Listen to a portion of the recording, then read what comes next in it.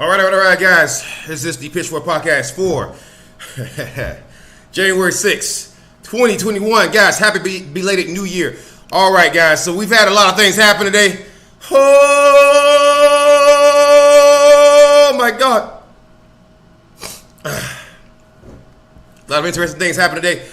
All right, guys. So apparently there is a ongoing event that's happening right now at DC. At least happened earlier in DC. Apparently, where the MAGA crowd, the fuck your feelings crowd, the crowd that hey, what's up, Charming Cthulhu?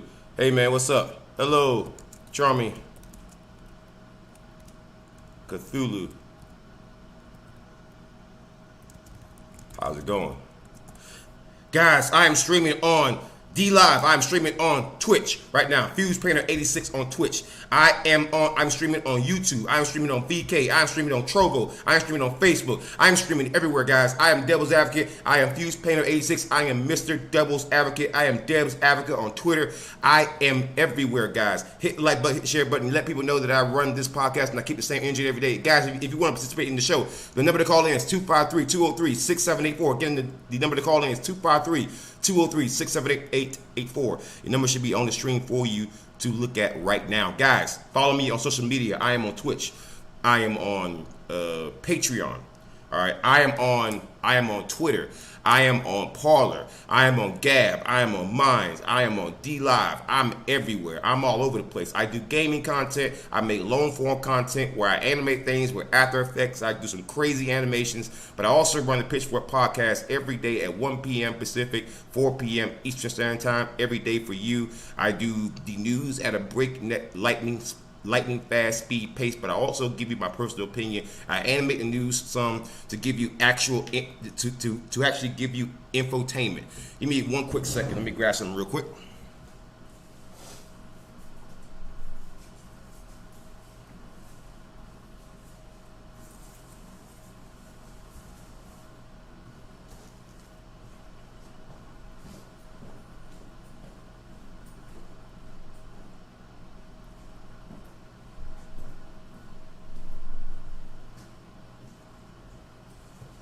Well, for right now, we won't worry about that. Let's try to grab my cellular device. All right, so with that being said, guys, we're going to get right into the news. Guys, there's an ongoing situation that's going on right now in D.C. A crazy situation that's going on right now in D.C., guys. Something that is crazy. Something that I did not see coming. There were guns drawn in D.C. Guns drawn in D.C.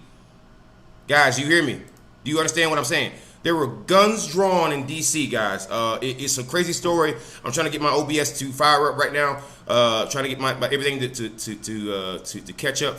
This is a crazy story. It is something that I did not see coming. I'm going to give it to you from Fox News. It's just pretty crazy. Guys, I did not see this coming. I did not see this coming, guys. This is pretty crazy. Something that I did not see coming as an American. That someone would actually storm the American Capitol with guns. But apparently that has happened. That has happened, guys. That has been going down right now, and that is just, I can't believe what I am seeing. All right, so we're gonna try to get the stream up right now, up to date. Let's go ahead and see. Go to the scene right now. Let's see what we got. Okay, that is not up to date. Let me go ahead and fix my camera first off, and let's see if we can get the window capture here. Boom, we got it right there on the screen, guys. All right. So we may play a little bit of video. Hey, first time. All right. First time viewers. All right. How's it going? Welcome to the Pitchfork podcast. All right, guys. So we're gonna get into something that's crazy right now. That's ongoing right now. Live updates. Protesters storm Capitol, halting electoral vote certification. About a dozen Republican senators say they'll object to state's election results. Guys, this is crazy. This is ongoing. It's developing right now. It's just live updates as we're coming along right now. Right now, they stormed the Capitol, guys. I'm going to post a link in the chat right now so you guys can follow along and have that. I also allow live chat replay. So if anyone wants to come back and get that link, they can get that link, guys. You can get that link for yourself and you can follow along. All right, guys, for my first-time viewers, welcome to the show. I cover the news at a breakneck pace. I cover several articles, but I also give you my personal opinion, guys. If you guys want to follow me on social media. Links are in the description. Let's get into the story right now. It's from Fox News. Live updates. Protesters storm Capitol, halting electoral vote certification. Oh, my God. This is crazy. Live updates, guys. Congress was locked down and lawmakers evacuated on Wednesday in unprecedented and shocking scenes after protesters stormed Capitol Hill as lawmakers met to certify the Electoral College votes. Protesters from a pro-Trump rally where President Trump spoke outside the White House then descended on the Capitol to protest the certification results before clashing with police. Authorities soon evacuated lawmakers, and the D.C. mayor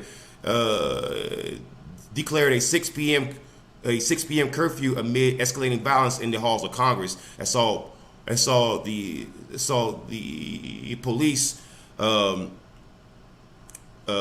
their weapons. Biden addresses nation in violence amid the violence in D.C. says it borders on sedition.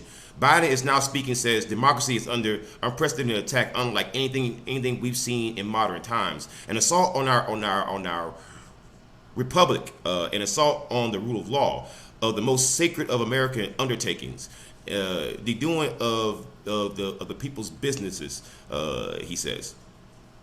So basically, you have a group here who have stormed the state capitol. They have stormed the state. I want to find video of that so you guys can have video of that. All right. Close this out. It's from NBC right here. All right. Let's see if we can get. America's so much better than it seems. All right. Watching the scenes from the Capitol, I was reminded as I prepared other speeches, I was reminded of the words of Abraham Lincoln in his annual message to Congress, whose work has today been interrupted by chaos. Let's see here. But how the president again? Majority Leader Mitch McConnell Rejected it. Charge Let's see. under the Constitution. who would then... If Congress is going to start... Both parties won races, and these results have been confirmed by stakeholders across the political spectrum. Our first and yield up to 5 minutes to the senator from Oklahoma, Senator. We proposed a 15-member commission. Look at this. Just like what was done after the failed election of 1876. We're encouraging Look at this insanity, 10 yo. days going through Look at all that. the issues so states can have one last opportunity look to at address this. any challenges. Then the states, This is as in the DC, Constitution bro. directs, would make the final decision on their electors. I mean, this is a largely ceremonial gesture, and look at these idiots showing up here. Look at Ossoff just took off freaking Purdue. I told you he was gonna win. I predicted. I told y'all. My challenge Look at today this. is not about the good people of Arizona. And we'll stand in recess until the call of the chair. Wow, what's happening? What's happening? Yep, it's happening like right there. They're freaking evacuating everybody right there. Right there. Because things are going crazy right there. Look at that, bro. Everyone's just leaving out now. I'm gonna grab some real quick while y'all keep on here just watching that. So a little recap of what we've been listening into here in the Senate while simultaneously a debate was playing out on the House floor. Significantly, we heard Senate Majority Leader Mitch McConnell deliver a pointed rebuke to those Republican colleagues of his who are baselessly, as he put it, trying to overturn the results of the 2020 election, saying that if we do so, this would damage our republic forever. McConnell pointed out this election wasn't even particularly close. The electoral margins were similar to the election Donald Trump won in 2016. And he said if this election were overturned by mere allegations by the losing side, our democracy would be on a death spiral. Senator Schumer also took the floor and attacked senators considering not validating the electoral votes, saying we are a country of laws, not men. He also further suggested that McConnell's strong rebuke came a little late. Senator Ted Cruz, who is apparently taking the lead for the objecting senators, is asking for a commission to be formed to examine the voting irregularities, as he put it, before the January 20th date. Various senators got up to argue both sides. Senator Amy Klobuchar repeated the famous phrase, often attributed to Ben Franklin, Yep. "It's a republic if you can keep it." So lots of... Look at this. I'm going to go ahead and rewind it back a little bit. I want y'all to see this. Senator Langford. You can see the moment in which they start evacuating. States to just unilaterally decide which states are in and out. It's right there. Each state decides Right around that its time right there. electors through its people. But a small group of senators, including myself, have demanded that we not ignore the questions that millions of people are asking in our nation. So we have proposed a constitutional solution. Pause the count. Get more facts to the states before January the 20th. We proposed a 15-member commission, just like what was done after the failed election of 1876. We're encouraging people to spend 10 days going through all the issues so states can have one last opportunity to address any challenges. Then the states, as the Constitution directs, would make the final decision on their electors. I have some colleagues who have said that a 10-day commission is not enough time. So they have counter-proposed, just ignoring the lingering questions. We need to do something. My challenge today is not about the good people of Arizona. And we'll stand in recess until the call of the chair. We'll pause. Protestors are in the building. Thank you. There, you see it? Like I want you guys to see it like pretty much as it was happening. That's how I want you guys to see. Storming the Capitol, right there. They're storming the Capitol, and that's when they started evacuating everybody, right there. That's crazy, bro. Bro, that's fucking wild. You see this shit? I'm showing it to you as it was happening. What we've been listening into here in the Senate while No. Look at this, bro. I want you to see this shit. You can see it as it was happening. Right there. Those of us who are trusted with elected office are first and foremost. I want you to see it as it was happening. Today we have Syria. Within hours after they were given thousands of pages of evidence. The reason we have an insult to our democracy unless we register our own protest against the obvious. I'm giving you something that most people aren't giving you. The exact moment when everybody was just like it being freaking evacuated. I'm giving you something that nobody else is really giving you. Is now firmly implanted on the agenda for effective action by Congress. End quote. I agree. Look. The United States Constitution does not allow me to assign different electors to a state, nor should it. See? Look, you see the cops like right there? They start to look like right there, you see? They're starting to be alerted about something. States are in and out, and it should not. Right about there. They're being alerted about something, man. Something's got them spooked right about there. A small group of senators, including myself, have demanded that we not ignore the questions that millions of people are asking in our nation. Look at this. So we have proposed a constitutional solution. Pause the count. Yeah, the cops started like being a little bit concerned, like right about there. Because I started watching, I was like, yep, that's right about the point right there. Because something's definitely going on. Because you see how the cops right there, it's starting to like convene in, like right there.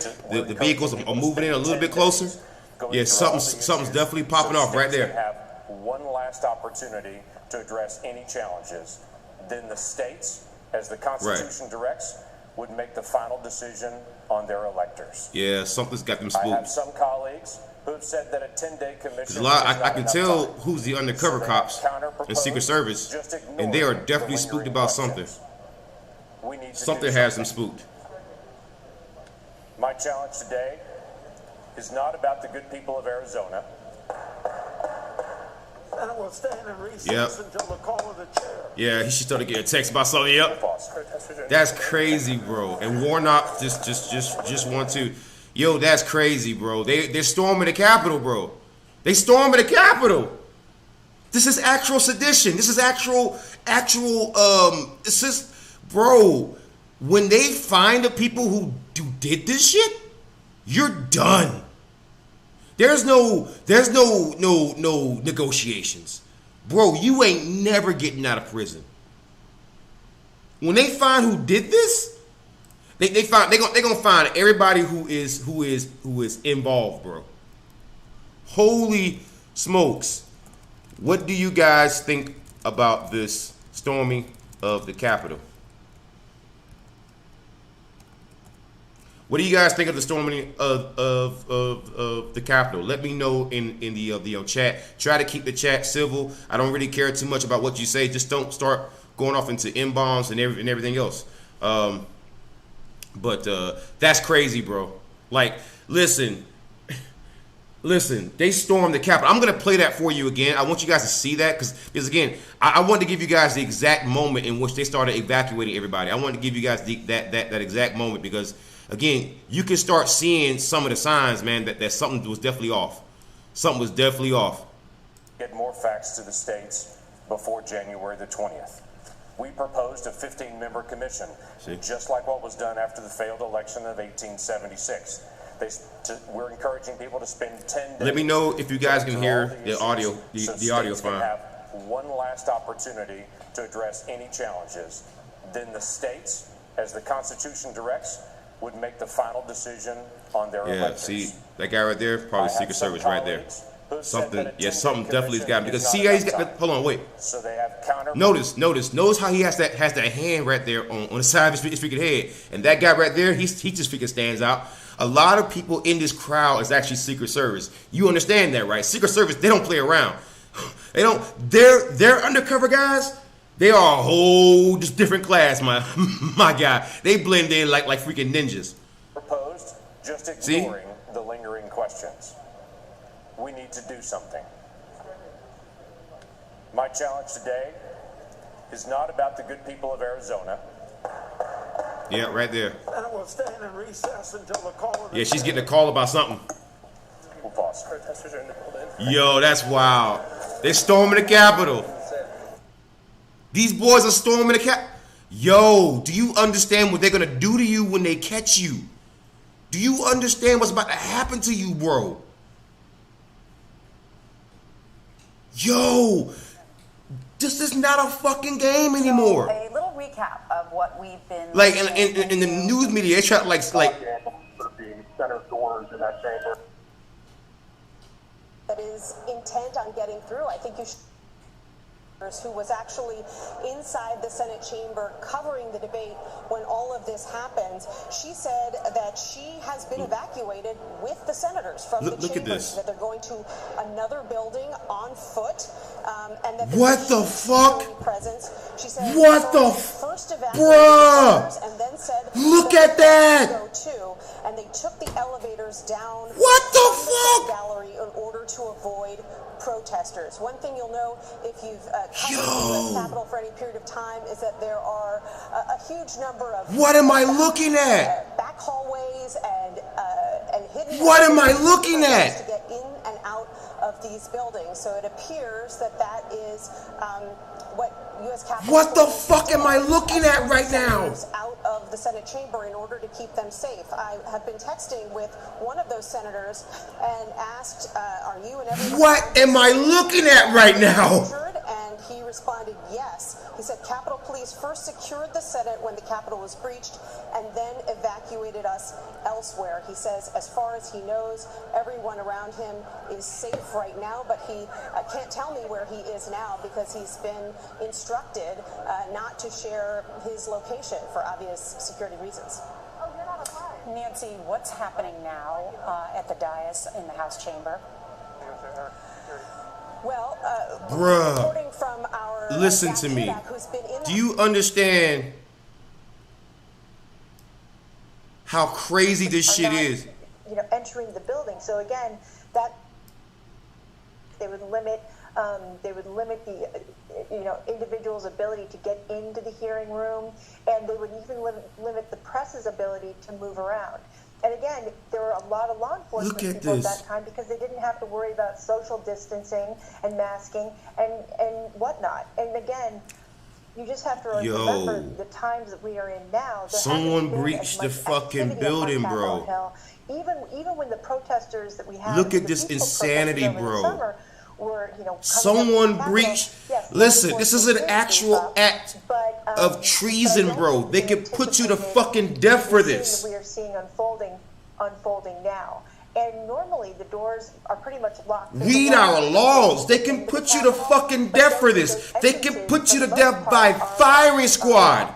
Or they are guarded by several security people. You have to go through mags. You have to go through the security. Oh my God! You have to have your bag scanned to go into. MAGA, have you lost your fucking minds?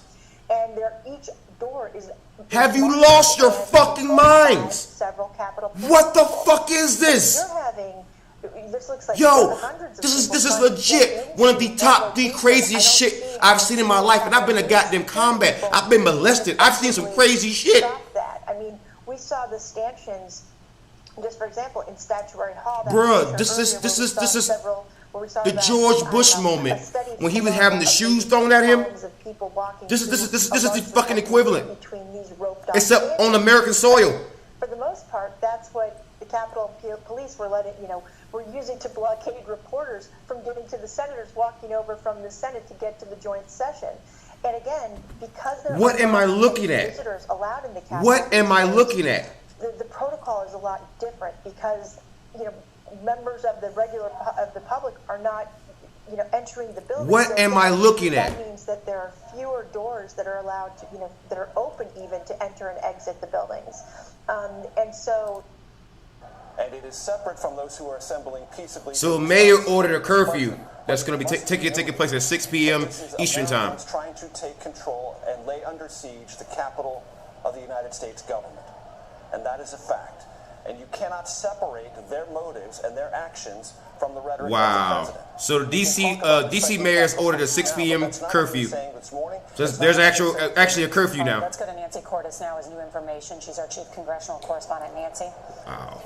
Nora, we're now hearing from reporters who are locked inside the Senate chamber. Wow. The protesters have breached the Senate chamber itself, so they're no longer just inside the U.S. Capitol. No.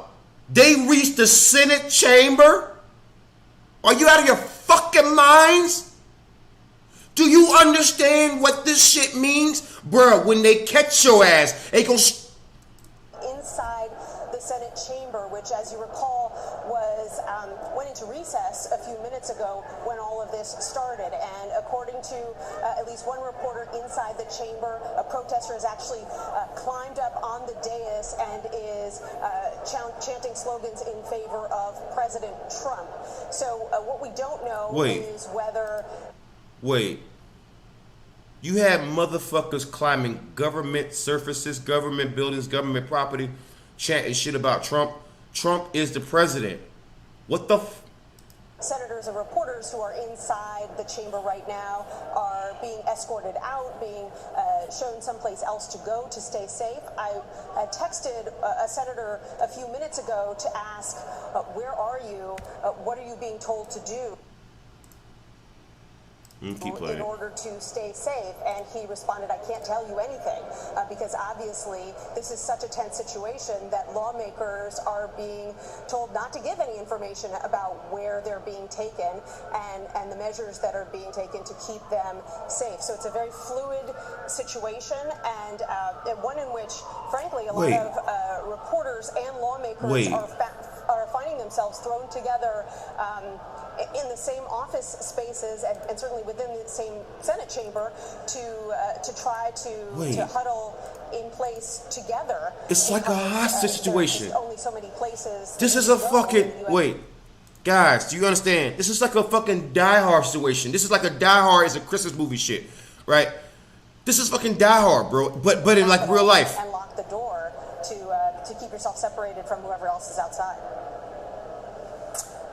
Our Zach Hudak is inside the Senate chamber. Hold on. So, mind you, the Senate chamber is locked down, right? They're announcing, fucking CBS News announcing that no one's allowed to leave. The shit's locked down, obviously. So they're like, well, we got a guy on like the inside.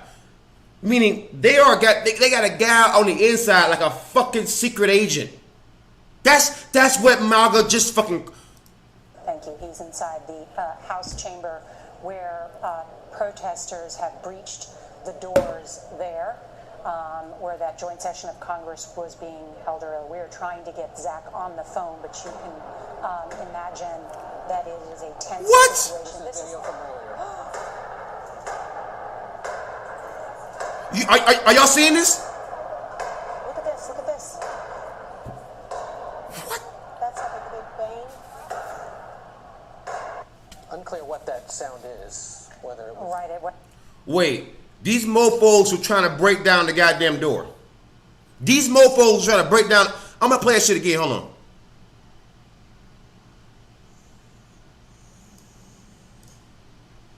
Correspondent Nancy.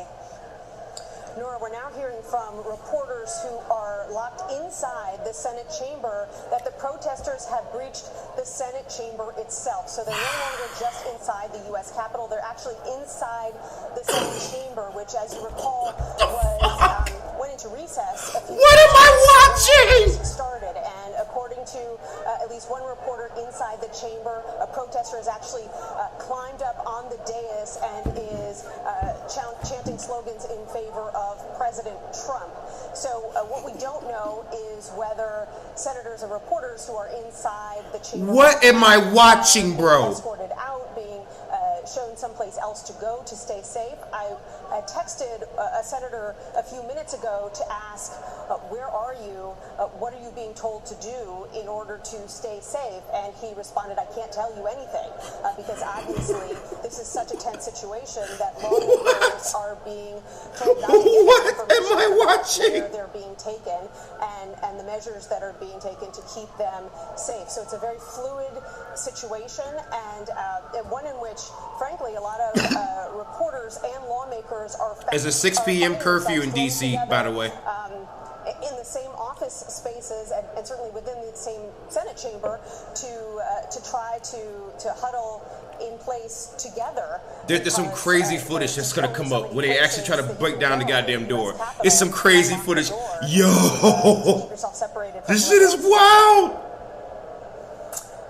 Our Zach Hudak is inside Here it comes. Senate chamber. House chamber. Thank you, the House chamber. Thank you. He's inside the House chamber where protesters have breached the doors there, where that joint session of Congress was being held earlier. We are trying to get Zach on the phone, but you can Look at this. Look at this. That it is a tense. They're trying to break down the door to the Senate chamber.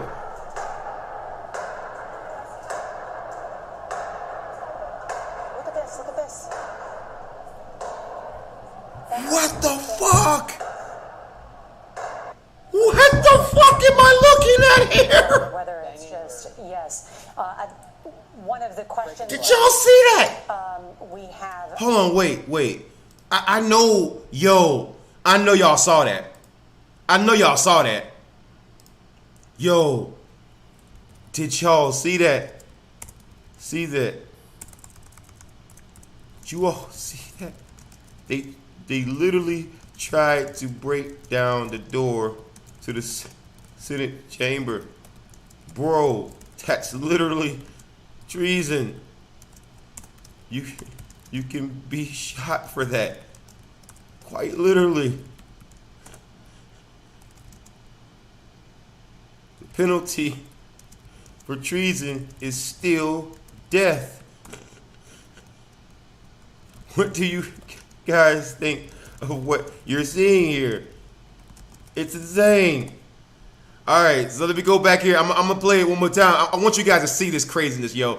I'm showing y'all the part where they're trying to break down the fucking door, yo. That's the shit that's like, what am I looking at, bro? Only so many places that you can go in the U.S. Capitol and lock the door to keep yourself separated from whoever else is outside. Our Zach Hudak is inside. Hold on. Yeah. Let me pause it there. I'm gonna set up the Skype real quick so you guys can call in. Let me go ahead and set up the Skype because I didn't open the Skype yet because I knew I was gonna get a lot of calls in. Because I didn't want to set it up yet. Well, I'm gonna get swamped. I'm gonna hear doom doom doom doom doom I'm trying to play the video the whole time. Yeah, you can go ahead and call in. I'll be sitting here waiting on you. I'm gonna go ahead and keep playing the video though. This shit's wild, bro. The Senate chamber, or House chamber. Thank you, the House chamber. Thank you. He's inside the House chamber where Look at this. Protesters have breached the doors there, where that joint session of Congress was being held earlier. We are trying to get Zach on the phone, but you can imagine that it is a tense situation. This is video from earlier.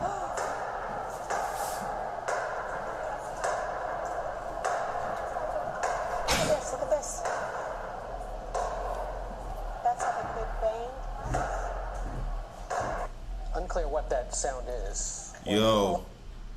Yo, let me go ahead and go to the phone lines real quick. We hit up the Skypes real quick.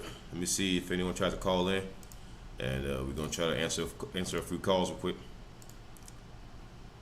All right, we got a call here. All right, Wrench Gang. I'm assuming that is you, correct? Let me give me a second. Let me make sure. All right, let me go and make sure I set up the audio just right. Go ahead and speak. My channel earlier, and this stuff is just insane because I have never seen anything like this happen in America. Right. Can you post a link to your channel in the chat? I want to go ahead and shout you out, man. All right, yeah, sure. I'll do that. It's just that, like, I've watched your channels for years, and for a while you were, like, on hiatus, and then, like, this year you've been, like, super prolific on doing content. Yeah. I said I'm going to put out at least one video a day. The reason being is because the way the YouTube algorithms work, you got to just grind. But, hey, man, tell me what you think of the footage that you just saw. What's going through your mind? I'm going to just allow you to speak. To speak your mind, man. Okay, well, I've got some opinions on it, but I don't want to sound like too bedposty here. All right. Because I had to get after one of my guests on my stream about that, because, like, the thing is like, yeah, it's crazy to see them, like, organize like that and want to actually do something about, like, you know, what they are upset about. But then I also kind of feel like it's just going to be kind of half-assed, but they're just not going to go all out on it. Right. I feel like this, man. I feel like people say and do stuff without thinking about the implications of it. You know, and I think that the biggest thing that you're seeing right now is the fuck your feelings crowd. Apparently not saying fuck your feelings. I know, right? It's crazy because, like, at the beginning of 2020, I used to think they were, like, the more rational people, and I used to think that they were more grounded in reality and more down to earth. And now it's just like they've, ever since, like, COVID happened and towards the end of 2020, it's just like they've lost touch with reality and gone completely off the rails. By the way, guys, in the chat on Twitch, on VK, on YouTube, and also on Facebook, I posted a link to his channel, to Wrench Gang. You should follow him. He makes some great content. I've actually seen your content before, and I actually kind of enjoy it. So I think you have a very, very palatable type of content. It's kind of like an everyman's type of content, whereas I can only appeal to certain people. You can appeal to a much broader audience. So I want to go ahead and advertise your channel. The link is in the live chat. Also, live chat replay is going to be enabled. So if anyone wants to come and see your particular link, it's going to be right there. But go ahead and tell me more about what you thought about the one particular scene where they're trying to bust down the door to the freaking Senate chamber. Tell me about what you think about that one. Well, they tried doing that over in my state because I live in Oregon, right? And they were trying to do that like a month ago at the governor's at the Capitol building because they busted the door down and they got inside and then they got arrested and then they were all bitching like, oh, you know, you guys don't do this to Antifa, but then you're arresting us, and it's like, well, what do you guys expect? You know, they just kind of they don't really look into like how corrupt this fucking government is. Right. So what do you think's gonna happen? How crazy do you think this is gonna like escalate, man? It could keep on escalating, but I feel like now that we got Biden as the president, they're definitely gonna go like all out like on the repressive shit, because I've talked about this stuff before when I streamed with Ewoks Unhinged. Like they seriously think, like a lot of people assume, like I'll like clarify, like I'm not like I'm not like a right winger anymore. I mean, but I wouldn't call myself a leftist either. But they are definitely going to crack down more on dissidents nowadays, because they just, I don't know, like there's just so much to like, there's so much to unpack with all this, because like the more you look into this stuff, the more you're just like, holy shit, you know? Right. Well, you know, it's something that I am very, very curious about, right? Something that I do want to know about what you think. So, and it's this: what do you think about the police having to interfere with people who were praising the police, even when the police might not have done always the right things? What do you think about the police having to come and arrest so many people? I just think it just kind of shows the contradiction that people have, where they're just like, oh yeah, back the blue, until the blue starts, you know, kicking our asses. So, what do you also think that about the leader of the Proud Boys? He got arrested. It was I think his name was Enrique. Yeah, Enrique Tario. Yeah. So, what do you think about him being arrested, and also him being charged with gun charges by the police for having high capacity magazines? Oh, I just think that was kind of funny how that happened, because he just like rips that off, and then he's like, yeah, I'm gonna burn this. Yeah, well, I'm being a true dissident, and then it's just like, oh yeah, I'm getting arrested now. So one more question that I basically have, and it's for you, and it's basically for you. Where can people find you? Well, mainly on my channel, because I don't really post anywhere else, because otherwise I'm not getting any traffic. And plus, Twitter is just. I'm gonna post your link one more time, because we got more viewers, so I'm gonna make sure people see that. Guys, go to that channel and make sure that you subscribe to this man's channel. This man's been grinding for a long time. Give that man some love, okay? All right, from Devil's Advocate, from Fuse Painter, from Mr. Devil's Advocate, from Dion McNeil. Give that man some love, because that man that has freaking earned it. You know, content creators put so much work into what they do. And this guy's been working for years. He's been putting in the freaking work, busting his ass. Give him some love, guys. So tell us exactly where we can find you on Twitter and everywhere else. Well, I don't really have like a Twitter. I used to at one point, but right. Like I said, Twitter's just kind of a dumpster fire of awful opinion to me, because Twitter kind of gave us, you know, a lot of that crazy like JW stuff. Right. So are there any other platforms that you're on? Just YouTube? Just YouTube. I do have a Twitch channel, but I hardly ever use it.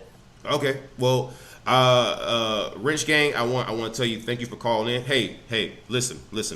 Also, I have a little announcement. Do you have a pet by any chance? A what? Do you have a pet like a cat or like a dog? Oh no, I don't have any pets, unfortunately. But my fiance has like a cat and a dog. Cool. Tell her to send me. Trump supporters. Tell her to send me a picture, and she can win potentially a $25 Amazon gift card. I'm gonna start a brand new contest. Oh yeah, I could never do that, because I mean, I do have a Discord link for my channel, and okay, cool. Post that in the chat, and now we'll repost it for you. But we gotta actually move on. Hey man, I want to thank you for calling in. Make sure you call in on tomorrow. Oh yeah. Because I want to keep talking to you. And you know, because you're one of the few people who have pretty, you know, grounded opinions. I gotta say, pretty grounded. You know, you don't get too crazy. I just wanted to ask you.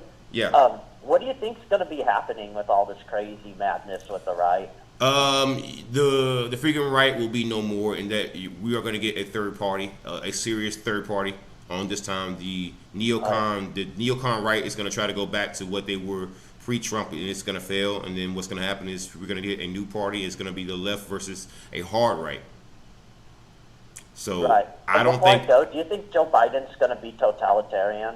No. Do you listen? I think all presidents since for a long time have all been totalitarian. I mean, was Clinton not? Was Bush not? Bush started 2 wars. Was Obama not? Trump wasn't much better. They're all pretty much bad. But in terms of if Biden is gonna like do all this crazy shit, the only thing that Obama did while Biden was vice president that's really fucked up, in my opinion, was the Obamacare thing. Whereas he didn't ironclad it and make sure that people couldn't be punished just for not having freaking health care. But outside of that, the one reason why you can carry a gun on freaking federal property is because of Barack Obama. Barack Obama was not the left-leaning, a leftist communist that people make him out to be. Correct. So mind you, who was vice president then? And it's not like that's like ancient history. That was within your lifetime, and then on top of that, people are like, "Whoa, the Democrats control the House, the Senate, and the White House." They also did. I remember that, they also did for the first 2 years of the Obama administration as well, and Obama didn't get much done. So yeah, I remember that because and it's crazy because there's so many liberals that when Trump was first elected, they totally forgot about a lot of that stuff, and it was just complete madness. Right. So political discourse in this country's just totally gone down the toilet. Well, here's what I think the biggest problem is, man, is that people have teams. Hashtag spread this hashtag around, please. If nothing else, spread this hashtag around. Hashtag no more fans. I am sick of political fans. Listen, they have all proven to you they don't fucking care about you. They only gave you $600 funky ass dollars. Listen, there are some spots in this country where you can't even get a fucking blowjob for $600 goddamn dollars. Okay, believe it or not. All right. Yeah. That don't really buy shit. So that tells you right there that was Nancy Pelosi, Mitch McConnell, bitch ass. I mean, you got all these people who are negotiating that bullshit, which lets you know how they truly feel about you. Which means, why the fuck are you a fan of any of them? I don't care who the fuck it is. If they're a politician, fuck each and every last one of them. They ain't shit. Their mama ain't shit. Daddy ain't shit. The pet ain't shit. The janitor ain't fucking shit. The house ain't shit. The couch ain't shit. The car ain't shit. They ain't shit. So why do you think we still have fans? Because people just kind of get sucked into the propaganda and they don't think critically. Seriously. Well, what do you think the propaganda is coming from? What again? I couldn't hear What do you think the propaganda is coming from? A lot of different sources. It could be coming from the media. It could be because, I know that the media, for example, is owned by 6 different corporations. So it's not coming from independent thoughts, as far as I know. But then, there's also people Dick Hexenhammer and Tim Pool and Vincent James of the Red Elephants. It's crazy because Vincent James was pushing the whole demographic replacement will cause people to vote blue, but yet it was actually Blonde from the Belly of the Beast than the Trump vote. Yeah. Matt Christensen. Yeah, definitely Matt Christensen. Oh God. Well, you know. And I used to watch all those guys. I did too. Let me ask you a question. Isn't it kind of funny how people Sticks are sitting there wondering why blacks voted a certain way when just a couple of years ago he was pushing race realism? The idea that white people are automatically more intelligent than black people. It's okay, you don't think that as a black person, I'm going to watch your channel and I'm going to say, who are you voting for? Okay, I'm going to vote against that guy. Isn't it weird how these people push ideas like a freaking white ethno state, like Andy Warski, or I mean, you freaking name it. Isn't it weird how when they pushed all that stuff, now they're shocked that the very same people who they pushed that shit against are now voting against their interests? I know, right? And it's insane because the whole white ethno state thing is just stupid and it's fucking retarded. Because I myself, I'm part Native American. So yeah, I can never really connect with that. Well, the funny thing about the whole white ethno state thing is that I was saying to myself, for the longest time, these people always say, the freaking political left, they're always speaking for black folk, and it's well, aren't y'all speaking for a lot of white folk? Because I can guarantee you, there's a whole lot of white women who like black dick, and believe it or not, there's a whole lot of black women who like white dick. That's just what it is. I mean, yeah. So I just yeah, my brother-in-law's black. Yeah, like people. Listen, there's a whole lot of black women who like white men. Believe it or not, that shit is common now. You see it everywhere. So like, I just don't understand. Like, I never quite got everything that these people claim to have stood for. Like, for example, they claim to have stood for not speaking for others, but they want to speak for others and remove them from a goddamn country. They claim to not want to generalize others, and yet they want to generalize others and say that white people are more intelligent than other people, or freaking Asians or Jewish people, whatever Jewish actually means to them. It's just so bizarre. What do you think? If at all, were their impact on what happened here? I don't know. Like, it hasn't been a positive impact, but also the craziest thing is, like, with these race realists, what they don't ever talk about is, like, when third world countries become socialist, the first thing that happens is their literacy rates go up. So it just, like, totally destroys, like, their whole race and IQ arguments, because if you have a good education, then anyone can, like, technically, get to be smart and go up in places. And I don't know, just like that Jared Taylor race realist stuff or the Keith Woods type stuff, it's just fucking Looney Tunes logic to me. Is there anything in particular that has been grinding your gears that you just want to get out there? Oh yes, just these fucking politicians in this country. They're just like so fucking out of touch with the public. They're willing to just give like, us examples. Stimulus. There's just that's a perfect example. Or just like with the COVID stuff. I mean, if they just followed Vietnam's model and did a full lockdown like Vietnam did, we wouldn't have lost all our small businesses or anything. And they're totally fucking the people over bad. Wow. I want some examples of politicians who you think are scummy. What word again? Politicians who are what? Who are scummy? Who are pieces of shit? Almost all of them, in my opinion. I mean, they're just. Is there anyone in particular that you don't like? One that just as soon as you see him, you're like, oh my god, I don't want to hurt you. I just want you to get into a fucking car wreck. That's it. Basically. Probably Nancy Pelosi, Mitch McConnell. Very good picks. Nancy Pelosi, she's a very special lady because this bitch has spent more on getting her face fixed than most people can afford for their fucking houses, and yet for some reason for some odd reason after every surgery she somehow gets uglier. Have you fucking noticed that shit? Yeah. I remember Jericho Green called her the demon from hell from the way she looked. Yo, like it just seems like she's like almost molting. Like she's like smoking her fucking skin. Like this bitch is a fucking Mothman. It's like the wax figure, honestly. Like I could never quite get why people could come up with the whole lizard man shit until I saw like Nancy Pelosi. I'm like, okay, I get it. I can kind of see it. I can kind of see it. And then like you look at like Mitch McConnell.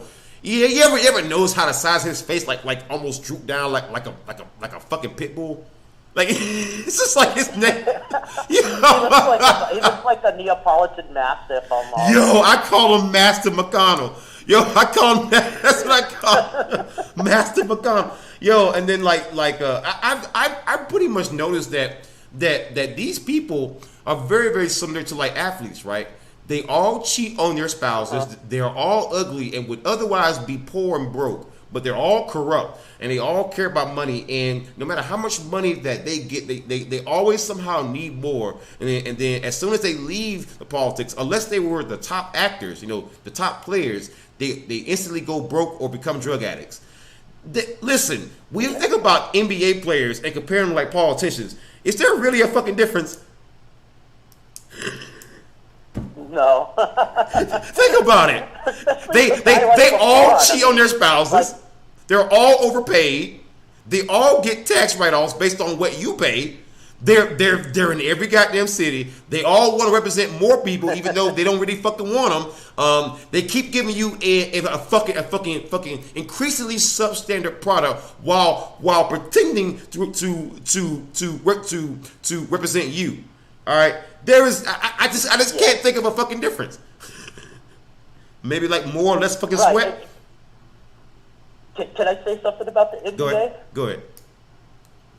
Yeah, because like I've played basketball before, and I hate watching guys like Harden and LeBron James, because what they do is, like with LeBron, the way he gets his rebounds is he'll stand in the corner on defense where he won't have to play any fucking defense, and then he'll wait for the other team to miss a shot and then grab the rebound. Right. It's kind of like Harden are like the laziest motherfuckers on the court. Man, freaking LeBron, right? He okay. So what he does, right? He will transition, like when he's like off ball. He will transition from being in like the point guard spot to the freaking dunker spot. So that's kind of how he like manipulates it. And the thing is, like, he's 6'9". You're not gonna do shit about that. Yeah, he plays offense like Jerome Bettis. But you know what? Now that you're here and you mentioned basketball, what do you think about this kid Luka Doncic, man?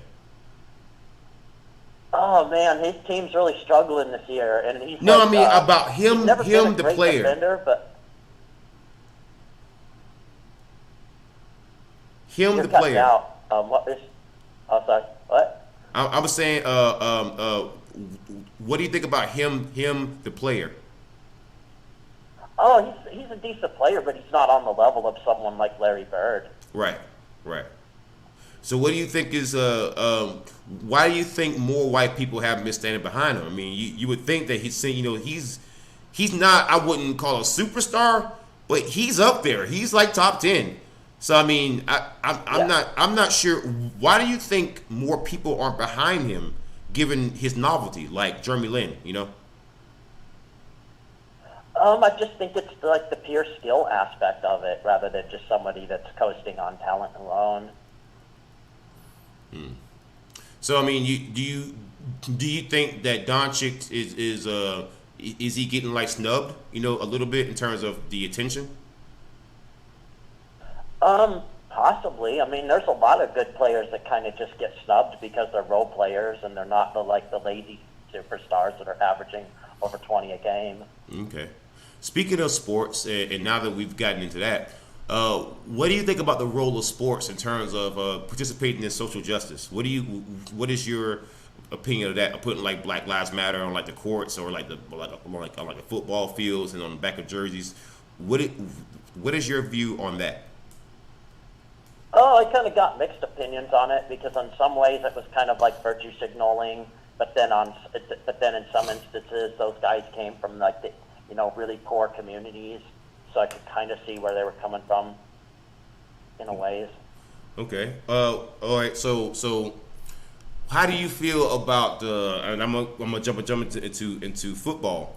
How do you feel about Drew Brees and what he said about kneeling, even though he kneeled at one point with his teammates? How he now currently feels about kneeling, and how he's currently discouraging it, even though he was dealing with his teammates before. Now he's not doing it, and now he's discouraging it. Oh yeah, I heard about that story, but I'm not super familiar with all the details. Right. So I mean, I'm just curious. Has your view of Colin Kaepernick changed over the years? Because mine certainly did. I don't know what your views on Kaepernick. I never liked the idea of him losing his job because of a freaking opinion, but I never had a problem with him actually losing his job because he was a running quarterback, and people don't want to take chances on running quarterbacks. So I kind of got that. I mean, unless you're like a freaking Lamar Jackson, I'm not taking a big freaking risk on you, man. Because running quarterbacks, these freaking linebackers, man, these freaking guys, man, they're big and they're fast, and when they hit you, that hurts. You're not just gonna get back up from that. Oh hell yeah. So I mean, you think about a guy like back then, Cam Chancellor was in his fucking prime. Cam fucking Chancellor from the Legion of Boom. listen, if I gotta line them up against, fucking Seattle and Cam Chancellor is standing right there, and my quarterback is Colin Kaepernick, he's got to run it. He's nowhere near as good as maybe like a Lamar Jackson or Patrick Mahomes. Why am I taking a chance on him? That's true. But I don't know. Like when it first happened, I didn't have any outrage over it like most right wingers did. Right.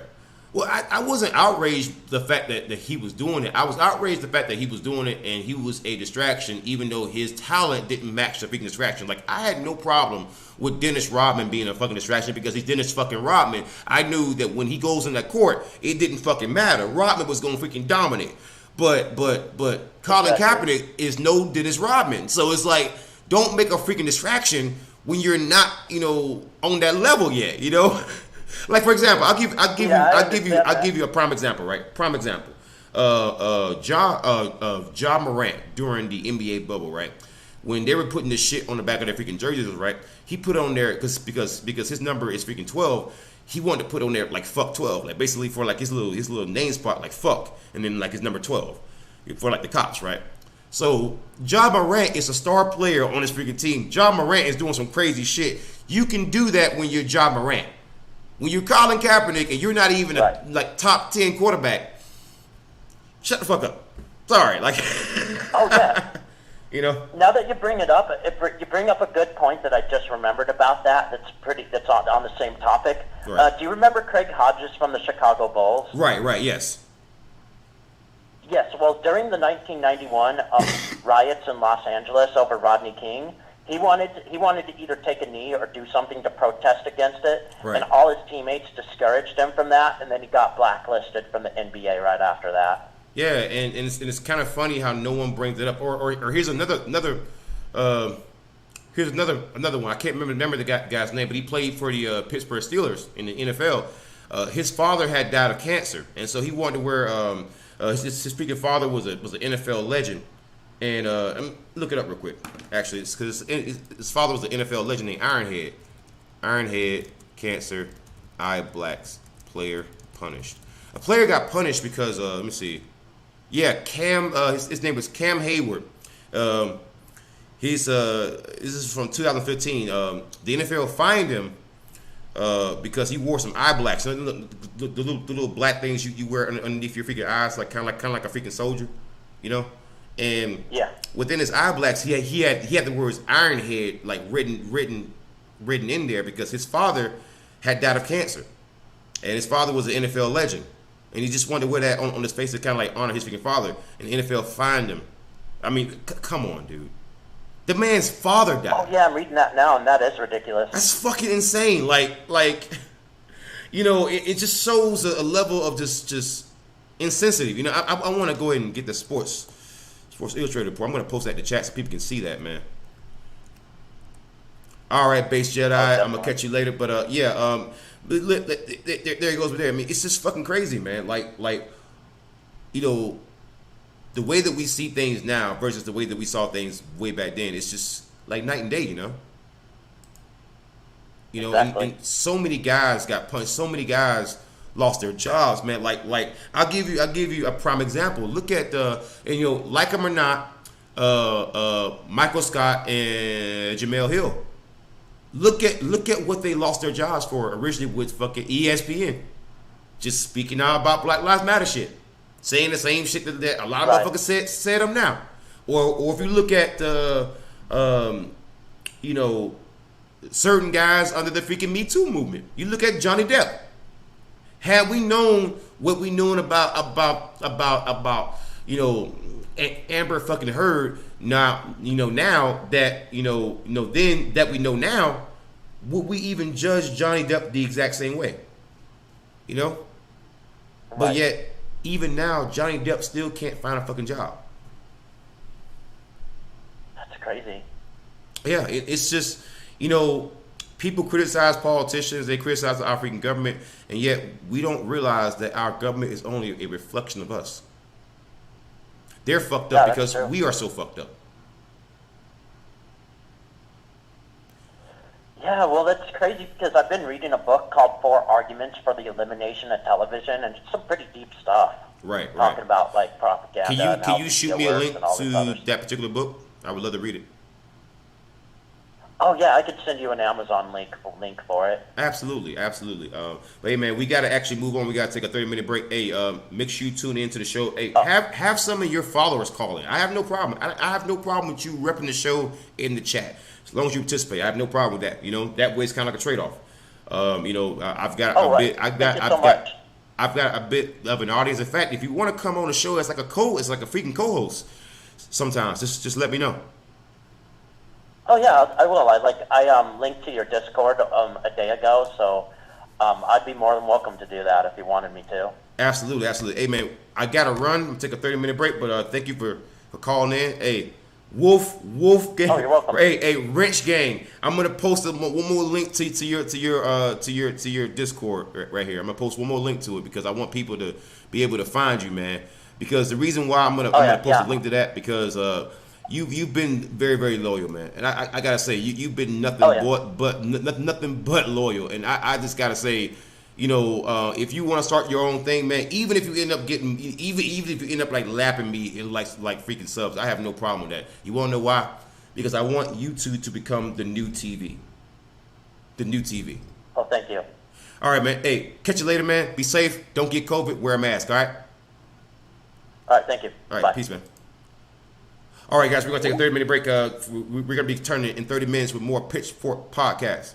With more Pitchfork podcasts in 30 minutes. Guys, if you want to call in, participate with the show, 253-203-6784. To get a number to call in is 253-203-6784. If you cannot call in, guys, I have a link to my Discord. You can join my Discord, and you can actually still be heard, guys. You can still be heard. You can still be heard. All right, guys, I'm going to give some rolls out in my Discord real quick. Chirp. Okay, cool. All right, guys, I'm going to give you a link to my Discord. That way you guys can actually still chat. You can still take you can actually still take part in the show. All right, this is going to be a link to my Discord. Link to my Discord. It's going to be in the chat. All right, that is a link to the Inferno. If you join if you actually join the voice server and you let me know that you are in there, guys, I will still show up in there and I will still allow you to speak on the show because I can actually play desktop audio. It'll be just like being on the phone. I understand this, and I do this because I understand that some people cannot afford phones during this period. I get that. So I'm here for you guys. I'm going to at least meet you halfway there. All right, guys? 30 minutes, I'll be back, guys. Don't go anywhere. More Pitchfork podcasts coming your way. Like, comment, share, subscribe, and hit the notification bell. Enjoy the show.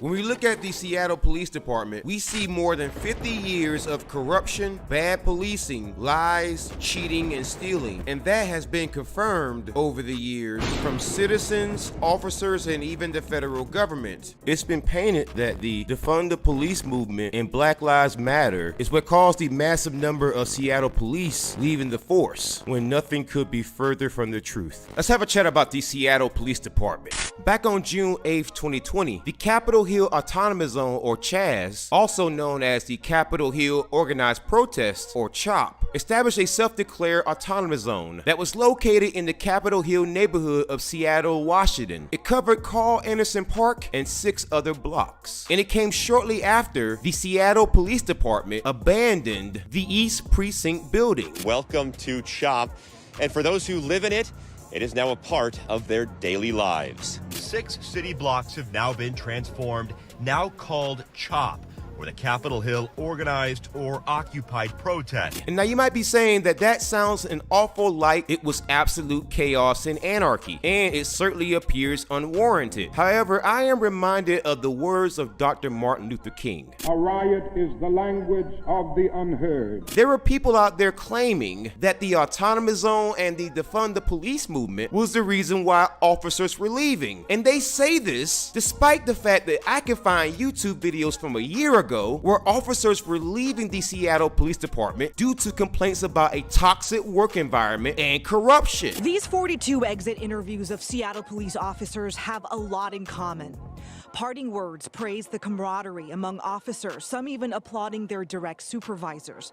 But a common complaint that popped up over and over again is about city politics. Officers who say they feel a lack of support from City Council. It would almost appear as if the Seattle City Council and the Washington State Governor Jay Inslee had no issue with the right wing in this country and the thin blue line or Blue Lives Matter folks just blaming Black Lives Matter and the defund the police movement, CHOP or Chaz or whatever you want to call them, for all the issues that were happening with police, because that would take Governor Jay Inslee and the Seattle City Council off the hook for all the corruption that happened on their watch. So if you can blame non-government actors for problems that the government caused, well, if you're the government, why would you want those non-government actors to not catch the blame for something that is clearly your fault and something that was going on for a long time before those non-government actors even existed? Excuse me, but Black Lives Matter was not founded until July 13th, 2013. And here is a U.S. Justice Department report from 2011 stating that the Seattle Police Department was engaging in biased policing. And that's going to be a very important note, because this will not be the last time the U.S. Justice Department essentially calls the Seattle Police Department a bunch of racists. In fact, when you look into the Seattle Police Department, there is corruption and issues from top to bottom. The issue with making this video was condensing all of the issues that the Seattle Police Department currently suffers from and has suffered from for quite some time. Let's take a look at some examples. It is well known that the Seattle Police Department has had serious issues with racism, and that's one of the main reasons why they've been losing minority officers over the years. Here, let me give you some examples of that. Now, on the screen before you, it's a screenshot from the webpage of the ACLU in Washington State, and they have so kindly provided a timeline that outlines a decade of abusive police practices, corruption, flat-out racism, and the federal investigations that confirm that racism. Let's look at some of the Seattle Police Department's greatest hits. This footage that you're seeing of a protest may look recent, but this protest footage is actually from 2010. Now, for our first incident, we have the shooting of John T. Williams, who was a Native American who was shot 4 times by former Seattle police officer Ian Burke, and Williams died at the scene. The shooting was ruled unjustified by the Seattle Police Department's own Firearms Review Board. Now, you might be saying, why was there protests and riots and so many people who were angry over the shooting of John T. Williams? Well, for one, the shooting was unjustified. 2, the man was a Native American, so he was murdered on his people's own land. And 3, he was a wood carver, or basically a carpenter. This murder struck a chord with so many people because John T. Williams was a carpenter who came from an oppressed people who was murdered by authorities. Gee, I wonder if there's any parallels to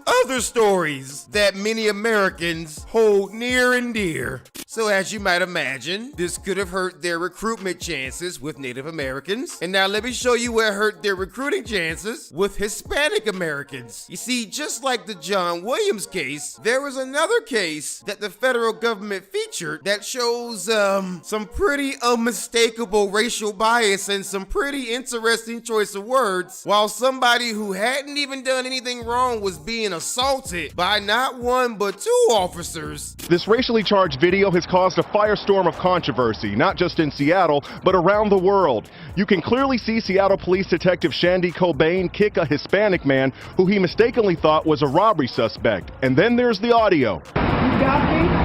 I'm the people Mexicans piss out of you, homie. You feel me? Seconds later, the man moves his hand, appearing to wipe his eye. The officer kicks him in the head as he wipes his boot on his hand. A female officer stomps on his leg. Police realize they detained the wrong man, lift him up, and let him go. The video does not show a medic arriving on scene, even though the man has cuts on his face and appears to have trouble walking. What I want you to do is relax your weight on the phone, okay? All right? Put your hands back so you don't fall down, all right? A freelance photographer captured the video. So they kicked you in the head, man? Yeah, they did. Tell me why they kicked you in the head. I don't know.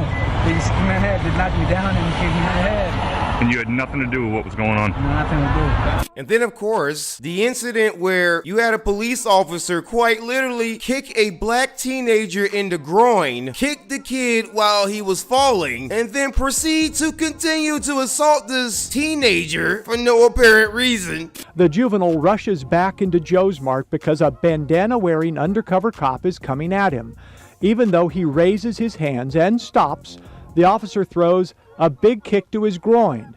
The kid falls down and gets 2 more hard kicks to his chest and his face. And the reason why I highlighted those specific cases is because those are the 3 cases that were highlighted by the U.S. Department of Justice. The American Civil Liberties Union, or ACLU in Washington State, was so kind as to provide a full detailed list of just some of the things that the Seattle Police Department has been involved in. And one could say that this list is quite exceptional. You had the 3 incidents that I just mentioned. On Friday, December 3rd, 2010, the then acting Assistant Attorney General received a letter from 35 community organizations, and as a result of that, the Department of Justice decided to launch an investigation into the Seattle Police Department. On Friday, December 16th, 2011, the DOJ completed their investigation, and they reported, quote, a pattern or practice of constitutional violations regarding the use of force that result from structural problems as well as serious concerns about biased policing, end quote. Friday, July 27, 2012, the U.S. government and Seattle entered into what is known as a consent decree requiring the city to implement reforms, quote, with the goal of ensuring that police services are delivered to the people of Seattle in a manner that fully complies with the Constitution and the laws of the United States, effectively ensures public and officer safety, and promotes public confidence, end quote. A U.S. district judge named James Robart ordered that the final approval of this consent decree will be entered after the city, quote, achieved full and effective compliance and maintained such compliance for no less than 2 years, end quote, or the, quote, sustainment period, end quote. On Monday, January 14, 2013, a community police commission was created, and the goal was to, quote, promote greater transparency and public understanding of the Seattle Police Department, end quote, and was charged with reviewing the police accountability system and making any necessary recommendations. Now we're gonna pause here, and there's a reason we're gonna pause, because there is a report from the Seattle Times that you must see because it is quite exceptional. When the U.S. Justice Department launched their investigation and then in 2011 found evidence of biased policing and demanded an overhaul to Seattle PD, the then police chief was John Diaz, and he was police chief from May 2009 to May 2013. Now, if you were to go back over here to this ACLU report, what they point to is that on Thursday, April 24th, 2014, the Community Police Commission, or CPC, that was formed on January 14th, 2013, recommended some changes to the accountability system due to a scandal involving the police chief who was a different person from John Diaz, who oversaw the department, who apparently engaged in biased policing. Now, this next story is quite amazing because this would mean that back-to-back chiefs were involved in major scandals that hit nationwide headlines and had federal implications. Now, the reason why this is interesting is because the interim police chief chief for Seattle was Harry Bailey. And according to the Seattle PI report from 2014, or the same year that the ACLU is pointing to, there was a 16-page special review from a former municipal court judge named Ann Levinson, who used some actions by the then interim Seattle police chief, Harry Bailey, as examples as to why the Seattle Police Department might need some reforms. This man was going out of his way to just cover up things that officers were doing. Do you understand the implications of this? This man was supposed to replace the last guy who oversaw a department who engaged in some less than savory activities. So then this guy then turns around, being a black man, and decides to start covering up misconduct, and that shows that just making the police chief darker doesn't solve problems with corruption. Now, you would think that the Seattle Police Department and their officers plus their police chiefs would be on their best behavior, given that the federal government, state governments, and community organizations, along with the media, were on their backs and watching everything that they do. And now that they've had this consent decree, surely the Seattle Police Department would have honored their end of the deal to show transparency and also to not just abuse people. Well, you would be sadly mistaken if that's what you thought. For example, in 2014, a Seattle police officer by the name of Cynthia Whitlatch accused an elderly man of threatening people with his golf club and also threatening her with the same golf club. When it turns out, this man was not threatening anyone with the golf club. He was just walking while using the golf club as a cane because his walk was over 10 miles and he had taken the same route, oftentimes with the same golf club, for years. You just swung that golf club at me. I did not. Yes, you did. Right back there. I didn't see you on the way no golf club. It was on audio and videotape. Put it down.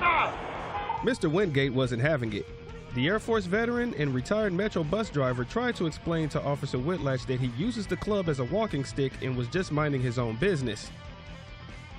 The officer calls for backup and the senior citizen was placed under arrest and put into a paddy wagon, which, because of his age, he needed help being placed into, according to the report. Officer Whitlatch's own ex-girlfriend, who was also a police officer at one point, says that she used to drop the N-bomb like crazy around her when talking about her day on the job. So we're gonna skip forward a little bit to 2019. Now, do you remember that consent decree that the city of Seattle and the U.S. government had in order to ensure that the Seattle Police Department wasn't abusing people and engaging in unconstitutional behavior? Well, it turns out on Wednesday, May 15th, 2019, Judge Robart ruled that the city has fallen out of full and effective compliance in the area of discipline and accountability. And then on May 21st, 2019, Judge Robart issued a written order for the United States and Seattle to work with CPC and the court monitor and submit by July 15th, 2019, a proposal for how the city will regain compliance. And so basically from that point on, the court essentially issued that the 2-year period would have to be restarted. Now, granted, it is the same consent decree, but according to court documents, the city fell out of compliance. Well, the time limit just restarted, essentially. And now you might be thinking, what made them fall out of compliance? Well, if we scroll back up, we see that there were several issues that popped up, such as on November 20th, 2018, the Seattle Police Department's Disciplinary Review Board reversed the firing of Officer Adley Shepard, who punched a handcuffed woman seated in the back of his patrol car hard enough to fracture the orbital rim of her right eye. The board reduced Shepard's discipline to a 15-day suspension and ordered he be reinstated to a new position and receive full back pay,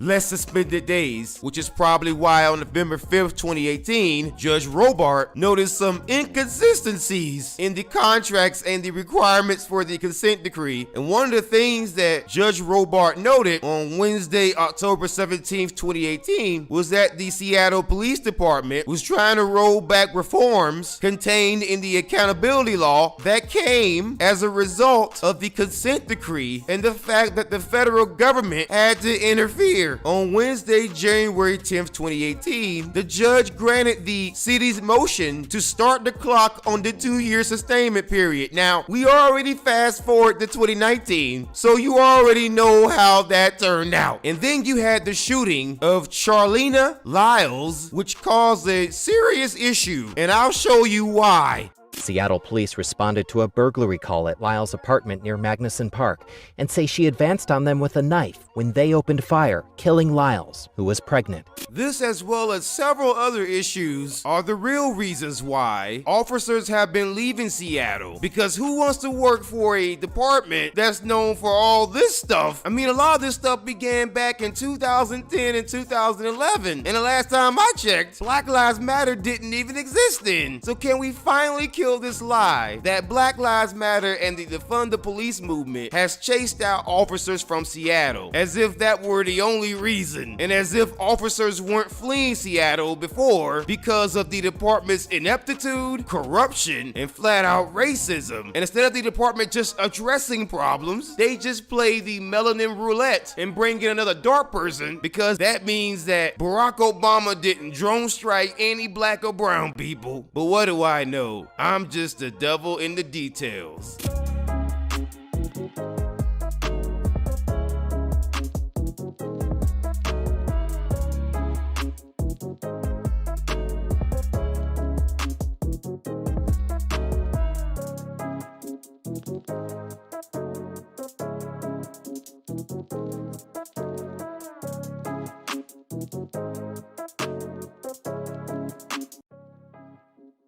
Like, comment, share, subscribe, and hit the notification bell. Enjoy the show. When we look at the Seattle Police Department, we see more than 50 years of corruption, bad policing, lies, cheating, and stealing. And that has been confirmed over the years from citizens, officers, and even the federal government. It's been painted that the defund the police movement and Black Lives Matter is what caused the massive number of Seattle police leaving the force, when nothing could be further from the truth. Let's have a chat about the Seattle Police Department. Back on June 8th, 2020, the Capitol Hill Autonomous Zone, or CHAZ, also known as the Capitol Hill Organized Protest, or CHOP, established a self-declared autonomous zone that was located in the Capitol Hill neighborhood of Seattle, Washington. It covered Carl Anderson Park and 6 other blocks. And it came shortly after the Seattle Police Department abandoned the East Precinct building. Welcome to CHOP, and for those who live in it, it is now a part of their daily lives. 6 city blocks have now been transformed, now called CHOP, where the Capitol Hill organized or occupied protest. And now all right, guys, we're back. We're back early for more Pitchfork podcast, guys. We are back. Hit the like button, hit share button, let people know that I run this podcast, guys. We're gonna get right back into the footage again. The crazy footage, the crazy out of control footage. Oh my God, the crazy footage, guys. We're gonna get straight into it. The crazy out of control footage. Oh my God, we're gonna get into it, guys. We're gonna get into it right now. All right, guys. Oh my God. Let me go and announce right now that I'm back. The stream is back up and going. We are back from break. Let's get into the news. Oh my God. Let's get back into this footage. All right, here. Let's go back here. All right, so we're going to go back into the live scene. All right. Right, whether it's just, yes. One of the questions we have at this hour is, where is the National Guard, which is deployed by governors. Wow. It's been deployed in Maryland, for instance, to help with... Where's National Guard? It's helped during her... They're asking, where's the National Guard? Oh my God. The Secretary of the Army plays the role there. And the question is when the National Guard will be arriving... crashing through doors or attempting to do that. That is an act of violence, pure and simple. And it is separate from those who are assembling peaceably. We got to get to that one scene that was crazy, yo.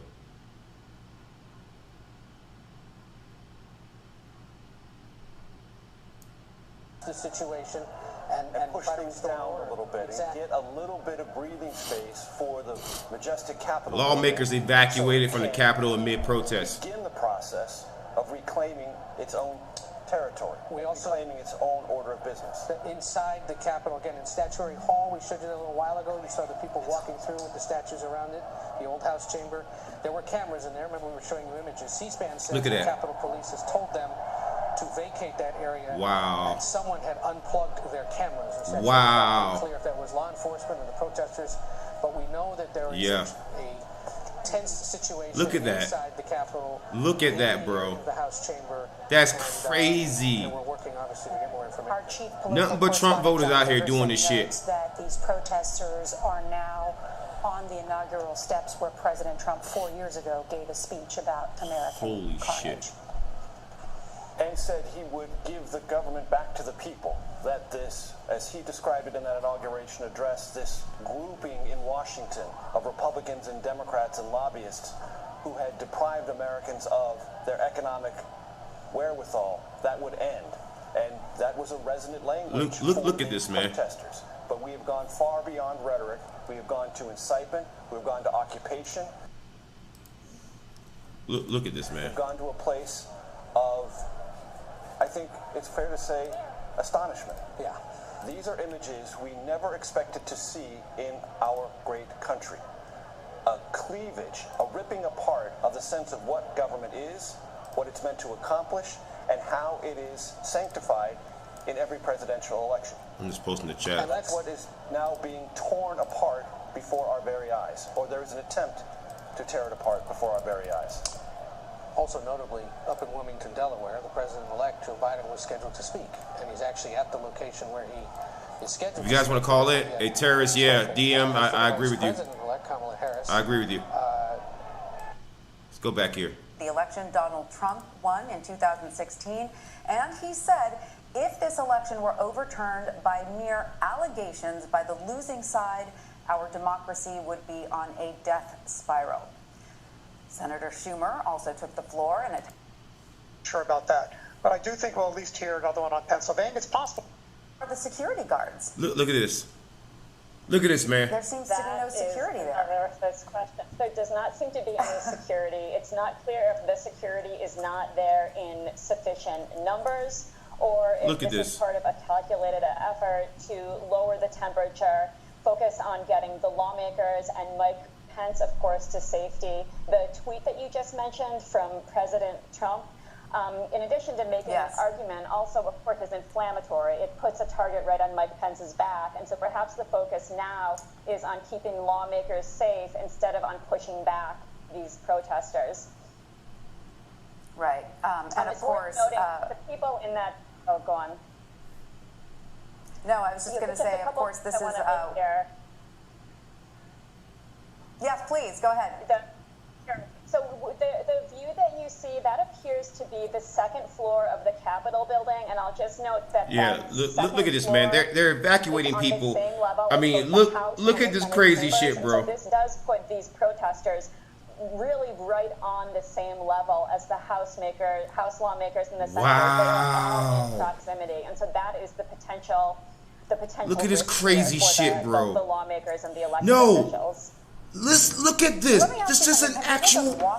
Listen. They talked about Al Qaeda taking over the country like this, bro. This is actually what they said Al Qaeda was gonna fucking do, bro. Are you seeing this shit? Listen. I want you to understand something, right? This is an active act of terrorism. This is actual terrorism. This will accomplish absolutely nothing, yo.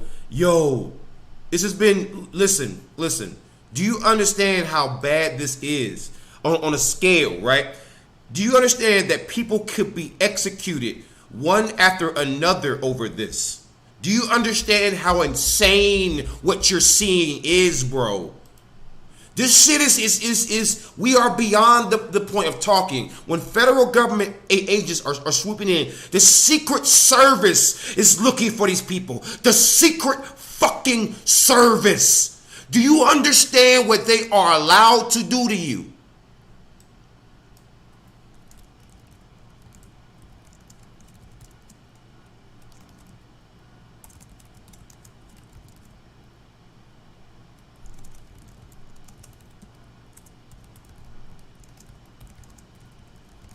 Yo, listen, I'm updating the title of the stream, man.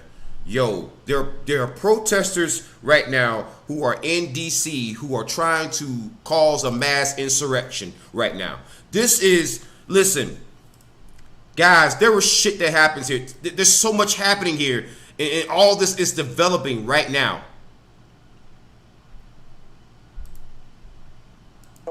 The lingering questions. Here we go. This is how it starts here.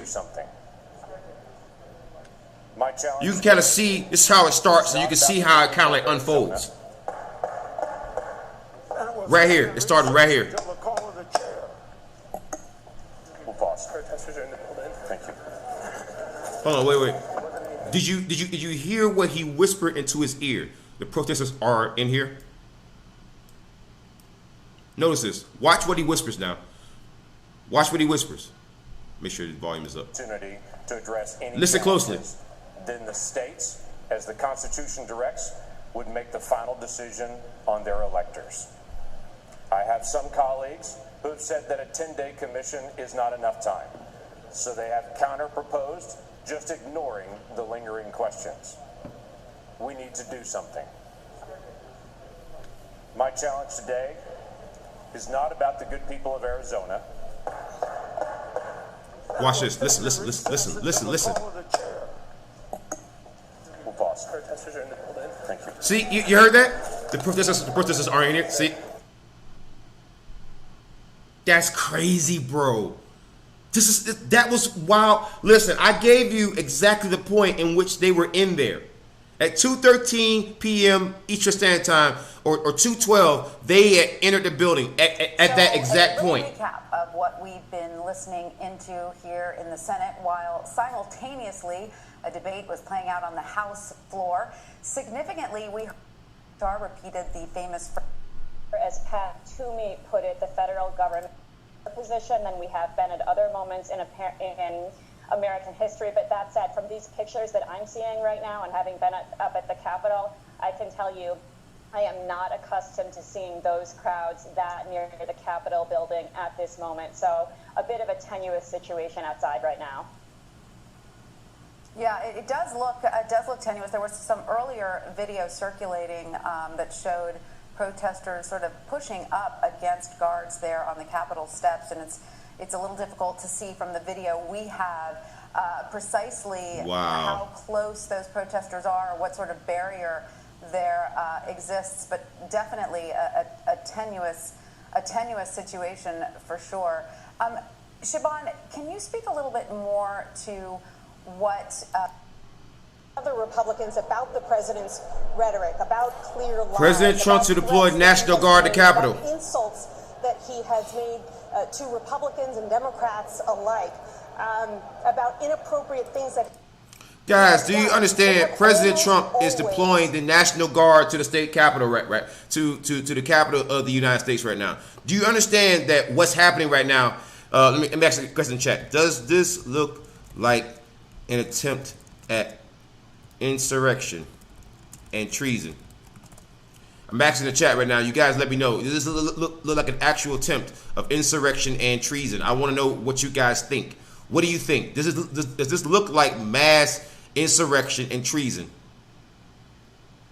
You know, I must know. What do you guys think? Does this look like mass insurrection and treason? I want to know. I want to know, guys. Does this look like mass insurrection and treason to you? Because I gotta know, what is it that this looks like to you? Because to me, it looks like mass insurrection and fucking treason. It looks like treason to me. It looks like every one of these people need to be put down and put down to sleep permanently. It sounds like they should face every applicable law, because these are the same people who tell you to just obey the law. To just obey the freaking police, right? They tell you that all the time, right? But look at this shit. President Trump deploys National Guard to the Capitol. Oh my God. The other way, excused it, pretended not to know what we were talking about. At every turn, when they've had an opportunity to stand up and say this is not acceptable, they have chosen not to do so. And so it's no surprise if you don't call him out that after 4 years, his supporters, who are also your supporters if you're a Republican, believe the things that he is saying, because other people who they respect, Republican leaders at the Capitol, have not stood up to him. Even as recently as the last couple of months, Nora, when the president started to say that this election was stolen from him. Look at this, man. Wild claims of they have taken over the state capitol. They have literally occupied the state capitol. They have been told to leave, and they have not left yet. When people storm a state capitol, everybody in the immediate area is immediately told to leave. They have not left yet. Therefore, they are occupying the state capitol. Do you understand what this shit means? Every last one of these people can be put down right now. Legally. If that isn't an attempt at a coup, I don't know what is. This is a serious coup attempt. You know, Republican leaders, I think, do bear some responsibility here, because while their aides have at times even described the president. Hey guys, what's going on? I'm not making that up, Nora. They have used that term. The Falcone General. What's going on, Falcone? They are saying that privately. What's going on, DM Cosmic Chaos? What's going on? Garukin Unseen. Rich Gang Collective. Guys, hit the like button, hit the share button, let people know that I run this podcast. I'm going to keep this running as long as I possibly can. I want you to see this, guys. This is an actual insurrection attempt, an actual coup attempt. They are still occupying the Capitol right now, the Capitol building right now. They have stormed the Senate floor. They broke into the Senate floor. Oh my God. Republicans have given President Trump for 4 years, as Nancy has so laudably articulated. There are a lot of angry people today who have felt someone stoke the feelings that they have and have come now to the Capitol in a... Look at this, man. A joint statement from Leader Schumer and Speaker Pelosi. Okay. One sentence. We are calling on President Trump to demand that all protesters leave the U.S. Capitol and Capitol grounds immediately. They're occupying the Capitol grounds. They won't leave. The cops told them to leave already. The president told them to fucking leave already. The National Guards told them to leave already. They still haven't left. In the district, Acting Secretary Miller has been in contact. The leader of the fucking... Secretary McCarthy has been working with the DC. The leader of Congress and the future leader of the Senate just told you to leave the state grounds, and you still have not left yet. Led by the Department of Justice. After they broke into the fucking Senate. This fine line that we talked about Do you understand what this is? Pentagon and military expressed by the former 10 secretaries of defense do not want this to be a military act.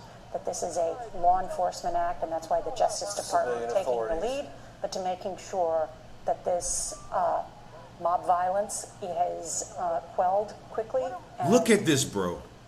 Under an acting attorney general with an uncertain leadership. Look at this shit, bro. Yes. That law, I've just reread the text. The conspiracy doesn't even have... Washington, correct. Remember, there you go. And you can, There's the gunshots. Let's listen.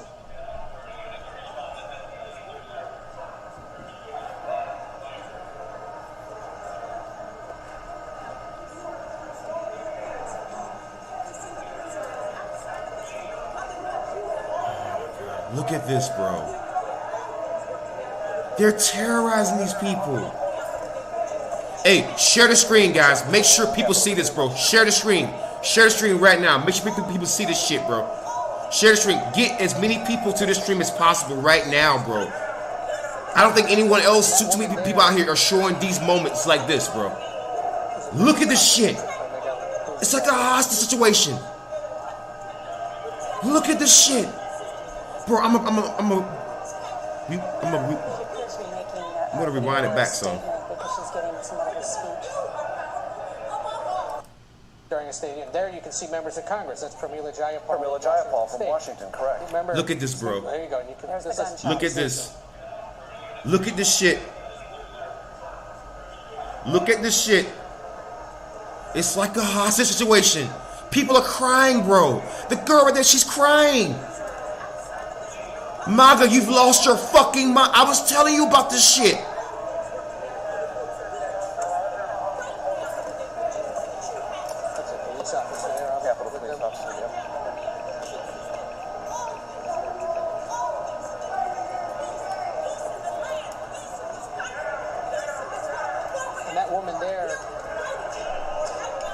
Jesus, look at this, man. Look at this, bro. It's just some scary shit, bro. Let's bring it back some. And people not legitimate concerns about what might transpire. This is video from inside the house earlier. This is inside the House chamber. So this, where this is being shot from, is actually the side of the House chamber where the First Lady normally sits. Yes, correct. During a stadium. There you can see members of Congress. That's Pramila Jayapal. Pramila Jayapal from Washington, correct. Remember? Oh my God. There's the gunshot. Let's listen. They got members of Congress. Look at this shit, bro. Get as many people here as possible so that people can see this shit. Get your friends, your family, post it on Facebook, post it on your Facebook timelines, your Twitter timelines right now. Make sure people see this shit, bro. Look at, I'm gonna bring it back some, bro. I want people to see this, bro. This shit is crazy.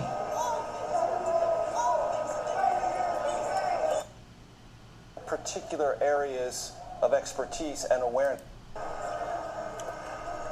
She's praying and crying, bro. This is crazy.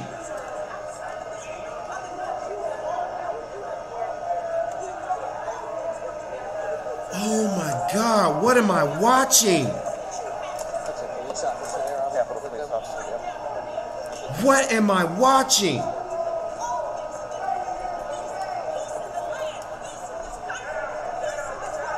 And that woman there is a member of Congress. I took time to go who's exactly.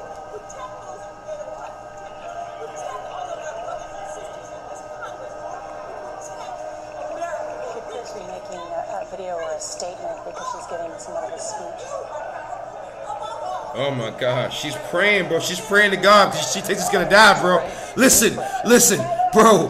When people storm the state capitol, that is the time to start praying to Jesus or whoever you fucking worship, because people are legitimately scared they're gonna die, bro. This is a country of mass shootings. Do you understand what this shit looks like? Do you understand what's gonna happen to you when they catch each and every last bastard who did the shit? You're done, bro. You're going to prison. You're never getting out. You're never getting out. If you terrorize congressmen like this, you're never going. You are going to prison, bro. You're going to prison. I'm telling you. Prison is gonna be for you. You better not drop that damn soap. All right, so we're gonna come back here. We're gonna come back, guys. Listen, share the stream. Make sure people can see this, guys. Make sure people can see the stream, guys.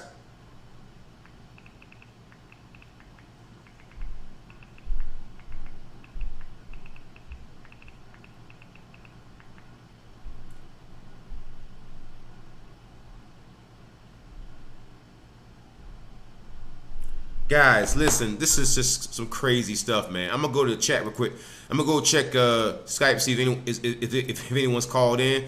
Hey guys, call in. The call in is 253-203-6784. Again, the number to call in is 253-203-6784. Fadio says actually it was VP Pence who called called the National Guard. He left that comment on D Live. I'm not sure who called National Guard, but the fact that somebody had to actually call National Guard, it is crazy, bro. Listen, I'm going to replay this. This is from the actual House chamber. These are members of Congress who are huddling down scared like this. Watch this, bro. There you go. There's the gunshot. Let's listen.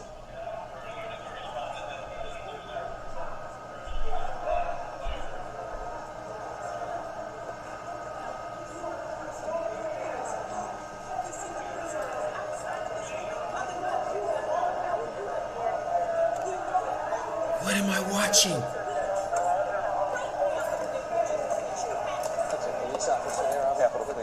These are members of Congress huddled down, scared, praying like this.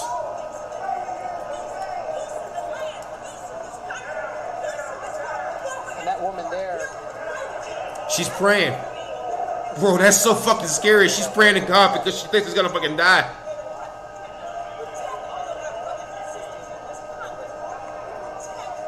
Wow.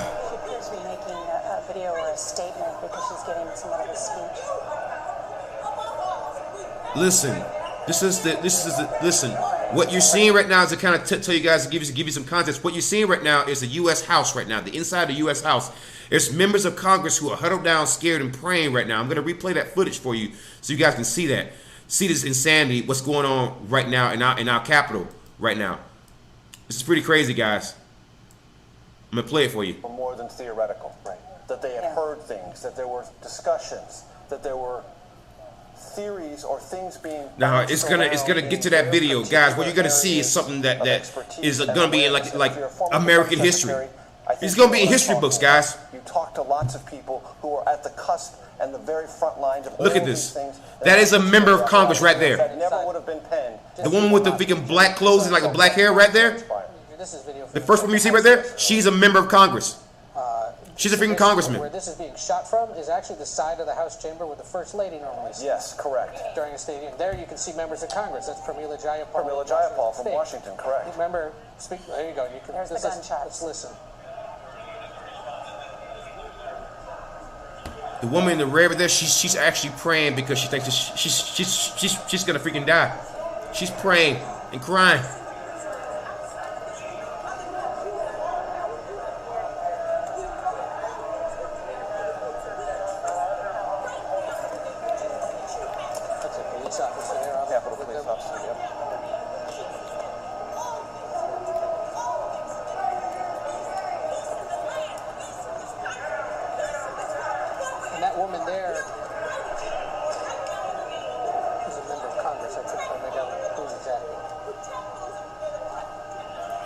This is scary, yo. It's some of the scariest shit I've seen in my life, yo. She appears to be making a video or a statement because she's getting somewhat of a speech.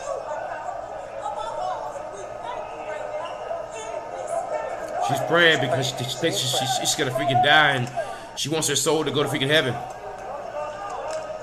And there were a lot of prayers said today, not only on Capitol Hill, but across America for the state of our. And that.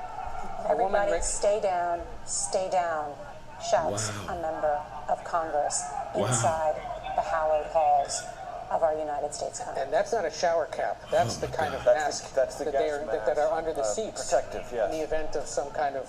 What am I looking at here, bro?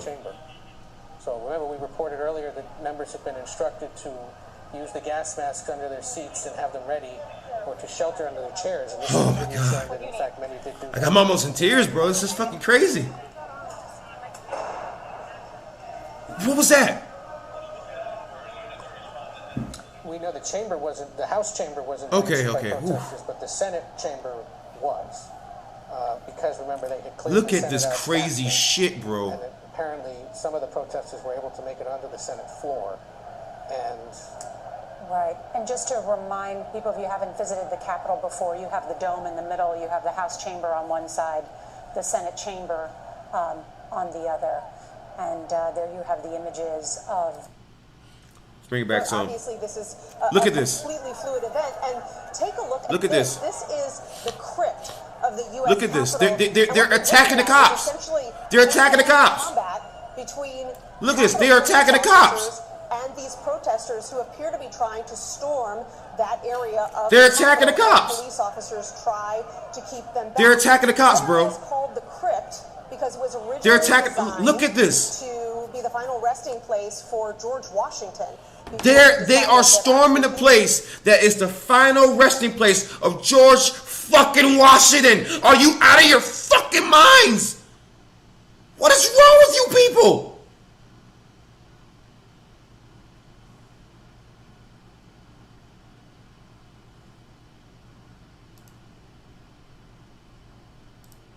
To be the final resting place for George Washington before he decided.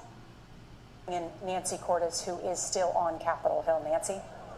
Look at this, the House Minority Leader, Republican Kevin McCarthy, confirmed just a few minutes ago that shots have been fired inside the Capitol building. He didn't say by whom. It's not clear whether he knows by whom, but multiple reporters have said that they've seen at least one person being carried out of the Capitol on a stretcher, covered in what appeared to be blood. Oh my God! We don't know if that was a protester or a police officer. Obviously, look at this. A completely fluid event. And look at this, bro. This is the crypt of the U.S. Capitol, and what you're looking at. The crypt of the U.S.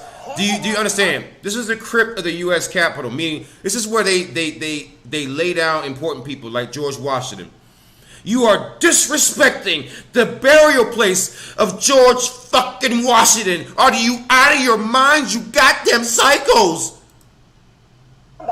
Between Capitol police officers and these protesters who appear to be trying to storm that area of the Capitol as police officers try to keep them back. That area is called the Crypt because it was originally designed to be the final resting place for George Washington before he decided that actually he would rather be laid to rest at his beloved Mount Vernon. But it's an area on the first floor of the Capitol, and I'm just speculating here, but it's likely that police were trying to keep the protesters out of this area because there are spaces in the bowels of the Capitol where lawmakers can be taken to be kept safe. And police probably didn't want these protesters getting any closer to the basement of the Capitol than they already What am I looking at here? Nancy, those were photos from inside the House chamber as you were speaking there, in case anyone's curious about where exactly that was taken. Those were there. Yes, sir. Look at this. That is in essence the front. Look at this. They're literally pointing guns at protesters right there. They're trying to break into the House chamber. Listen, they're breaking in right now, and they have guns drawn on those protesters right there. You see that right there? Guns drawn right there. And this guy has his eye closed right there, so you know he has that one that other eye open. He is not playing. And that guy right there, gun trained right there. Gun pointed right there at that guy's face right there. He wasn't playing. Look at that, bro. What the fuck am I looking at here? Can someone please explain to me what the fuck am I looking at here? What am I seeing here? They have guns pointed at people trying to break into the freaking Capitol building right there. There's the proof. No one can sidestep or overtalk this shit. Look at that shit. Look at that picture. That sums up all that shit right there. That picture sums up everything. Doesn't it? Let's keep playing. Front door of the House chamber itself. There are members. This was taken earlier. One of our colleagues reports from somebody that was in that chamber, and of course we talked to Zach Fudak earlier, that among other things, no protester got inside the House chamber during this dramatic altercation. But at one point, the House chaplain went to the podium and offered a prayer, saying, "Pray for the safety of all, including the Capitol Police." And that. Bro, look at that picture right there. Look at that picture. They have guns drawn, guns pointed right there. Look at this. Look at that. Look, listen. DC police looking into reports of shots fired at Capitol. They're firing rounds at the Capitol. They're firing rounds at the fucking Capitol. Look at that headline. Read that headline. DC police looking into reports of shots fired at Capitol. Read that headline. Look at these cops, right? This cop right here, bulletproof vest. This cop right here, vest. Cop right here. Cop right here, cop right here, guns drawn, protesters right there. They're trying to break in. They had to actually barricade the door. They had to actually barricade the fucking door to keep these psychos out. They had to actually barricade the door. That's how crazy this shit got.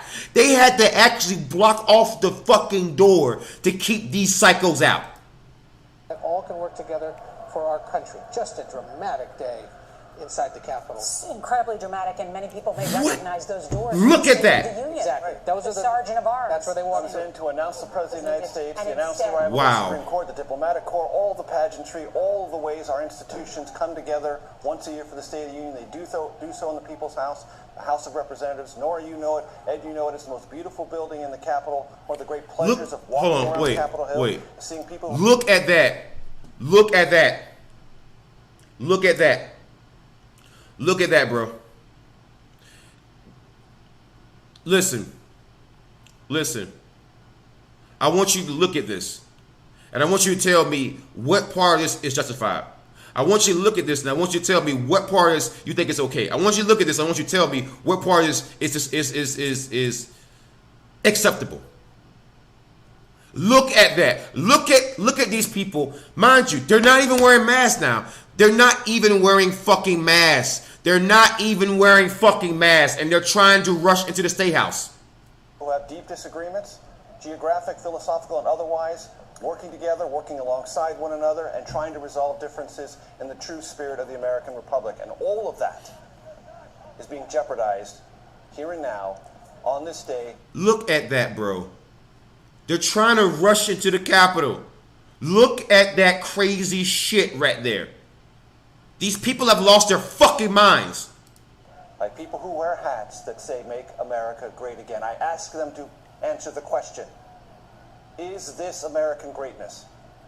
It is not. I think it's a moment now to be reflective too and talk about the historical significance of this. Let's bring in Jeff Rosen. And Jeff, listen, as a constitutional law expert, listen. What did the framers, what were they most concerned about? My office, people coming in. I saw more reinforcements coming in. Look at this, bro. Overtake them just by the size going through windows. Listen. You remember that scene earlier? This is where they got the guns drawn right there at that freaking door, right there. Guns drawn right there at that freaking door, right there. That door, like right next, like right to the left of that, the woman with the gray hair, and right below that a little like what is that? 1, 2, 3. That hexagon, like right there. That's pretty much where they had the guns drawn, right there. Anything like this. And as far as you know, all of your colleagues are safe and not injured. All your House lawmaker colleagues. I'm getting reports now. Look at that, bro. Listen. There's a crowd of people trying to bust into the Capitol building, and you have people. You have the Secret Service and the guards there with their guns drawn like that. That's fucking insane, bro. How people are safe, but. Leader McCarthy, Rudy Giuliani said this morning before the... Bro.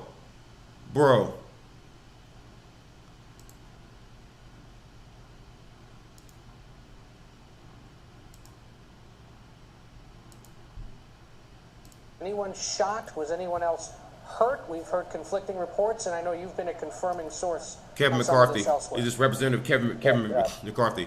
Because of my House Minority Leader. Where my office was, right by the Capitol, because of the Capitol Police and where they had to close everything down, I could hear on radio different things that are being reported. I will wait to see what they are able to report. I don't want to give any misinformation out there, but from what I heard and what I was able to view, I know people are being hurt. Okay. Wow. And what was your understanding of the Capitol Police Look at this shit, bro. preparations for today? Look at that. Did they give you a sense in advance that they were planning more or a more robust presence ahead of today? Look at that. They had more robust. They had barriers further away from the Capitol. They had barriers on the back side. Those were broken through. I could see from my office people coming in. Did you hear that? They set up the barriers to block the doors in, right? And people were breaking through. Still, this is Representative Kevin McCarthy who's telling you this. He's the House Minority Leader. Who's telling you this? Republican, by the way. I saw more reinforcements coming in. I seen them overtake them just by the size going through windows. I've never seen anything like this. And as far as you know, all of your colleagues are safe and not injured? All your House lawmaker colleagues? I'm getting reports now from staff and from others. But right now, people are safe, but... Bro, look at that shit. Look at that shit. Are y'all seeing this?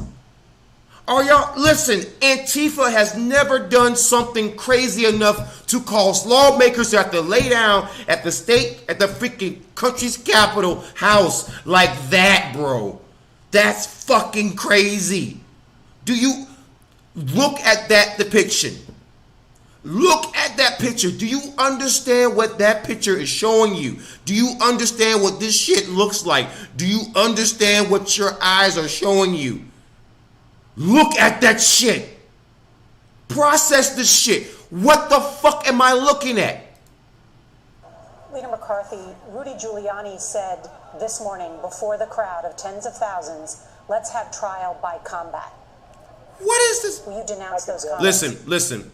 They issued those special head things so that when they throw the freaking tear gas, it can't affect the people who they don't want it to actually affect. They gave people that because they already knew they would have to use freaking tear gas. That's fucking. Listen, look at the people laying down on the ground right here because they rushed the freaking Capitol building. That's fucking insane. Look at that. Look at that, bro. They have people laying on the ground because they rushed the Capitol building with no mask on. So you're double dangerous. Look at this shit. How do you justify this, bro? How do you what the fuck am I looking at? That thinks that is what we do in America. That is not what we do in America. That is not who we are. I just am at odds with how. Listen, this depiction, this picture right here sums it up. This picture right here sums it up. Officers with guns drawn to a man peeking into the freaking Capitol building while they're trying to protect lawmakers with guns drawn. You told me that Al Qaeda was the biggest problem. You told me that Antifa was the biggest problem. You told me that the Revolutionary Black Panther Party was the biggest goddamn problem. None of these people stormed the Capitol building. Yet it is MAGA, Make America Great Again, who was storming the state capitol. And now the same police who you said were great, who you said were bait, are now pointing guns at you, throwing tear gas at your ass, and having to arrest your ass because you rushed the fucking country's capital. You got lawmakers huddled down behind chairs and shit. What the fuck am I looking at? Political leaders can believe that words and rhetoric don't matter. History teaches that. They do matter. I've watched it on both sides of the. They're issuing the special headgear right there so that when they start throwing the tear gas and shit, it won't hit the freaking lawmakers because they are still suspecting they might have to use that because right now at this very moment they have told all these people to fucking leave and they still have not left yet. Chuck Schumer and Nancy Pelosi had to put out a joint statement saying, Trump, hey, tell these people to fucking leave. They are still occupying the state capitol to this very moment. The aisle. I've watched it go. I've had a colleague shot. I've watched members say to go after other members. This has got to stop. And you know what? It has to not just stop with our leaders. It's got to stop with everybody in America themselves. That they think if they say something on social media, they're just saying it. The threats that go. Listen. I've watched different houses come after them. All of that has got to stop, and we've got to respect one another and respect the difference of opinion. This is not what we do when we disagree. The highest ranking this afternoon. Look at this. In the wake of this. Look at this. Violence. Someone's hurt. Someone's hurt. Someone's hurt. Share the stream, guys.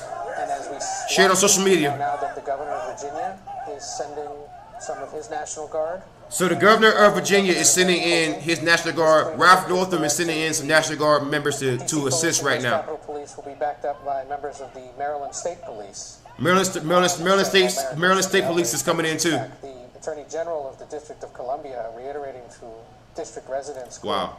All district residents must remain at home under no circumstances should anyone 6 p.m. curfew coming. Or be in the vicinity of federal buildings. Calling on the president to order his supporters to leave the District of Columbia and embrace. Look at this crazy shit, bro. Kamala Harris later this month. Wow. But pretty telling. There's some other scenes I want you guys to see though. Neighbors and not the military to get assistance faster. And that woman there, during a stadium, there you can work for Democrats and Republicans. Watch this next scene. It's very intense, guys. It's very intense here. I want the Digital Liberation Front to watch this next scene. It's very intense. That they had heard things, that there were watch this shit, man. That there were watch this shit. Theories or things being watch this shit, bro.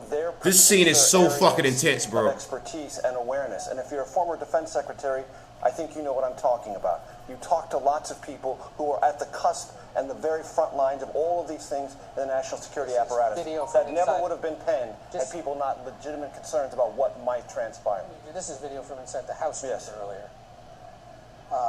So this, where this is being shot from, is actually the side of the House chamber where the First Lady normally sits. Yes, correct. During a stadium. There you can see members of Congress. That's Pramila Jayapal. Pramila Jayapal from Washington, correct. Look at this. Members of Congress huddled down like this. Listen.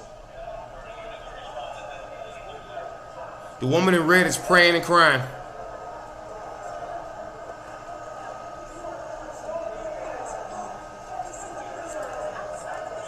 Members of Congress hiding like this.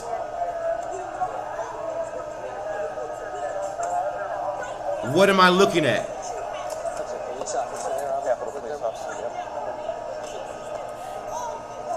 I want to make a quick note. Someone's brought up a very good point. Digital Liberation Front brought up a very good point. By the way, you should subscribe to the channel. I'm gonna post a link in the chat in a second. But they pointed out a very good point. And it's very true. Secretary of State Mike Pompeo refused the first request for National Guard, so they had to ask Virginia State to send theirs first. And then later on, So basically, the first time Mike Pompeo said no, we're not sending the National Guard, even though you had people rush the freaking Capitol building of our country. What is your problem, bro? You send in the National Guard when you have armed militias rushing our freaking Capitol. Yes, at that point, absolutely, you bring down the full power of the goddamn state then. And because these people supported the goddamn cops, so guess what? They should have nothing to goddamn say, right? Blue lives matter, right? All lives matter. Fuck Black Lives Matter, right? All lives matter. Blue lives matter. So guess what? Blue lives matter when they crack the goddamn skull open, right? But Mike Pompeo, he actually refused the initial request to send in National Guard, even though you're seeing this shit. Let's play this and let me show you again. I want to rewind some parts back, so I want you guys to see this. There you go.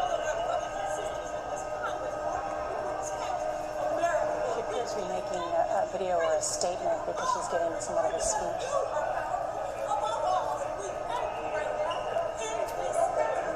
She's praying. She is praying.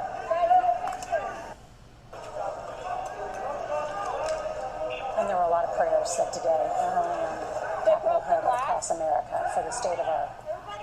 Look at this. That woman right there, the woman in black, that is a congressman. The woman in black you just not saw to your right, that's right underneath the moments ago. She's actually a congressman. She's actually a politician.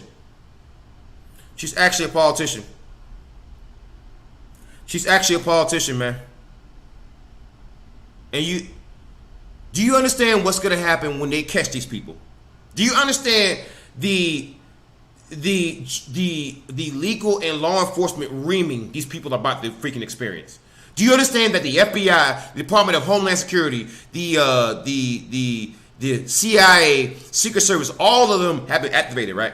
Do you understand there is nowhere to run, nowhere to hide? You can go any place on planet Earth and they will eventually get you, right?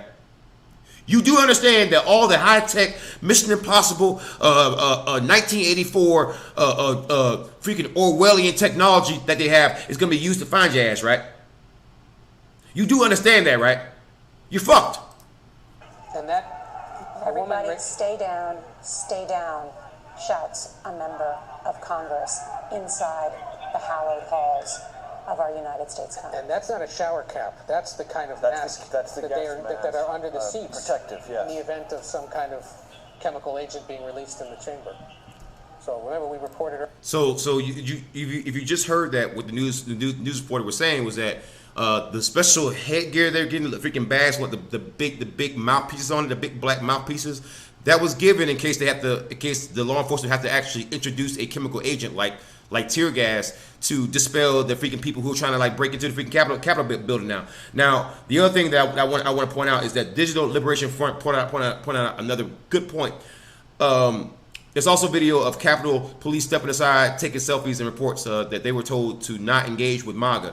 These steps would make it a cool attempt.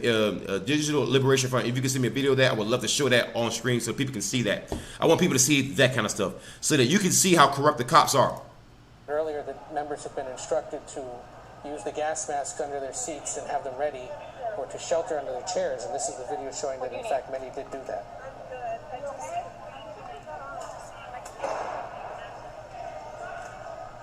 This is crazy, bro. We know the chamber wasn't, this is the fucking House chamber wasn't breached bananas. by protesters, but the Senate chamber was, because remember they had cleared the Senate out faster, and apparently some of the protesters were able to make it onto the Senate floor.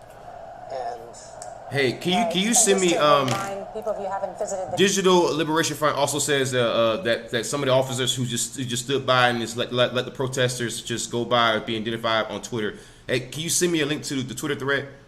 That'd be great. I want people to see who these pieces of shit are. Capitol before. You have the dome in the middle. You have the House chamber on one side, the Senate chamber on the other.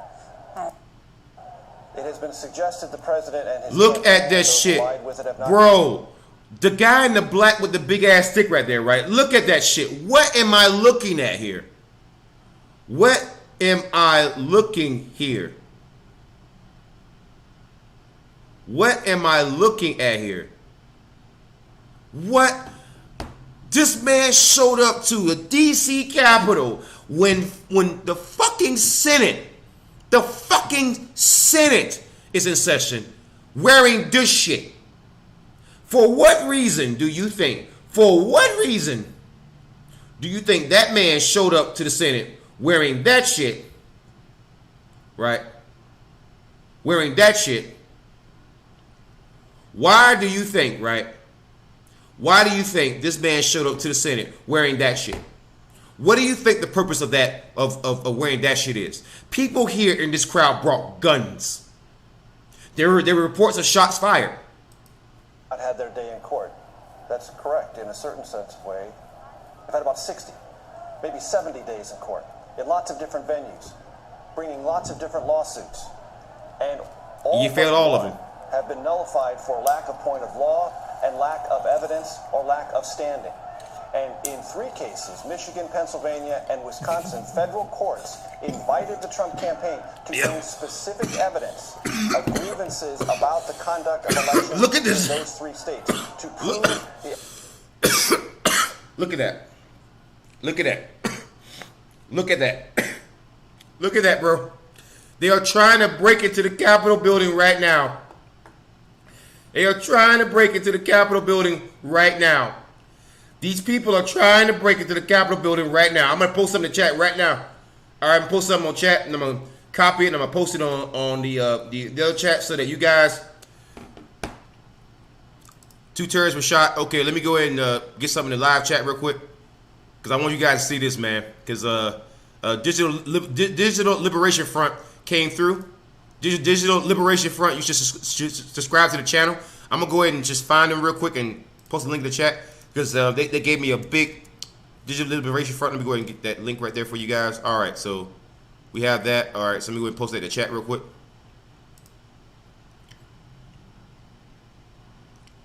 I'm going to just go back to the stream.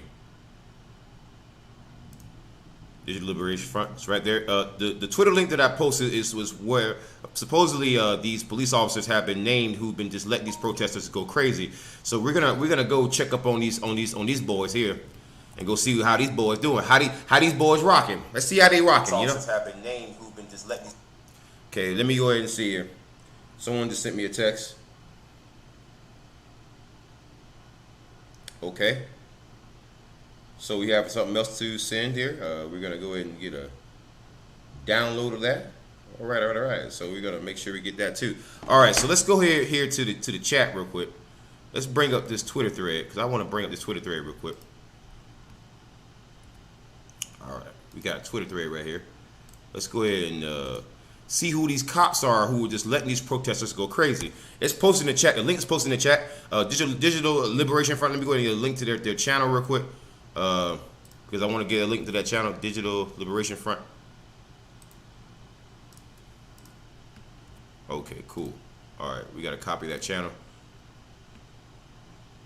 Woman was shot in the neck. If you guys have a link to that, post it in the chat, please. I want to see that. It's linked to the Digital Liberation Front. All right, so here, we're going to go here to this Twitter thread because I want to see this right here.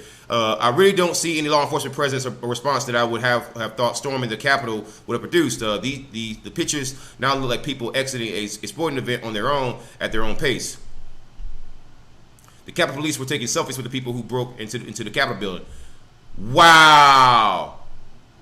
Wow! Wow! Look at that shit! Quote tweet that.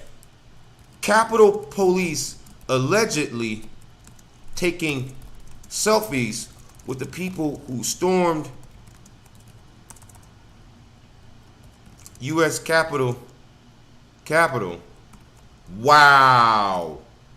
They actually have a picture of it too.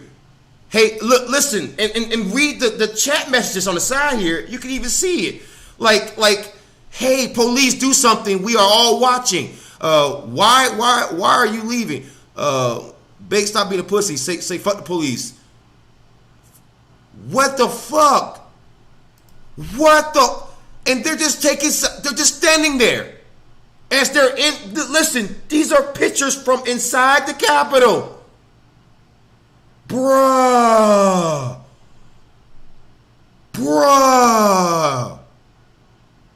What the fuck? These police are taking selfies with the people who are storming our fucking nation's capital. These police are taking selfies with the people storming the Capitol. What the fuck am I looking at? What the fuck am I looking at? They're taking pictures with the people storming our fucking Capitol. What the? Listen, that picture is from inside the Capitol. You cannot mistake that. It is from inside the Capitol. Bro, those pictures are from inside the Capitol. That is from inside the Capitol.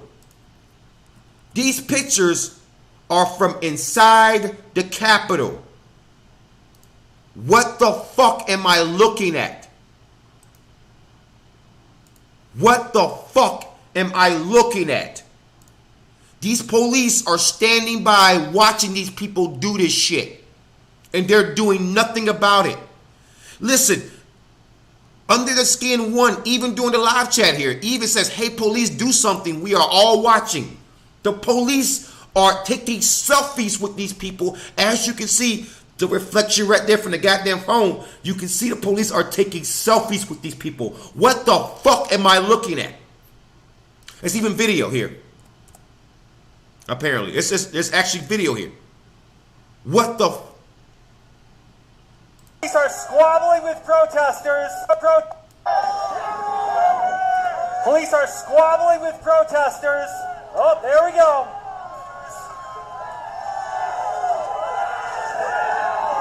And they just breached the Capitol again. Listen, they just let him go. Police they are just squabbling with let him through. protesters. Listen, they just let him through. They let him through. They let him through. Look at that shit. Wait, hold on. And they just breached the Capitol again.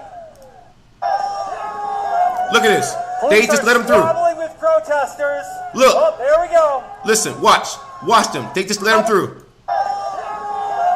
Just let him through. Police are squabbling with protesters. They pull him back and just let him through. Oh, there we go. They let the protesters through. That's how they got to the fucking Capitol. And they just breached the Capitol again. Look at this. Police are squabbling with protesters. Oh, there we go. They just pull him back. And they just breached the... What in the fuck? Wow. Police just let the protesters, let the crazies through so that they could storm the Capitol. You can clearly see the police even directing the people through. What the fuck am I looking at here?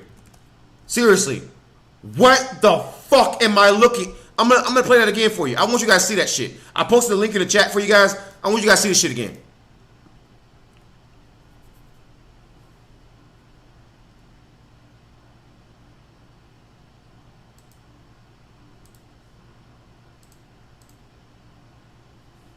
Come on, play.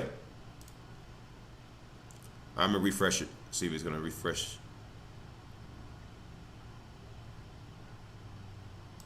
Police are squabbling with protesters. Oh, there we go.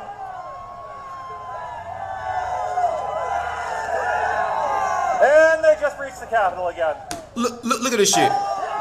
They just opened the gates. Police are squabbling. They opened the gates, bro. They opened the gates. The guy sitting there is telling them to come through. Breached the Capitol again. They opened the fucking Police gates. are squabbling with protesters. Share the stream. Tell people that I'm running the stream. Let them know that I'm running this right now. Share it with everybody on every social media platform that you have. Look at this shit. Police are squabbling with protesters. Oh, there we go. Wow. They just opened the fucking gates, man. They just opened the fucking gates, man. They just opened the fucking gates. They just opened the gates. They just let these people through. They just opened the gates. Listen, look at this fucking asshole here. Fucking Gary S. It looks more like a protester taking a picture with a cop, but you're not trying to push a narrative or anything. This is Antifa. I'm not even sure these are cops. What the fuck are you talking about? Listen, I'm gonna increase the fucking size of this so that you can see this level of fucking delusion. I want you to see this shit. This level of fucking delusion. Right? So this person shows these cops, right, just taking selfies, right, with a rioter. Right? I'm gonna show you the level of fucking delusion here, right? It looks more like a protester taking a picture with a cop, but you're not trying to push a narrative or anything. Why the fuck is that person even inside the goddamn Capitol building right now? Why the fuck are they even there, asshole? Why the fuck are they even in the Capitol building right now? Explain that shit to me. See, that's the part that makes this picture even more fucking suspicious. Why the fuck are they even allowed to be in the Capitol building right now? Given everything that's fucking happened, why the fuck are they even there right now? Okay, and then this asshole here, let me go ahead here. Let me go ahead and try to decrease the fucking size here, because I want you to see this fucking other fucking asshole here. The fucking level of goddamn delusion here. The level of delusion here is just unbelievable. The level of delusion, it just makes me, oh my God.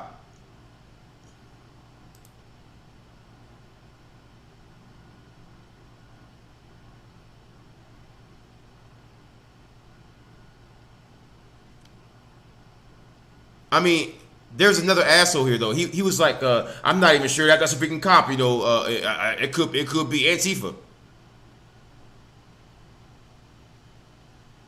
I know this sounds pedantic, but technically it's a protester taking a selfie with a cop. Why the fuck is a cop even allowing them to get that close to even get a goddamn selfie? What the fuck is wrong with these people? Do you understand the fucking insane shit that you're saying here? The fact that this protester even got close enough to get a fucking selfie is a problem in of itself. In of itself. That's the point. That's the fucking point. And yet some of these boot-licking assholes, these fucking white supremacists, these fucking alt-right shitheads, these fucking Sticks, Hexenhammer 666 fans, these fucking Tim Pool fans, these fucking Donut Operator fans, these fucking Brandon Tatum fans, these fucking Matt Christensen fans, these fucking Blonde from the Belly of the Beast fans, these fucking Sticks, Hexenhammer 666 fans. They're fucking delusional. The same way that they are delusional about the fucking election, they are delusional about this shit. Look at this shit. They just opened the fucking gates and let these people in. Watch this shit. They open the gates Police right there. Are squabbling with protesters. Oh, there we go.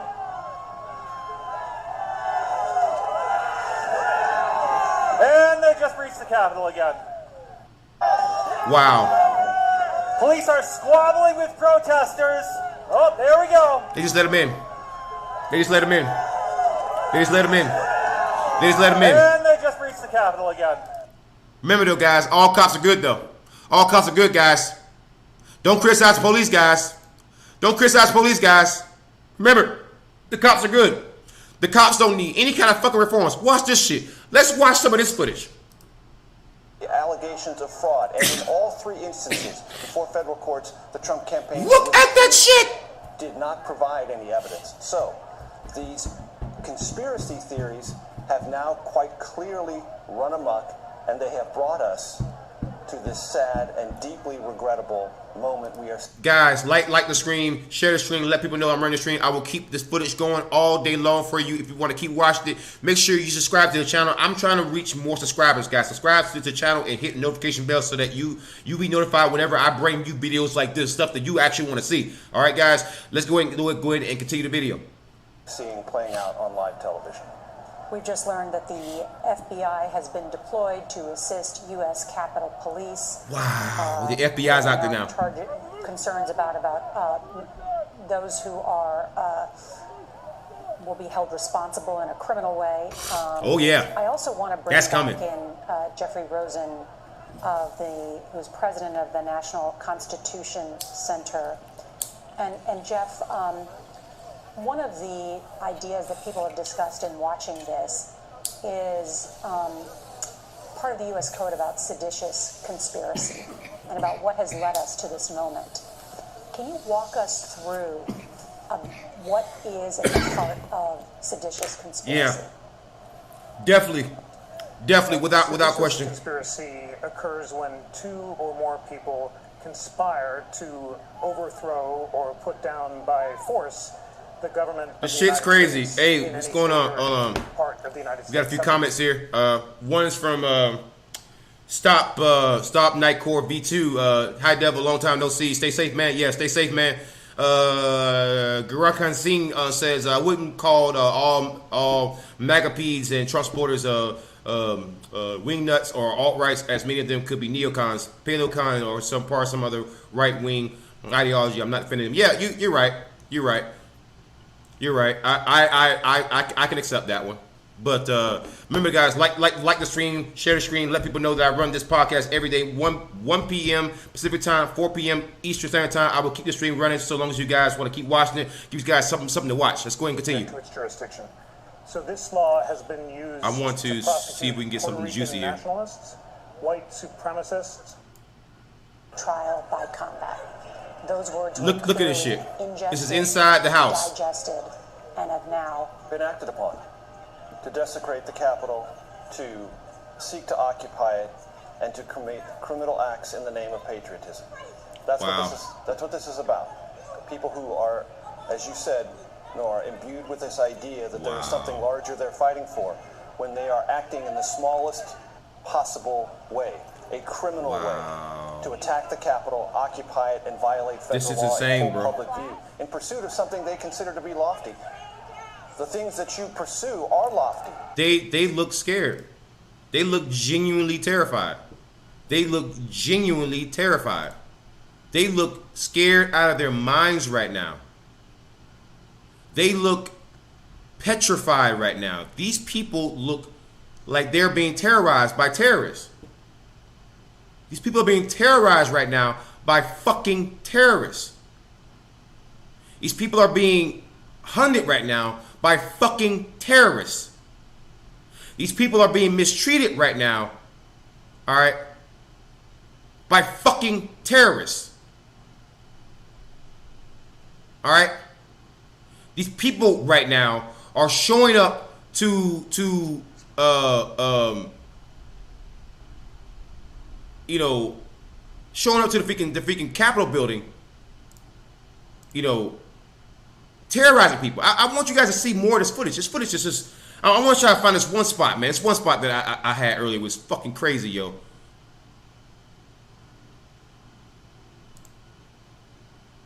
The idea about what today was supposed to be. Congress is locked down right now.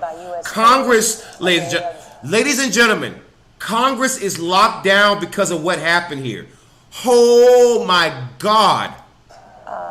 Really very perfunctory, kind of ceremonial, where the vice president would preside over a joint session of the House and Senate to open the envelopes certified by each state, signed by the governor. Listen, I want you to look at that. This person is carrying a Blue Lives Matter flag, right? and yet they're getting into fights with the goddamn cops. These people are carrying Blue Lives Matter flags. They're carrying Blue Lives Matter flags. Right? Let me see. I'm gonna see if I can try to get to my Skype calls real quick. Let me get to my Skype calls real quick. Let me call somebody real quick.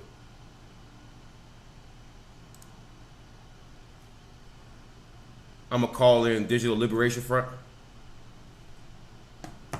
Mess with them a little bit.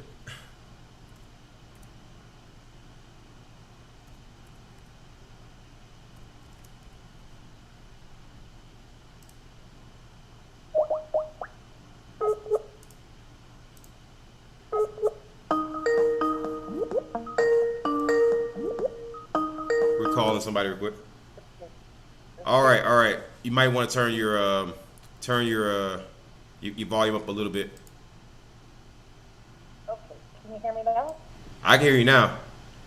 Go ahead and speak. Okay. Yeah. So there's a little bit of background that I wanted. Yes. Some of it I can't really. You are not so clear, so you might want to. I'm not sure like what's the reason, but you might want to speak up a little bit more. Is this better? There we go. Yep. Okay. So there's a little bit of detail that I want to disclose, and I really can't go into how I know.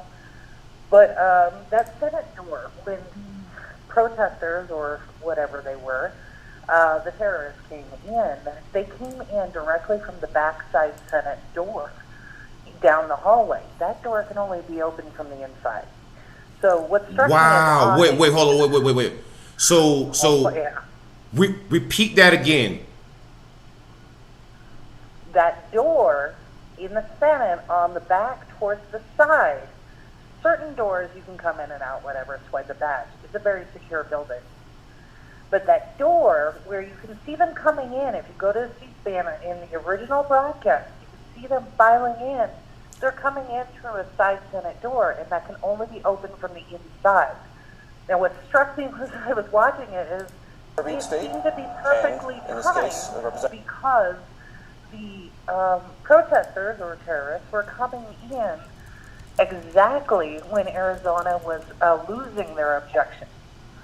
So it was like a coordinated effort. And at that time, the senator from Utah turned around to his GOP colleague and screamed, "This is what you get. This is what you started," as all these protesters were filing in. So that was the first thing. Second thing is when Mayor Bauer from D.C. requested National Guard help, Mike Pompeo, who is the Secretary of State, who has jurisdiction over the National Guard in D.C. and Maryland, said no. So that right there made this a coup. When the Secretary of State refuses help and Congress is being overrun, that's a coup. So what they had to do is the mayor had to request National Guard help from the Virginia governor. Because when you looked at Portland, you looked at Seattle and all of these other things, when the mayors were denying that they had National Guard in, that was a lie. Any mayor has to request it and give permission for the National Guard to come into their city. Same thing happened during the Black Lives Matter protest. Mayor Bauer refused them and made them leave. Can I just take a quick pause real quick? To give you guys a quick update, as of 28 minutes ago, the New York Times as of 22 minutes ago, the New York Times has reported that a woman has been shot in the Capitol, has died. A woman who was shot inside the Capitol building after it was overrun by a pro-Trump mob has died, Washington, D.C. police officials said on Wednesday. The woman has not been identified, and no information has been released about who may have shot her. Chief Robert J. Conti, the Metropolitan Police Department, said earlier that she was a civilian and that his officers were leading the investigation. The woman was pronounced dead at a local hospital. Dustin Sternbach, a spokesman for the police department, said in an email. Mr. Sternbach said he did not know who shot her or have any other details. So, but go ahead. Right. So that was one of, there was that piece, and then any reasonable person would have looked at the police patrols going into this contentious day and said this is nowhere near what it was when you had the Black Lives Matter protest.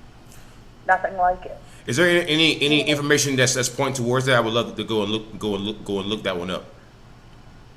Well, sure. So first, early on in the day, you had the reports coming out from commanders who were telling the Capitol Police not to engage with protesters under the pretense that it would just inflame them, right? So you had them backing up. You had them not really engaging too much, but then when they started to come in, you could see, and I sent you the video where they just removed the barriers and let them in. Actually, I think we have something here that's going to back up what you just said. We're going to go over to the live view real quick, and I'm going to keep you on the line, but I'm going to back up what you just said. You just made a claim, and you made a very good claim. I'm going to post this in the chat here so that people can see that you're not just making a bunch of claims, that you are saying the truth. So I'm gonna go ahead and post this in the chat so people can see this. There's actually a line here from this NPR report saying the police were told to back down. This is released by Marisa Penaloza of NPR, released on January 6th, which is today at 9:33 a.m. Eastern Time. Let's go down here. Let's see. Engage and see. Try to find where is the word engage.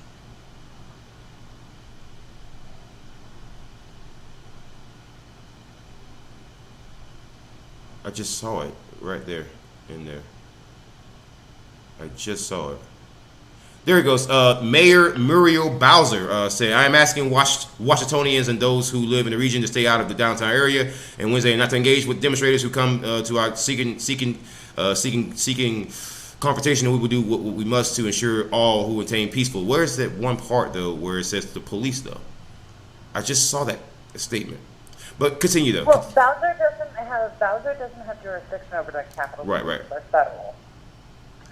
So the reports early on in the day, Mayor Bowser notwithstanding, pertain to the Capitol Police Guard themselves, that they were given instructions not to engage.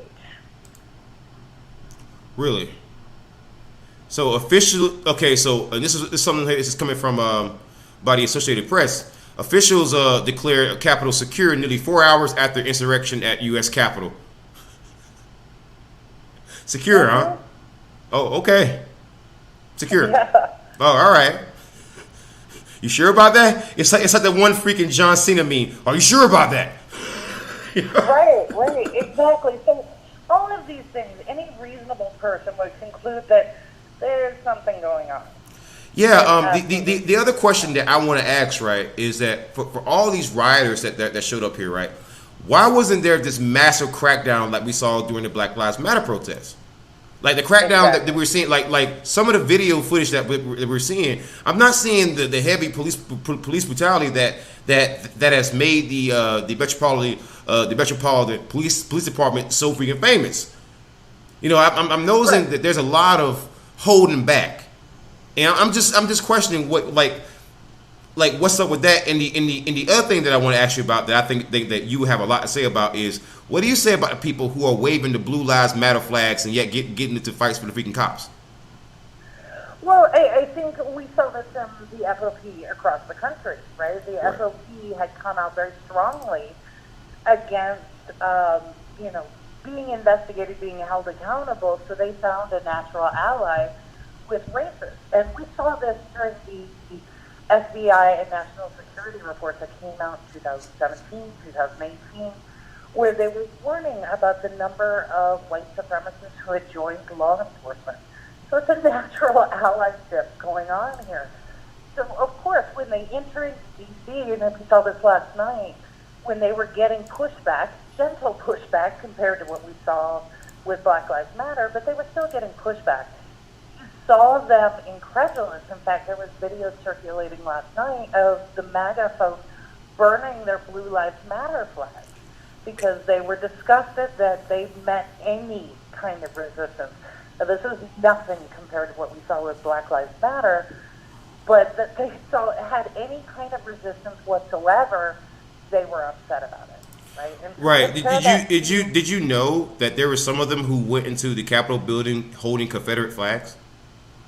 Oh yeah. In fact, this is the first time ever. This is the statistics that they managed to achieve. First time ever the Confederate flag has been in the Capitol building since its existence in the entire history of the country. Today was the first day. I want you to, if you can look at the stream real quick, if you can look at it, you can see this picture, and this picture is quite incredible. I'm going to post this in the chat. This picture, it is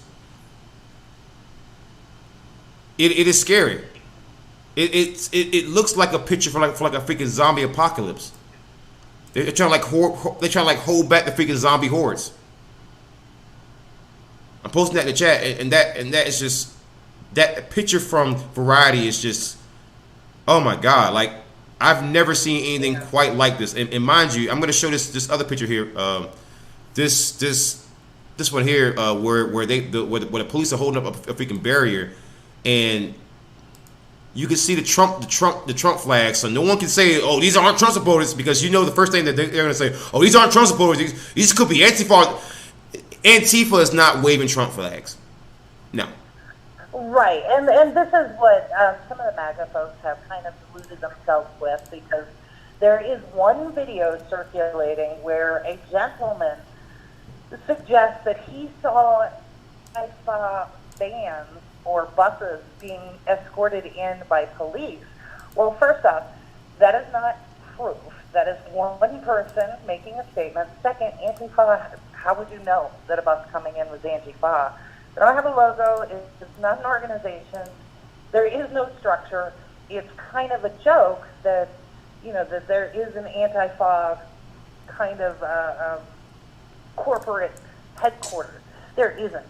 So what they're using as some sort of proof is this one gentleman saying he saw something.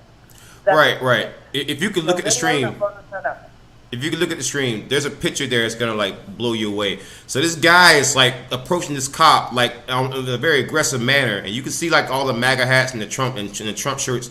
But this guy's wearing a QAnon shirt, and the shirt says "Trust the plan." Trust the plan. Listen, so have you ever watched basketball before? Professional basketball? Yeah, a little bit. There's a team in Philadelphia by the name of the Philadelphia 76ers. And for a long time, the 76ers were just the worst team in the NBA, just trash. And their GM would always say the same thing. Sam Presti would always say the same thing: trust the plan, because they were just trying to amass draft picks where they would just draft this super team. And now the 76ers are pretty decent, but for like 10 years they kept saying trust the plan, so it became like a meme. So this is basically what I mean by MAGA has become the 76ers of politics. Just trust the plan, because they think that on January 20th, the Supreme Court is gonna swoop in and make Trump the president. So that's why you're seeing the shirts saying trust the plan. So the question becomes you and I both know that's bullshit. So who is selling these damn shirts? Well, and that's just it. If you look at the numbers of donations that have been pouring in since the election, all of this, and even the GOP senators saying to their colleagues today, hey, look, we're just going to go through the motions. We know this isn't going to affect anything. Everybody's in on the joke except these MAGA supporters. They are continuing to be fleeced. They are being told one thing that the people in charge know is not possible, is not true, but yet they're being used to take donations. And that's really kind of one of the tragedies of all of this, is you have good, well-meaning people who are being used and deluded, and they are not educating people on how, the 12th Amendment, it's the shortest amendment in there. That paragraph is only 4 paragraphs long. Go read it. There's nothing in there that suggests the vice president has the power to overturn states' elections, because the states certify their own elections. There's nothing that is being done to educate these people on how the electoral process works. And oh, by the way, every one of these 44 lawsuits pertain to a county controlled by a Republican clerk. So if you don't understand how electoral politics works, if you don't understand that you have a right to go audit the ballot count as a voter, how would you know? The people you are trusting are outwardly lying, and that's what we're seeing. Are you looking on the screen right now? Are you looking at this amazing picture? No, I'm not. In fact, I do have to run because I gotta jump on our own screen. Right. But I want to thank you for coming on through. Where can people find you? We're on Digital Liberation Front Live on Facebook. On Twitter, it's Digital Liberation. We just changed it. I posted a link in your chat, so that's cool. There. But if they really want to get to all of our channels, it's digitalliberationmedia.com. Okay, so make sure I put digitalliberationmedia.com. All right. Follow and subscribe to the Digital Liberation Front. All right. Thank you for coming through. I always want to thank you for your continued support, and we're going to keep the stream running. Be safe. Don't go do anything crazy or do anything that I would do. And okay. Go have fun with your show. All right. All right. Thank you. Thank you. Bye. Bye. All right, guys. Hey, go subscribe to the Digital Liberation Front. They are a collaboration of different content creators from all over the political spectrum. Some right, some left, some center, some socialists, some communists, some capitalists. But they all want to replace TV. They all want to replace big media with YouTubers like me and like her, who actually give you the truth, who give you the raw footage, who gives you the honest truth. All right, guys, we're going to get back into the stories, but we're going to take a 30-minute break. We're going to be back with more Pitchfork podcast. Don't go anywhere, guys. We'll take a 30-minute break, and we're going to come back and take more phone calls. The number to call in is 253-203-6784. And again, the number to call in is 253-203-6784. Guys, do not tune out. Do not go anywhere. There's going to be more Pitchfork podcast coming back. Number to call in is 253-203-6784. Again, the number to call in is 253-203-6784. Guys, if you want to join me on Discord, I'm going to post a Discord link in the chat. Therefore, if you cannot call in because you can't afford the phone right now, I totally get that. Link to my Discord. Okay, if you join the voice server and you let me know that you're in a voice server, you can still join a call as if you were calling me on the phone, because therefore I want to give people the most access possible to the show. This is your show. It's not my show. This is your show. All right, guys. Take a 30-minute break. We'll be back with more Pitchfork podcast. Don't go anywhere. Be back with more Pitchfork podcast. Like, comment, share, subscribe, and hit the notification bell. Enjoy the show. When we look at the Seattle Police Department, we see more than 50 years of corruption, bad policing, lies, cheating, and stealing. And that has been confirmed over the years from citizens, officers, and even the federal government. It's been painted that the defund the police movement and Black Lives Matter is what caused the massive number of Seattle police leaving the force, when nothing could be further from the truth. Let's have a chat about the Seattle Police Department. Back on June 8th, 2020, the Capitol Hill Autonomous Zone, or CHAZ, also known as the Capitol Hill Organized Protest, or CHOP, established a self-declared autonomous zone that was located in the Capitol Hill neighborhood of Seattle, Washington. It covered Carl Anderson Park and 6 other blocks. And it came shortly after the Seattle Police Department abandoned the East Precinct building. Welcome to CHOP, and for those who live in it, it is now a part of their daily lives. 6 city blocks have now been transformed, now called CHOP, where the Capitol Hill organized or occupied protest. And now you might be saying that sounds an awful like it was absolute chaos and anarchy, and it certainly appears unwarranted. However, I am reminded of the words of Dr. Martin Luther King. A riot is the language of the unheard. There were people out there claiming that the autonomous zone and the defund the police movement was the reason why officers were leaving. And they say this despite the fact that I can find YouTube videos from a year ago ago, where officers were leaving the Seattle Police Department due to complaints about a toxic work environment and corruption. These 42 exit interviews of Seattle police officers have a lot in common. Parting words praise the camaraderie among officers, some even applauding their direct supervisors.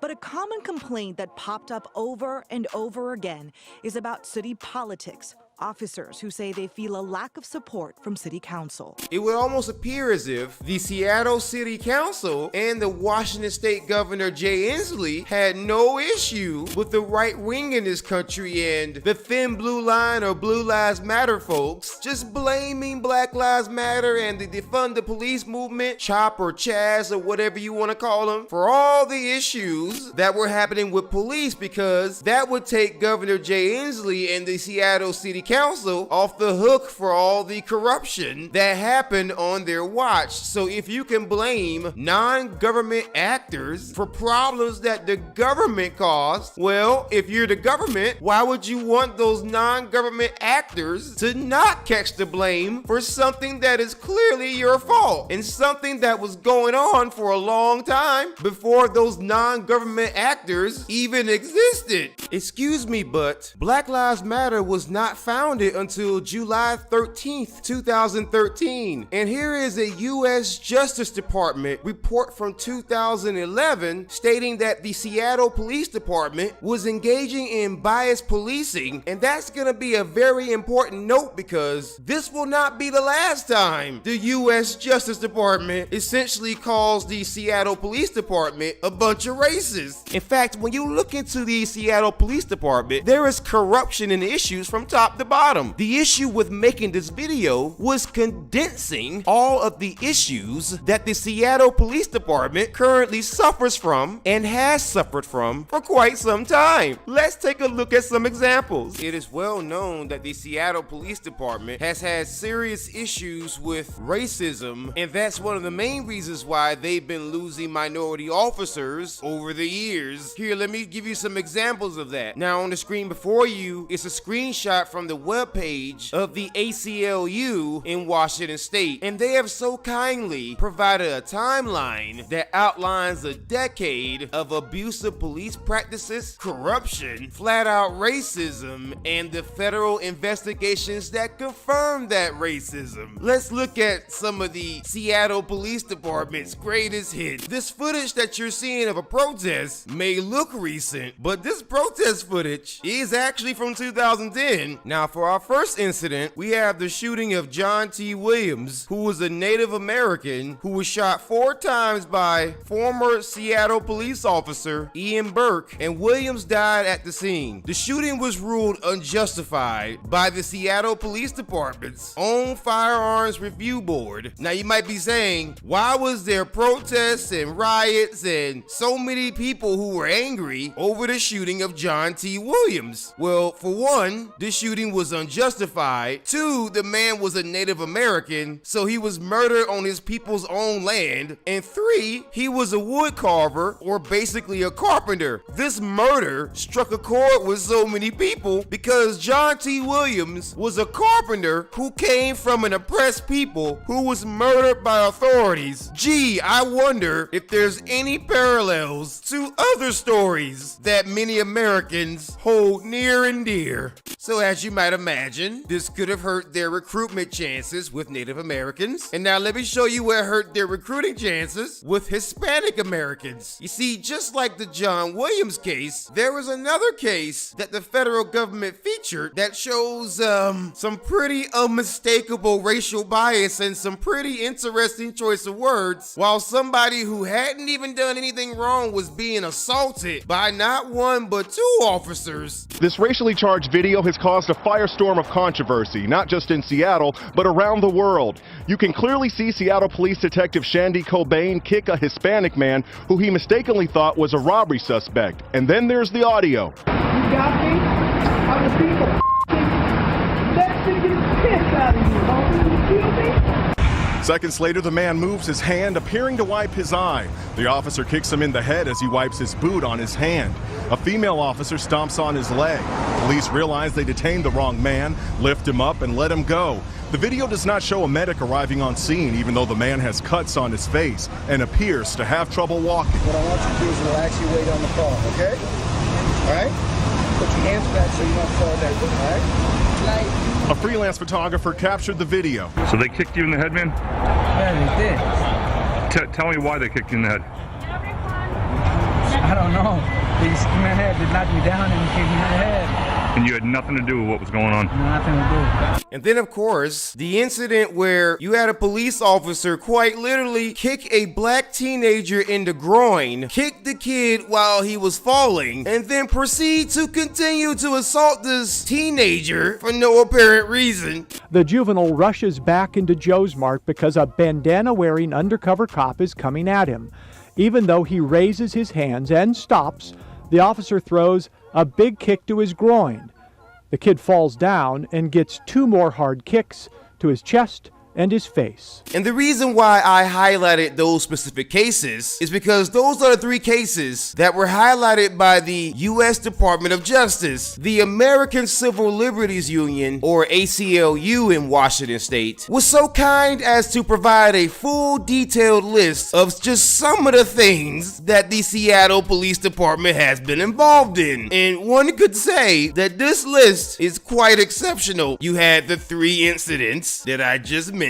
On Friday, December 3rd, 2010, the then acting Assistant Attorney General received a letter from 35 community organizations, and as a result of that, the Department of Justice decided to launch an investigation into the Seattle Police Department. On Friday, December 16th, 2011, the DOJ completed their investigation, and they reported, quote, a pattern or practice of constitutional violations regarding the use of force that result from structural problems as well as serious concerns about biased policing, end quote. Friday, July 27, 2012, the U.S. government in Seattle entered into what is known as a consent decree requiring the city to implement reforms, quote, with the goal of ensuring that police services are delivered to the people of Seattle in a manner that fully complies with the Constitution and the laws of the United States, effectively ensures public and officer safety, and promotes public confidence, end quote. A U.S. district judge named James Robart ordered that the final approval of this consent decree will be entered after the city, quote, achieved full and effective compliance and maintained such compliance for no less than 2 years, end quote, or the, quote, sustainment period, end quote. On Monday, January 14, 2013, a community police commission was created, and the goal was to, quote, promote greater transparency and public understanding of the Seattle Police Department, end quote, and was charged with reviewing the police accountability system and making any necessary recommendations. Now we're gonna pause here, and there's a reason we're gonna pause, because there is a report from the Seattle Times that you must see because it is quite exceptional. When the U.S. Justice Department launched their investigation and then in 2011 found evidence of biased policing and demanded an overhaul to Seattle PD, the then police chief was John Diaz, and he was police chief from May 2009 to May 2013. Now, if you were to go back over here to this ACLU report, what they point to is that on Thursday, April 24th, 2014, the Community Police Commission, or CPC, that was formed on January 14th, 2013, recommended some changes to the accountability system due to a scandal involving the police chief who was a different person from John Diaz, who oversaw the department, who apparently engaged in biased policing. Now, this next story is quite amazing because this would mean that back-to-back chiefs were involved in major scandals that hit nationwide headlines and had federal implications. Now, the reason why this is interesting is because the interim police chief chief for Seattle was Harry Bailey. And according to the Seattle PI report from 2014, or the same year that the ACLU is pointing to, there was a 16-page special review from a former municipal court judge named Ann Levinson, who used some actions by the then interim Seattle police chief, Harry Bailey, as examples as to why the Seattle Police Department might need some reforms. This man was going out of his way to just cover up things that officers were doing. Do you understand the implications of this? This man was supposed to replace the last guy who oversaw a department who engaged in some less than savory activities. So then this guy then turns around, being a black man, and decides to start covering up misconduct, and that shows that just making the police chief darker doesn't solve problems with corruption. Now, you would think that the Seattle Police Department and their officers plus their police chiefs would be on their best behavior, given that the federal government, state governments, and community organizations, along with the media, were on their backs and watching everything that they do. And now that they've had this consent decree, surely the Seattle Police Department would have honored their end of the deal to show transparency and also to not just abuse people. Well, you would be sadly mistaken if that's what you thought. For example, in 2014, a Seattle police officer by the name of Cynthia Whitlatch accused an elderly man of threatening people with his golf club and also threatening her with the same golf club. When it turns out, this man was not threatening anyone with the golf club. He was just walking while using the golf club as a cane because his walk was over 10 miles and he had taken the same route, oftentimes with the same golf club, for years. You just swung that golf club at me.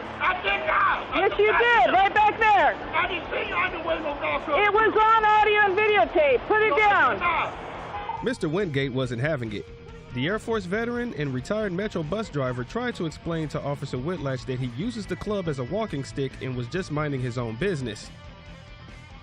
The officer calls for backup and the senior citizen was placed under arrest and put into a paddy wagon, which, because of his age, he needed help being placed into, according to the report. Officer Whitlatch's own ex-girlfriend, who was also a police officer at one point, says that she used to drop the N-bomb like crazy around her when talking about her day on the job. So we're gonna skip forward a little bit to 2019. Now, do you remember that consent decree that the city of Seattle and the U.S. government had in order to ensure that the Seattle Police Department wasn't abusing people and engaging in unconstitutional behavior? Well, it turns out on Wednesday, May 15th, 2019, Judge Robart ruled that the city has fallen out of full and effective compliance in the area of discipline and accountability. And then on May 21st, 2019, Judge Robart issued a written order for the United States and Seattle to work with CPC and the court monitor and submit by July 15th, 2019, a proposal for how the city will regain compliance. And so basically from that point on, the court essentially issued that the 2-year period would have to be restarted. Now, granted, it is the same consent decree, but according to court documents, the city fell out of compliance. Well, the time limit just restarted, essentially. And now you might be thinking, what made them fall out of compliance? Well, if we scroll back up, we see that there were several issues that popped up, such as on November 20th, 2018, the Seattle Police Department's Disciplinary Review Board reversed the firing of Officer Adley Shepard, who punched a handcuffed woman seated in the back of his patrol car hard enough to fracture the orbital rim of her right eye. The board reduced Shepard's discipline to a 15-day suspension and ordered he be reinstated to a new position and receive full back pay, less suspended days, which is probably why on November 5th, 2018, Judge Robart noticed some inconsistencies in the contracts and the requirements for the consent decree. And one of the things that Judge Robart noted on Wednesday, October 17th, 2018, was that the Seattle Police Department was trying to roll back reforms contained in the accountability law that came as a result of the consent decree and the fact that the federal government had to interfere year. On Wednesday, January 10th, 2018, the judge granted the city's motion to start the clock on the 2-year sustainment period. Now, we already fast forward to 2019, so you already know how that turned out. And then you had the shooting of Charlena Lyles, which caused a serious issue, and I'll show you why. Seattle police responded to a burglary call at Lyle's apartment near Magnuson Park and say she advanced on them with a knife when they opened fire, killing Lyles, who was pregnant. This, as well as several other issues, are the real reasons why officers have been leaving Seattle. Because who wants to work for a department that's known for all this stuff? I mean, a lot of this stuff began back in 2010 and 2011. And the last time I checked, Black Lives Matter didn't even exist then. So can we finally kill this lie that Black Lives Matter and the Defund the Police movement has chased out officers from Seattle, as if that were the only reason, and as if officers weren't fleeing Seattle before because of the department's ineptitude, corruption, and flat-out racism. And instead of the department just addressing problems, they just play the melanin roulette and bring in another dark person, because that means that Barack Obama didn't drone strike any black or brown people. But what do I know? I'm just the devil in the details.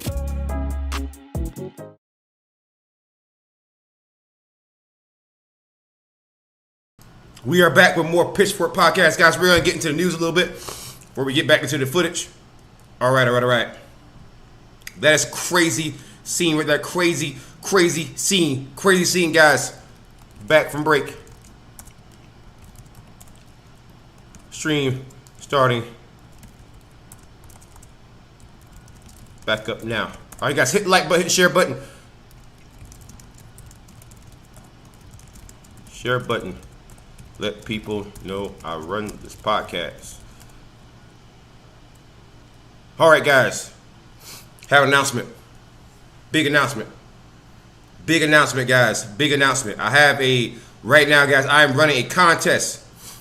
All right, guys. I am running a contest for a $25 Amazon gift card. Send me a picture of your pet by the end of January 2021. That's how you enter. And the way that you enter is you send it to newstipsdailycounter@gmail.com. Send your entries there. Appropriate pictures only, please. I'm gonna make a video about this later, but anybody who's watching the chat right now, who's watching the stream right now, you get a heads up on the competition. You get a heads up, guys. You get to get a heads up and know ahead of time that there's gonna be a $25 gift card given out at the end of the month, at the beginning of February, for the person who sends me the best picture of their pet. Doesn't matter what your pet is. It could be a pet rock. It could be a dog. It could be a cat. It could be a sheep. It could be a pet piece of paper. It could be a pet apple. I don't care. Send me your pets. I'm doing a project for February for Love Month. All right. And I want to have a project for pets. All right, guys. Let's get into the news.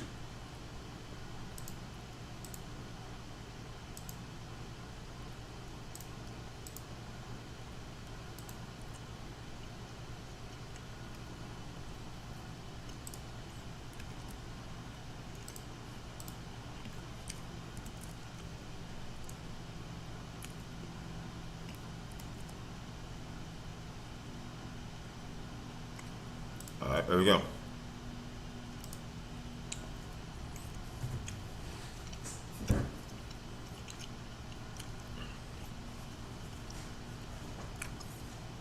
Crazy news. Fox News. National Guard deployed to Capitol building amid protests unrest.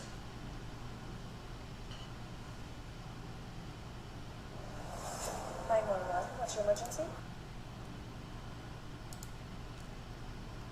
The National Guard and other federal protective services were deployed to the Capitol building on Wednesday during a breach and violent protest amid a joint session of Congress to certify the results of the 2020 presidential election. At real Donald Trump's direction, the National Guard is on the way with other federal protective services. White House Press Secretary Kayleigh McEnany tweeted. Acting Defense Secretary Christopher Miller said Wednesday that he and the chairman of the Joint Chiefs of Staff, Mark Milley, spoke separately with the Vice President and with Speaker Pelosi, Leader McConnell, Senator Schumer, and Representative Hoyer about the situation at the U.S. Capitol. We have fully activated the D.C. National Guard to assist federal and local law enforcement as they work to peacefully address the situation, Miller said. We are prepared to provide additional support as necessary and appropriate as requested by local authorities. Our people are sworn to defend the Constitution and our democratic form of government, and they will act accordingly. Multiple defense officials told Fox News that the Pentagon authorized the mobilization of the entire D.C. National Guard, which is approximately 1,800 troops, which will take several hours to mobilize. The sources said that federal law enforcement would be in the lead.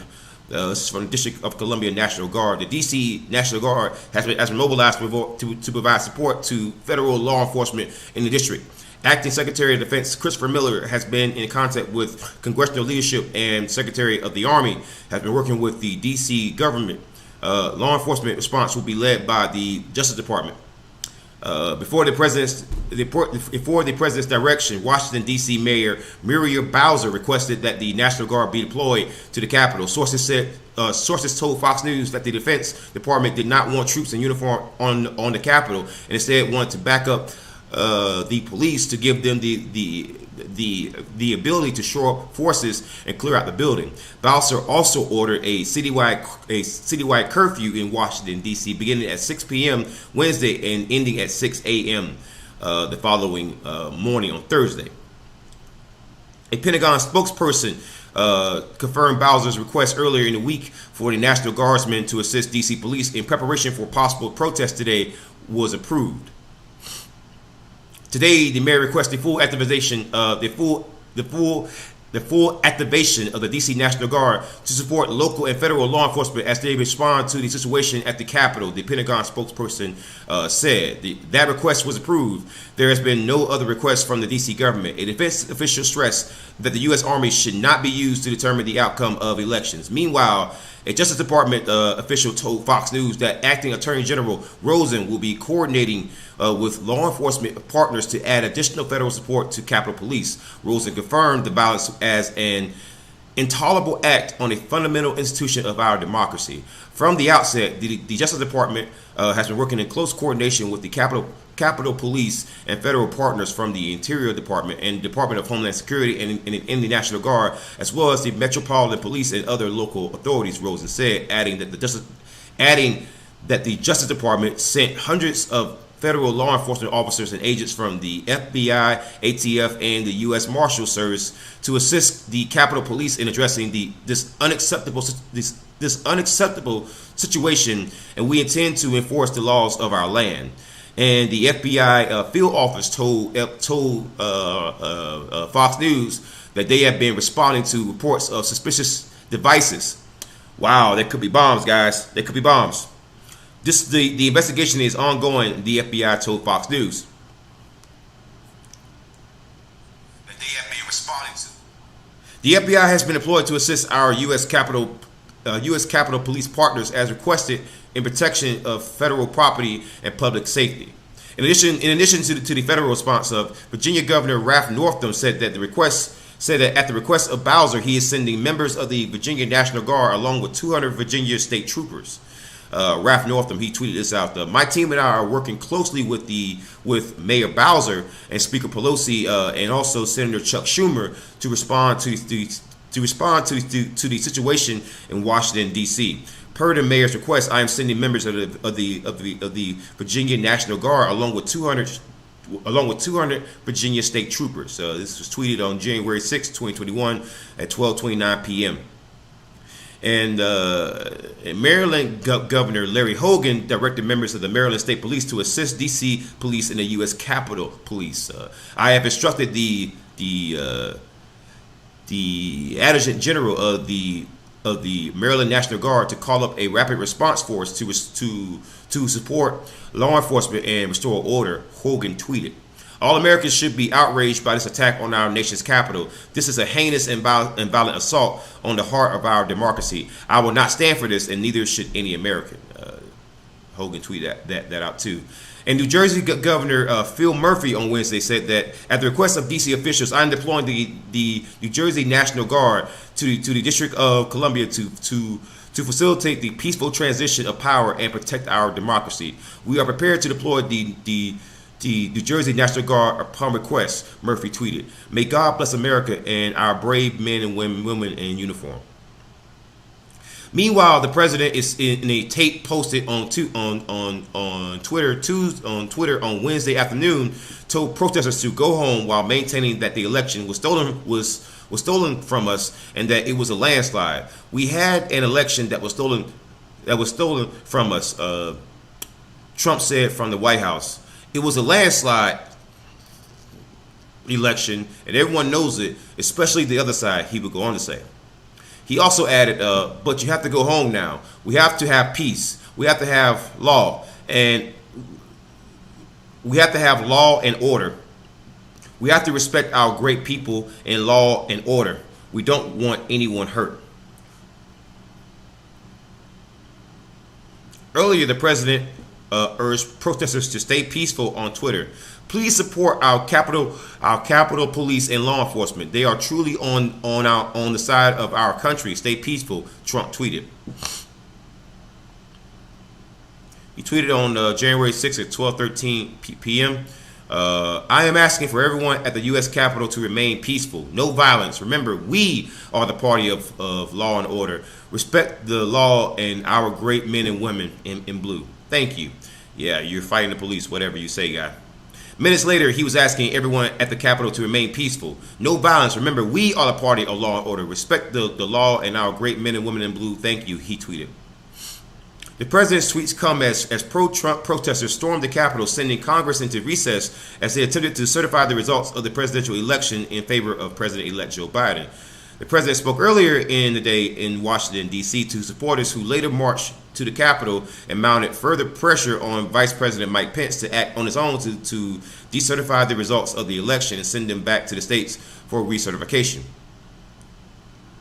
Pence, before the joint session of Congress began, said he did not believe under the Constitution that he had the authority to unilaterally accept or reject electoral votes. The president slammed Pence, saying he didn't have the courage to do what should have been done to protect our country and our Constitution, giving states a chance to certify a corrected set of facts, not the fraudulent or inaccurate ones which they were asked to previously certify. USA demands truth, Trump tweeted. Protesters from the pro-Trump rally descended on the Capitol, clashing with the police and leading authorities to lock down the buildings. Pence was rushed out of the House chamber.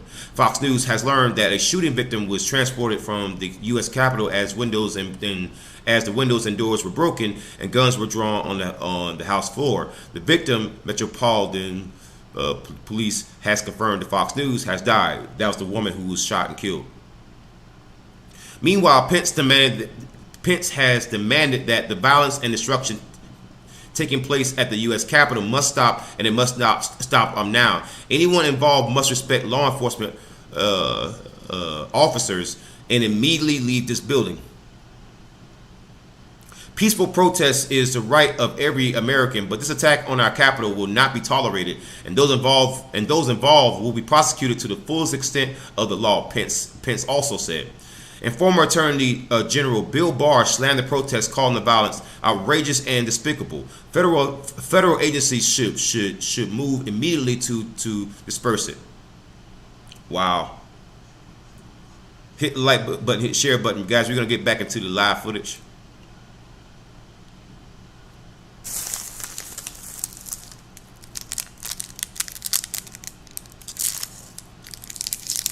A strong rebuke of the president, saying this: the president begged to go home. Chris Van Cleve is right there. Chris? Well, Norm, the group of people they were told to go home. They're still not going home. Up at the base of the Capitol, you can see here the police. As we pan over, you can see the police here with their riot shields and their helmets have pushed the crowd back to the street now, completely clearing the west lawn of the Capitol. These demonstrators, these protesters are not happy about it. I'm going to pause there. Let me get a copy of the stream. I'm going to share it out.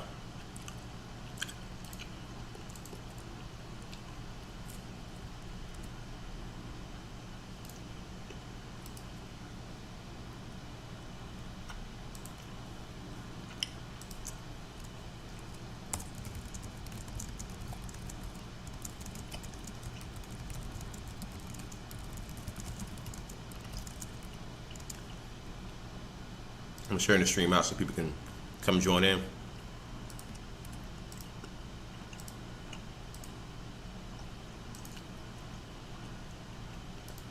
All right, guys, so we're gonna go ahead and restart this.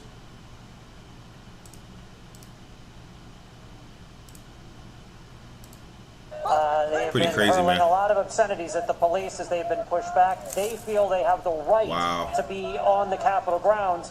They see it as public property and that they should be able to be there. Yo. Police, and these look like Fairfax County, Virginia police uniforms, have moved the people back, trying to get people to go home. Just minutes away. They've had to actually bring in cops from Fairfax, Virginia, because I just read an article about it. Whereas Virginia Governor Ralph Northam has actually brought in Virginia state troopers. So some of the cops that they're abusing now are from a whole different state. So no one can actually deny that these people are abusing cops, because they're not only abusing cops, they're also abusing cops from different states. From D.C. enforcing a curfew, doesn't sound like all of these folks realize that there's a curfew that's been put into effect either. So, but you can hear the yelling that's being directed at the police here. And this is, Nora, I was saying just minutes ago, we hadn't seen police in quite some time. It's clear they were massing to move people out. And now we see an awful lot of police officers. And these folks are in gas masks, they're in helmets, they've got body armor on, and shields. This is a very clear message for folks to disperse. Nora? Yeah, and if people want to compare these images to foreign countries, remember that in a foreign country, most of those protesters or that mob would have been shot dead by now. Right. That's the difference with America, the United States of America. That the law enforcement, in this instance, is trying to peacefully de-escalate. Even though there are just 2 weeks left in President Trump's term. I want to bring in David Becker, our election law expert, to explain what that means and why those calls are taking place. David? Well, I think the calls are understandable, given right now there might be questions about whether the president is fit to remain in office during the next 2 weeks, given his incitement to violence, his inability to really de-stoke the grievances that he's been stoking for so long. And how the 25th Amendment would work is if it's deemed by the Vice President and majority of the Cabinet that the President is not able to fulfill his duties, they then send a letter to Congress. Well, to hear us and describe what's happening. Yes. Well, Nora, we are past the point where the D.C. curfew has gone into effect, and now this is D.C. police, largely, that are moving people back. And it's been similar to what we have seen in past protests here in D.C., where they'll draw a line, they'll mass up, and then you'll start hearing them move back, and they'll establish a new perimeter line. And here we go. More move back, and that's what's happening here. Is the D.C. police are walking people away from the Capitol. Hey, Matt, we need to go this way here. You're going to hit a fence. Yep. We're moving back here, further back from the Capitol. These sort of things are pretty commonplace in D.C. where there's a demonstration in D.C. But Black Lives Matter is bad, guys. Basically every day of the week there's somebody yelling at a building in Washington. So this sort of thing is actually what the D.C. police know how to do. They do it very well. Side of the Capitol. This is a much calmer scene than earlier today, and I think we need to back up to that point when demonstrators among the tens of thousands of people that were outside the Capitol climbed onto the scaffolding that's out in front of the Capitol where the inauguration will take place, and then were able to breach the Capitol building itself. That escalated what had been a peaceful demonstration into something we hadn't seen in American history, really. We can show you some video. People breached the Capitol. Once inside, there was a shooting. We understand now a woman has died. There are also some striking photos as both houses of Congress were in session, the House and the Senate. The Vice President was there. Multiple people in the line of succession were in the building. That forced both houses of Congress to be locked down. Capitol Police had their guns out. This is absolutely nuts.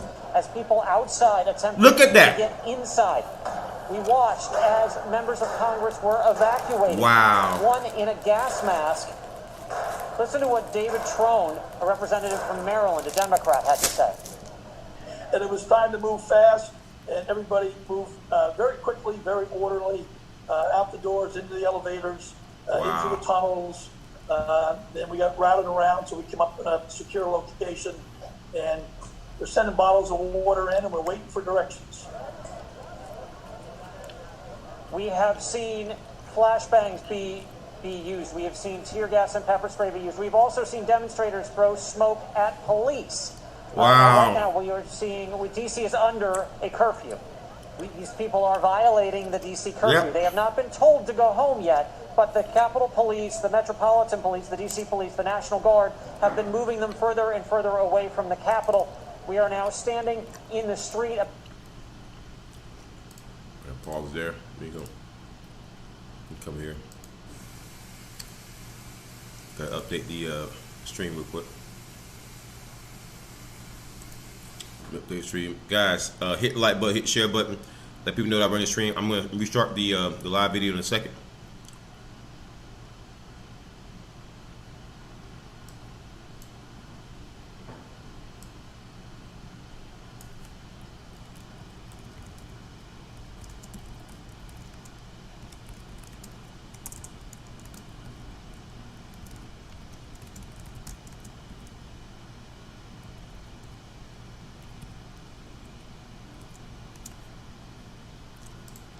Update that quick. Okay, I just had to get that update real quick, and I want to make sure I share this back out on social media.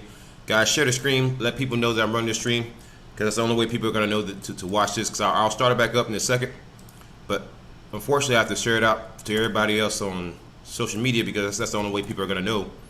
My channel's not big enough where it's I could just, have my own thing. I don't have a channel manager either, so if you know anybody who's looking for that kind of job, just let me know.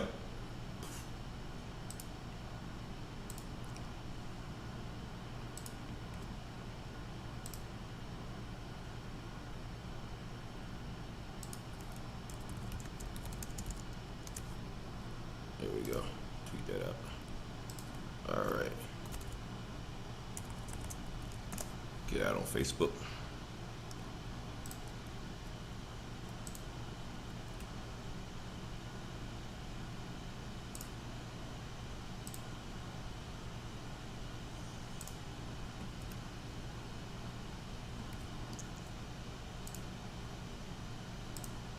All right, let's get it restarted.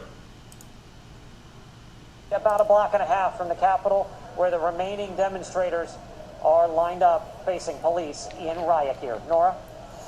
Chris Van Cleve, amidst it all, an extraordinary day on Capitol Hill. CBS's Nancy Cordes covers Congress for us. She was inside the Capitol when the mobs began storming in, and I understand, Nancy, we have just heard some breaking news from the Speaker of the House.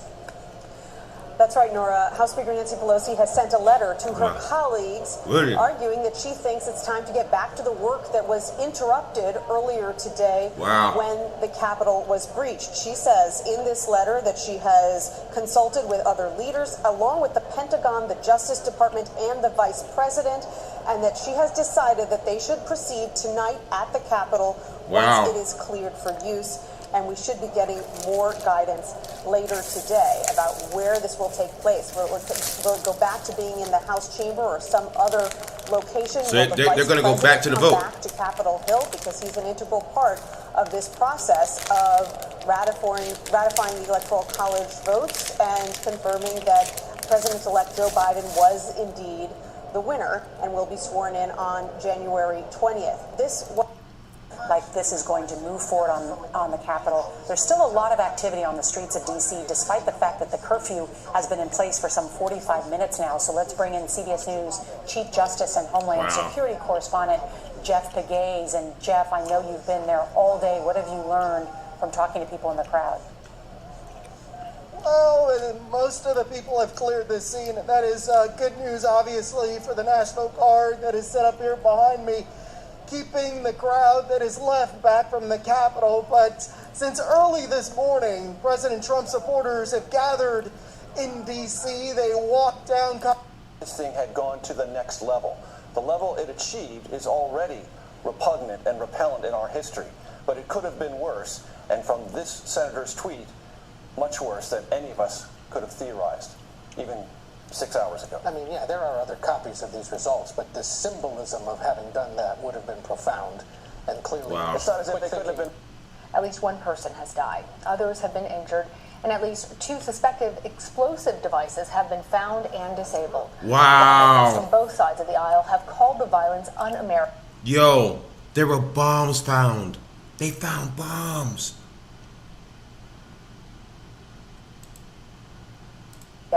An angry mob overturned barricades, battled with police, broke windows, all disrupting the Electoral College vote count. Lawmakers were forced into hiding in secure locations after demonstrators breached the Senate chamber. D.C. is now under a curfew, and the National Guard has been activated. At least one person has died. Others have been injured, and at least 2 suspected explosive devices have been found and disabled. Lawmakers from both sides of the aisle have called the violence un-American.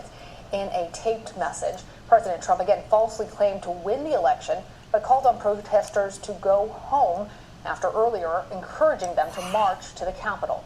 President-elect Joe Biden called it an insurrection. We're going to take you back now to my colleagues Nora O'Donnell, Major Garrett, and Ed O'Keefe, and our CBS News special report. Listen, they found 2 bombs and they had to disable the bombs. Listen, did you hear that, bro?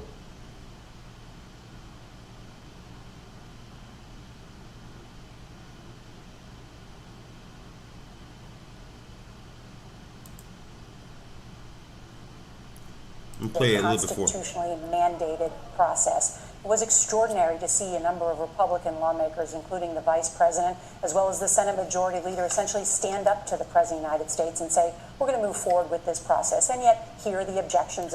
Should have been more prepared to deal with thousands of people. There's a lot of backbiting and looking back going on tonight. But the National Guard has been called in. Police from surrounding areas in Maryland and Virginia also brought in. And tonight, we can tell you that the U.S. Capitol is secure. The Speaker of the House, Nancy Pelosi, saying in 1 hour from now, they will resume the process. The drama hanging over all of this is, what will those Republican lawmakers like Senator Ted Cruz, Senator Josh Hawley, other Republican lawmakers, will they continue to drag this out and object even as they have been rebuked by former President George W. Bush? You're looking at now the crowds that still exist, even though there has been a curfew in effect in the District of Columbia, our nation's capital, for more than an hour. Deep concern about violence tonight as the sun has set and what will happen in the hours ahead. We've been on the air now for some 6 hours covering all of this, and want to bring in Weijia Zhang, who is at the White House. Weijia.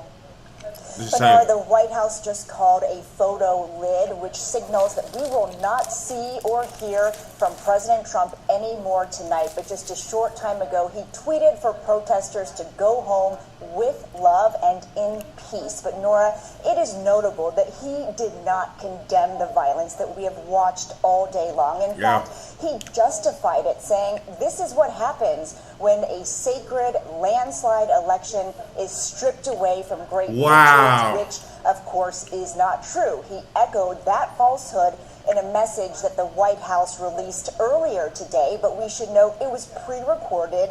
It was not a live address, which, of course, carries more urgency, and it came 2 hours after we saw the unrest begin, and only after a growing number of calls from Republican leaders and President-elect Joe Biden for Mr. Trump to directly speak to the crowd. Here's what he said. You have to go home now. We have to have peace. We have to have law and order. We have to respect our great people in law and order. We don't want anybody hurt. In that same message, Nora, he also amplified the very falsehoods that were fueling the violence today. Again, claiming that the election was rigged. And so that is why there is so much criticism tonight against President Trump from only reacting to what has happened, but missing the opportunity to proactively ask his supporters to remain calm as they close, and the president has embraced sweeping conspiracy theories. Sweeping conspiracy. Here in Georgia, first, of course, is John Ossoff. John Ossoff is 33 years old. He's the first. Let me convey something a little more urgent. The Speaker of the House has just conveyed to her colleagues in a letter, in consultation with the House Majority Leader Steny Hoyer, the House Majority Whip Jim Clyburn, and this is notable. After calls to the Pentagon, the Justice said for months, if not years, that this rhetoric is incendiary and it will get out of control. We saw a manifestation of that today. All I keep thinking is the message Joe Biden's been delivering over the last 2 years has been remarkably consistent. Where words and actions of a president matter. The world is watching us. Look at this shit, man. We've got to get rid of President The world is watching this shit, man. And every time he has to come out and say it, it seems to be with far more consequences. And he had to rip up his plans and address this because he realized that there was a vacuum, as you said, a vacuum of leadership. And part of his mission, as he said, is to try to begin the process of restoring some measure of, in his words, decency, honor, and respect among Americans for Americans. All right, you've heard the president-elect, Joe Biden, mention the word sedition. We'll talk more about what that could mean when we come back. We're going to take a quick break. We'll have more of our special coverage here on the CBS Evening News. Hello, everyone. I'm Lana Zach. You've been watching a special CBS News report covering the violent protests that have been unfolding in Washington today. An angry mob stormed the U.S. Capitol building, disrupting the Electoral College vote count. Lawmakers were rapidly evacuated after demonstrators breached the Senate chamber. D.C. is now under curfew, and the National Guard has been activated. At least one person has died. We're going to take you back now to my colleagues, Nora O'Donnell, Major Garrett, Ed O'Keefe, and our CBS News special report.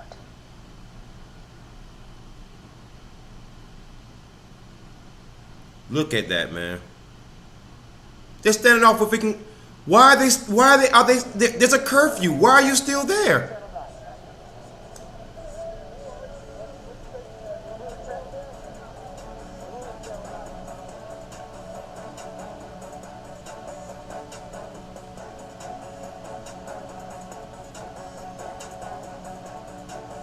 Shit is scary, yo.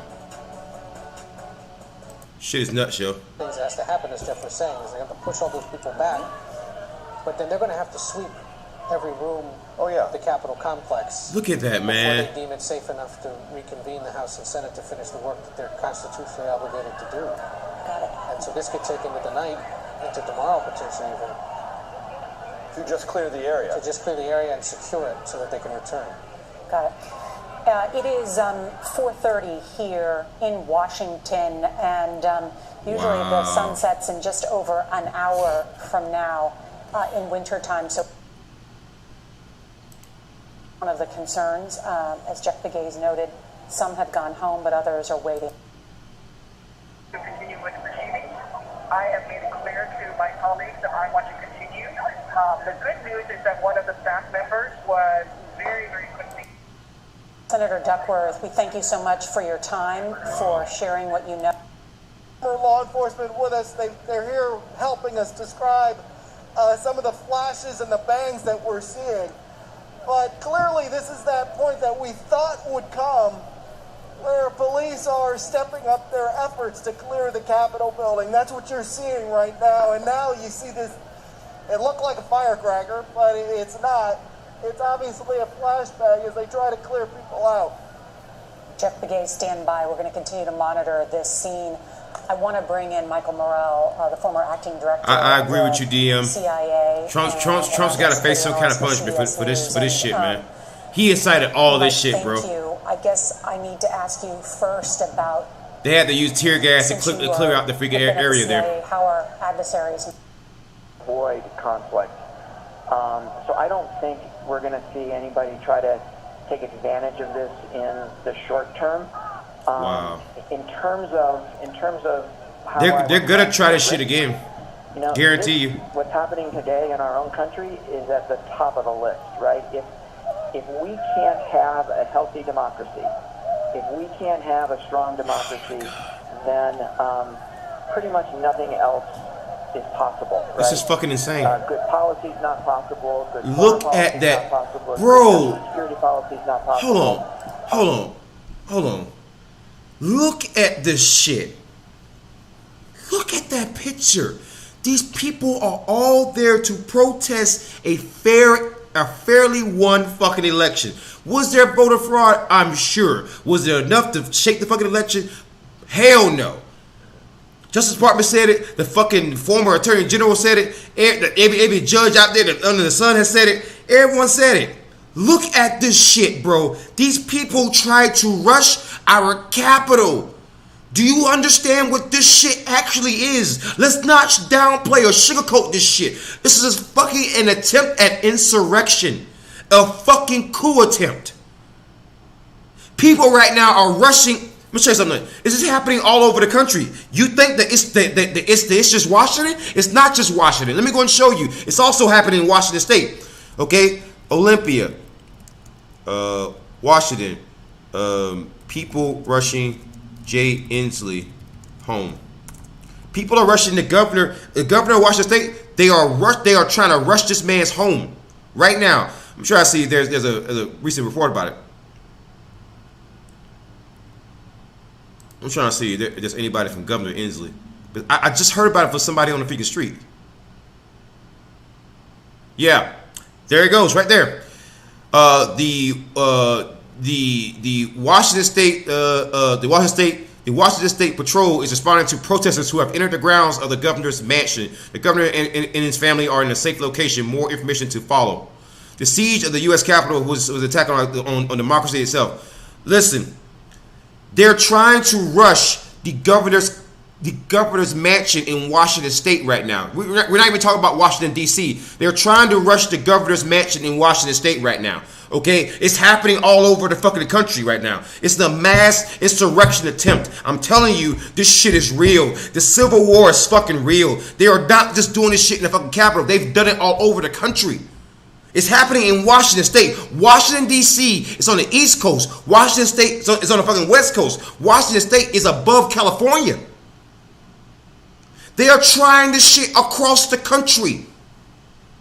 I just posted a link to Washington State Governor Jay Inslee's Twitter account. Go open it. Go open it and look at the fucking tweet. I got it on the bigger screen. I'll even blow it up for you. Here. I'll blow it up for you. Right there. All right. Right there. An hour ago. Washington State Patrol.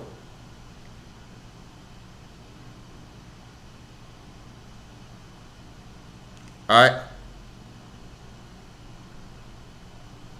The Washington State Patrol is responding to protesters who have entered the grounds of the governor's mansion. The governor and his family are in a safe location. More information to follow. Meaning, this shit is not just happening in Washington, D.C. This shit is happening in Washington State. That's on the West Coast. This is not on the East Coast. It's on the West Coast in Washington State. Dude, this is happening across the country. These idiots are trying this shit across the country. It's even been happening in fucking California. It's been happening across the country. Are you seeing this shit? Are you seeing this shit? Bro, they're doing this shit across the country. This is Governor Jay Inslee, right? The Washington State governor. They're trying this shit in Washington State right now. Only an hour ago. A fucking hour ago. Do you not understand what you're seeing here? What the fuck is this shit? They told me the Taliban was going to do this shit. They told me ISIS was going to do this shit. They told me Antifa was going to do this shit. They told me the fucking Black Panthers was going to fucking do this shit. They're doing this shit. They're the ones doing this shit. What the fuck is this, man? They're not just trying this shit in Washington, D.C. This is Washington State. People are trying to rush the governor's mansion right now as of an hour ago, bro. As of an hour ago, people are trying to rush the governor's mansion in Washington State right now. This shit is happening across the country. It wasn't just our capital. This is a mass insurrection attempt right now to overturn the election and force states to vote for fucking Donald Trump. Holy shit. It is not a fucking coincidence. It is not a coincidence that on the same day they tried to invade the Capitol, that they also tried to invade the governor's mansion in Washington State. That is not a fucking coincidence. I'm gonna go ahead and just blow it up for you one more time so that you can see this shit. Listen, this is Washington State Governor Jay Inslee. Jay Inslee, this is his fucking Twitter, and he retweeted at the Washington State Patrol. The Washington State Police are responding as of an hour ago to protesters who have entered the grounds of the governor's mansion. The governor and his family are in a safe location. More information to follow. Holy shit, they're trying this shit in multiple locations. They tried this shit in DC, and Washington State is on the fucking West Coast. Let me go and show you a map of the fucking US in case you don't understand this. Map of US. Let me show you real quick. Let me show you. So Washington DC is over there on the East Coast with like Virginia and Maryland, Delaware, West Virginia, those places, right? But Washington State is already over, is all the way over there in the yellow on the top left corner of your screen, right below British Columbia. So they tried that shit in Washington D.C., but also in Washington State, because as you can see, on the same day that they tried to invade our nation's capital, they also tried this shit at the governor's mansion in Washington State. So that means that they did this shit on the East Coast and also on the fucking West Coast, same day. And that shit has been reported in multiple states. It's not just Washington State and fucking D.C. What the fuck am I seeing here? What is this shit? What is this shit? I was told that the Taliban would do this shit. I was told that the Taliban would do this shit. The fucking Black Panthers would fucking do this shit. That ISIS, the Mujahideen would fucking do this shit. Not my own people. Not the MAGA folk. Not the folk that says, I love America, I love the police, but now you fighting the police in the goddamn nation's fucking capital. Huh? But you love cops, huh? You love the popo. You love the popo, huh? Hey, DM, cosmic, fucking chaos. I agree with you. I think that we might be fucked. Let's get back to the actual footage here, though. Your strength as a nation, your national security starts with a strong political system, and we are seeing today that is challenged significantly here in the United States. That's crazy. No doubt challenged, and at the same time, Michael, you would acknowledge that under threat from foreign governments, multiple foreign adversaries, we did have what was a safe and secure presidential election by all accounts, except by the president, who continues to argue that it was rigged. I have a question for you as someone who, spent a career at the CIA, about the power of words and at the power of messaging, because Leader McCarthy, the top Republican leader in the House, said to us he almost sounded desperate that he had called the president and said he needed to come out and speak before the American people. When the president did address in a taped recording, not live, he once again said that the election had been fraudulent. And then he said essentially to what we may now call a mob, they're no longer protesters. He said at the end, I love you. Right. And I just wonder your that is just like on that. Listen, when I was listening to that shit, I was thinking to myself, wait a minute, he said that I love, like, I want you to understand this, right? I want you to understand how someone would talk to somebody softly, but talk to them authoritatively. Donald Trump's like, I know what you're doing is right, but you gotta go home now. No, that's not how you talk to somebody who's breaking the fucking law. That's not how you talk to somebody who's invading your nation's capital. That's not how you talk to somebody who might have coordinated with people in other states to invade governor's mansions and try to invade other states' capitals. That's not how you talk to somebody who is committing fucking felonies, who's activating the Secret Service, the National Guard in 3 different goddamn states, states police patrols in three different goddamn states, mainly your state capital. You know, the way he was talking to him was like, you got to go home now. You don't really have to, though. I don't really care. I mean, let's be honest. Pretty soon, I'm going to be out of here. And I can leave to any country that I want to. I'm a fucking multi-billionaire. What the fuck do I care if this country burns down? You know, that's what I find really, really interesting, is that the people who claim to care so much about this country is now tearing up the fucking nation's capital. Interesting logic. Denouncing, because he had also told them on the air, covering what is now a mob on Capitol Hill that has forced a lockdown. The House and Senate to go out of session after a joint session was moving forward with the counting of the electoral votes, which was the final step to in the process of naming President-elect Joe Biden as the President of the United States. We don't use the word certify because the states certify the votes, and it's already angry at the media, I must say. Tear gas been thrown out. Some of the media enterprises by name, and it was a scary moment, I've got to say. You know, I had a flak jacket and a helmet with me. The last time I wore a flak jacket and a helmet, he's in a war zone. A whole series of times was when I spent a lot of time in Iraq and Afghanistan, and it's disturbing to have to wear a helmet and a flak jacket on the grounds of the United States Capitol. Heartbreaking.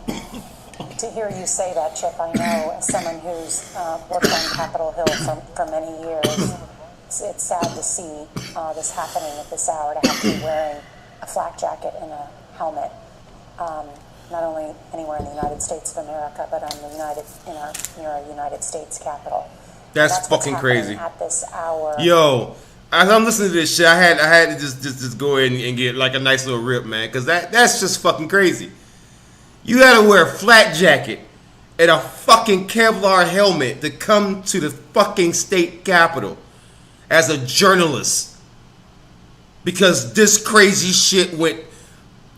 Do you understand what? Am I the one that's fucking crazy here? Am I the one that has lost my fucking mind here, or is this shit crazy? Chat, let me know if I have lost my mind or is this shit crazy. Let me know, chat, please. Someone tell me that I have not lost my mind, that I have not gone crazy, that I have not taken crazy pills, that this shit is fucked up. Someone let me know that I have not lost my fucking mind. I just need some help here, because I'm struggling. I'm fucking struggling. Bruh, press X to revive me because I've died. Please pick up your goddamn teammate. I am down, but not out.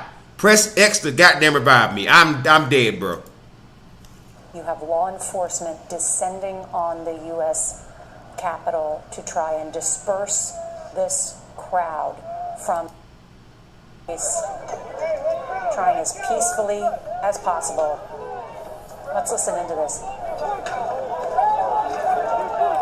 Wow. Blue Lives Matter, guys. Making these poor cops work overtime. Blue Lives Matter, though, right, guys? 1776, right? We got a small criminal class that's running this country. Y'all don't know. Right. You stand with us. Right. Shut the fuck up. Keep walking.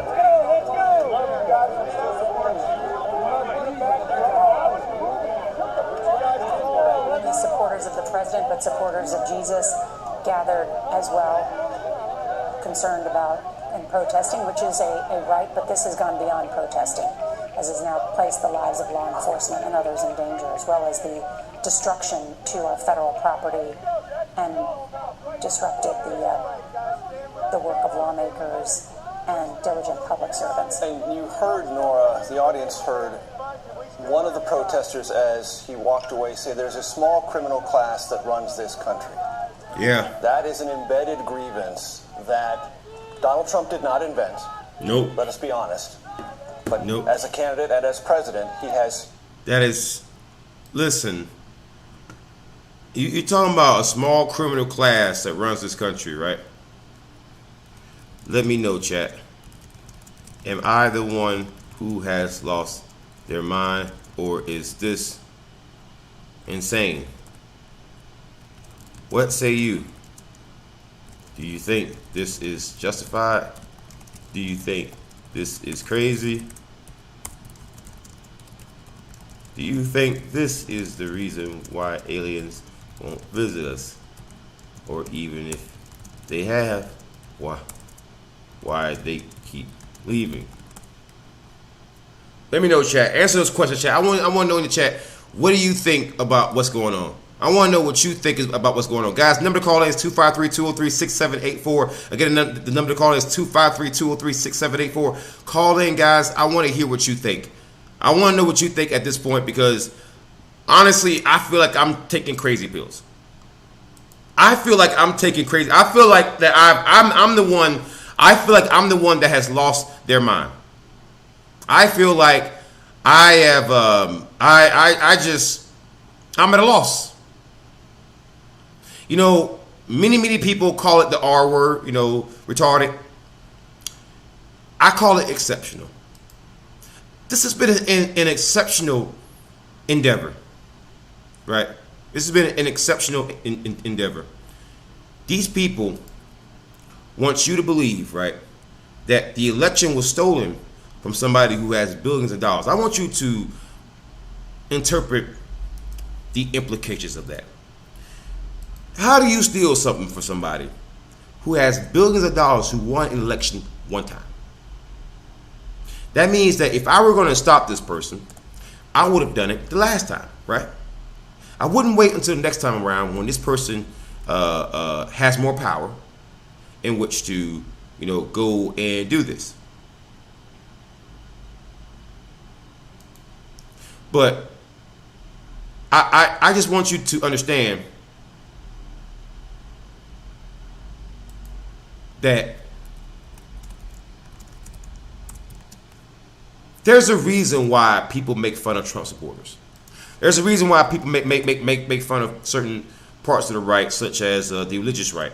There's a reason why QAnon is never taken seriously. There's a reason why people don't even open the door for certain individuals, such as the Mormon Church. It's because these people have what we call religious beliefs. These religious beliefs are not necessarily religious in terms of believing in a God, even though they typically believe in that. These beliefs are religious in that they are hardcore. You cannot shake them. You cannot change their mind. You cannot point them in a different direction. You can't make them see a different conclusion. If they reach a conclusion, they are unbudging from that position. Right? So it doesn't matter how many times you tell them, you know, there's racial injustice that's going on. They'll tell you, no, it isn't, because back in the 50s, we didn't have that. So therefore, I didn't see it, and therefore it doesn't exist. That's how these people are. That's not only how they are. That's how they've always been. That's how they're pretty much always gonna be. And they will not change. They will not be anything different. They don't care how much you don't like what they say. It doesn't really matter if they have proof or evidence for anything that they say, right? They will keep saying the same shit. And so, with that being said, I've noticed something that's funny. Whenever I will bring up something that is truthful and filled with honesty and truth, these people will do the whataboutism. And then what I will immediately notice is that when I dispel the whataboutism, they will stick to it as if they've originally made a point. And then what they'll do is they'll get their crowds around them. They'll start saying, oh yeah, he's right. See, that's how these people win arguments over the internet. You know, these content creators. You know, you look at people like Bearing, you look at Undoom, and I'm not necessarily saying anything negative about the content creator, just the crowds that follow them. Six Hacks a Hammer, Temple. That's how they win arguments a lot of times. That's how I notice. A lot of times, they don't make points that are salient. It's the crowds that win. And now you're seeing exactly what I'm talking about, because now it's manifesting physically. You know, it's very, very interesting how things are turning out. Let me go ahead and play this real quick. Pointed to and suggested is real and is given a sense to the people who held that grievance that it's real. And he's the only alternative to it. Listen just a minute. Wow.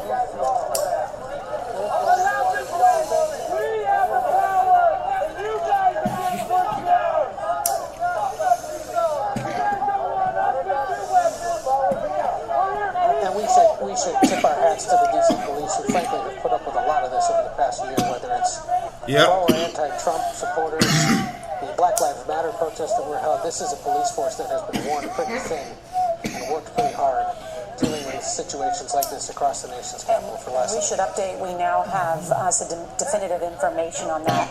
We're being told there are 1,100 DC National Guard that have been mobilized. Wow. 200 Virginia That's State insane. Troopers and an unknown number of That's Virginia insane. National Guard that have all been sent to DC at the mayor's request. 500 Maryland National Guard and state troopers. Montgomery County Police have sent 53 members of their special events response team. An all hands on deck. Look at this picture of the Capitol is lit up bright tonight. Wow. To give law enforcement a clear picture and to remove those. And the reason, as Alan He, our Capitol Hill reporter who just spoke with Senator Manchin. That's insane. He said to Senator Manchin, what's the plan for tonight? And Senator Manchin told Alan He, we plan as soon as they get everything cleared, but we're going to go back and do our business. And Alan said in the Capitol tonight, and Senator Manchin said, we sure hope so. So we'll say whatever it takes, these thugs are not running us off. That from the senator from West Virginia. As we discussed About the efforts to disperse these protesters. Well, Lenora, we're on the western front of the Capitol here. You can see it's a much different scene than when we last spoke to you. A lot fewer people here. Oh my God! You got a kid out there. A series of flashbangs, some smoke. Some people were complaining about pepper spray or tear gas as well. That has certainly helped thin the numbers of people that are out front of the Capitol here. There's still a number of people right up along the Capitol base there that are continuing to protest. But you know, for all the talk about what happened inside the Capitol today, a lot of the people that gathered out here did so peacefully. They were here to protest, here to be heard. And many of the folks were just as surprised to hear about what transpired inside the Capitol as everyone watching at home. We have seen not only Montgomery County Police, but a large number of Fairfax County, Virginia Police come into the Capitol area here as they've been moving forces into the area, not only at other seats in Congress, would Look unleash at that, lawlessness in our country. And they would inflict mob violence on monuments, on sacred parts of the American community, and in our streets. Just take that in for a second. Remember those words from the president. He said them. He said those were the stakes, at least in part, of this presidential election. That Democrats would unleash mobs that would attack our most sacred values, institutions, and streets of our country. He didn't say it once. This is nuts, he said it more bro. than once. I'm just... One other point, Nora, and I think you were beginning to allude to it. They're acting just like BLM out in the streets, except the motivations are different. And I think that BLM has a much more righteous cause than these people. But notice how they look just like BLM, except they're freaking white. Notice that. I want you to notice that, right? Notice the imagery and just look at it and just be honest with yourself. All of us have covered, at one dimension or another, the new quest for social justice in this country, in the sense that sometimes the application of police force is disproportionate and affects people of color differently.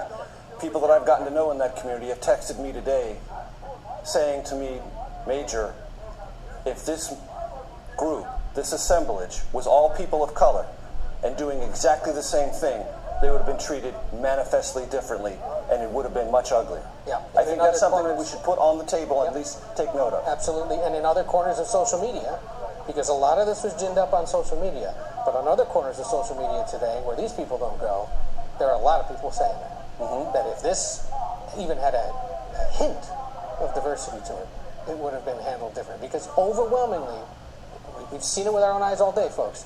This is a predominantly white crowd, and there are people across the country who are observing this and thinking it might have gone a little different. True or not, it's.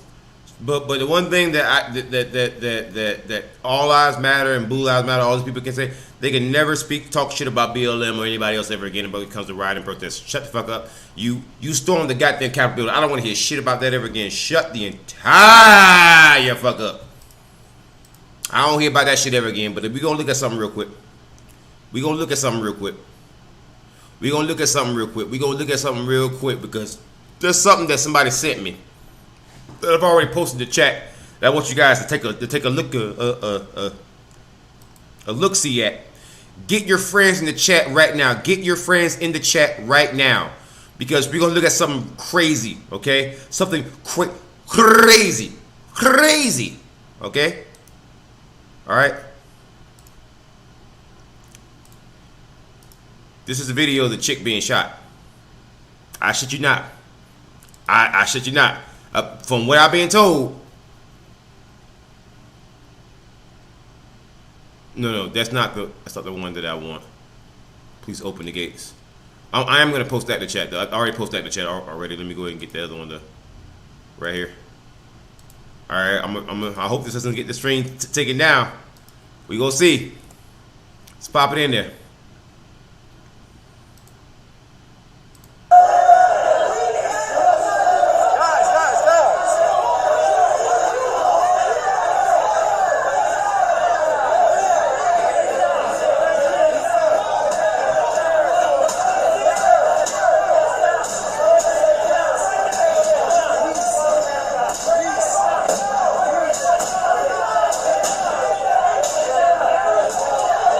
Shot by the cops, so she's gonna get the Capitol Police are gonna actually shoot her. Good job, guys. Go! Bust it down. Oh, they shot her. Oh no! Just a flashbang. It's not a flashbang. She's dead, bro. That's not a flashbang, bro. Whoa. They shot her dead, bro. They shot her dead, bro. Yo, they shot her dead, bro. Yo, they shot her dead, bro. Did you see that shit? Okay, so this is breaking up. Woman shot dead by Capitol Police inside the Capitol building. Here we go. Let's go ahead and play the video again. Holy shit, bro. Good job, guys. Go! Bust it down. Oh shit, they shot her, bro.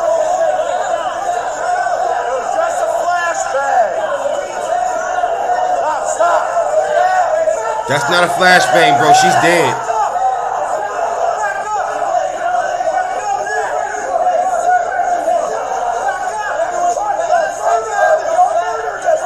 They killed her. Yo, they killed her. Yo, they killed old girl. Yo, they killed. Oh shit. They popped old girl. Did you? So this is breaking. A woman shot dead by Capitol Police inside the Capitol building, yo. They killed this girl, yo. The girl with the freaking backpack. The girl with the red, white, and blue backpack on. They killed this girl right there. Watch this shit. Good job, guys. Go! Bust it down. Yo, they killed her. Oh shit, bro. Stop.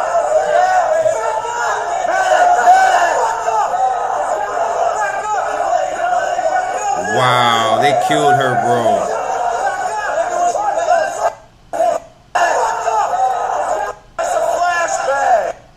Not a flashbang, bro. Yo, they killed this girl, bro. Watch this. They shot her, bro. She's dead. That's the girl who freaking died, bro.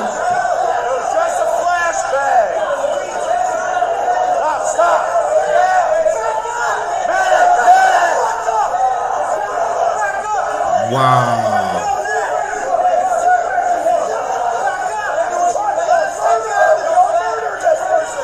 Wow.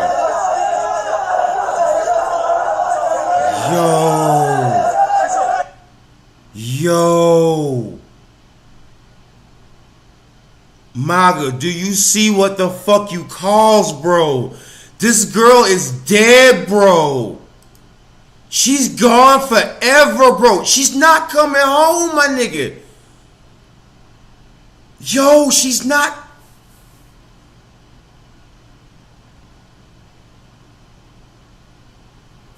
This girl is dead. Yo, they killed her on the spot. Yo, watch this shit. Watch this shit. Bruh.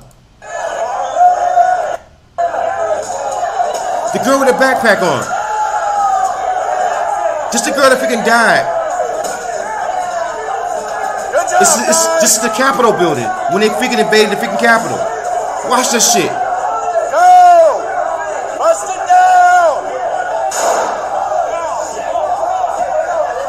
She's dead, bro.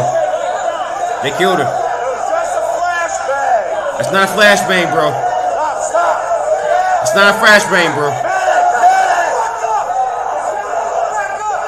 Yo, they killed her on the spot, bro. They told her to back the fuck up, and they didn't do that shit. And knows how the guy in the background started shouting, go ahead, break it down. He's gonna get charged with something, bro, because he's the one filming, bro. You going to prison, my nigga. You going to prison forever, bro.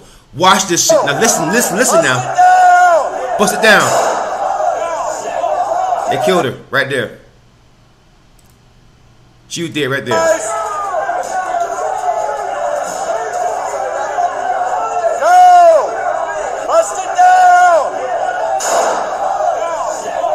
Yo, man. Maga, do you see what you caused, bro? Do you see what you're doing to this country? This girl is dead because she was following up Trump's ass, bro. This girl is dead right now. She's never coming home. Do you not see this shit? That's somebody's fucking daughter. That's someone's loved one who didn't die of fucking COVID. They died because they were following up a fucking cult leader. This is cult shit, my nigga. This is cult shit. This is what cult niggas do. Do you understand this? This girl is dead, bro. This shit breaks my fucking heart, bro. That's someone's loved one. That's somebody's baby, bro. She ain't just somebody out there, just a fucking number. I know that the reason why Americans don't seem to give a shit about Americans because we are the third most populated country on planet Earth. A lot of people don't fucking know that. Number 1 is China. Number 2 is India. Number 3 is us. A lot of people don't fucking know that. But no one gave a shit about this girl. Only thing that these people around her who are boosting her up saw was a fucking crash dummy. A fucking idiot just willing to follow up stupid niggas. And do stupid shit. There was no adults in the fucking room here. Where the fuck were their parents? Where the fuck were the goddamn adults? This girl is dead right now. She's never coming home. No more birthdays, no more Christmas, no more Thanksgiving, no more St. Patrick's Day, no more Valentine's Day, no more 4th of goddamn Julys. None of that shit. And do you know what's gonna happen in 2 weeks? She's gonna get fucking memory hold. Because in the media we have a concept: if it bleeds, it leads. But which basically means if it's dead or dying, that's what you want to cover first. Well, if it's already dead, then it ain't dying. And it ain't bleeding, because the dead don't just keep bleeding. At some point, they fucking stop. So she's gonna be fucking memory hole. And she's gonna be just yet another victim of this fucking insane culture war. It's the same political war. It's the same war of the fucking drones in this goddamn country. My corrupt politician is better. No, my corrupt politician is better. No, my guy's better. I can suck his dick harder. No, my guy's better. I can suck his dick even harder. I can even drink the goddamn gravy. Because that's what we call politics in America. The shit's fucking disgusting. America, I served you in uniform, but sometimes you fucking disgust me. And this shit that got this baby killed, man, this beautiful young lady killed because she's falling up fucking losers. Look at all these men just standing around here. All these so-called bullshit ass, pussy ass, old dick in the booty ass men watching this shit. These pieces of fucking shit.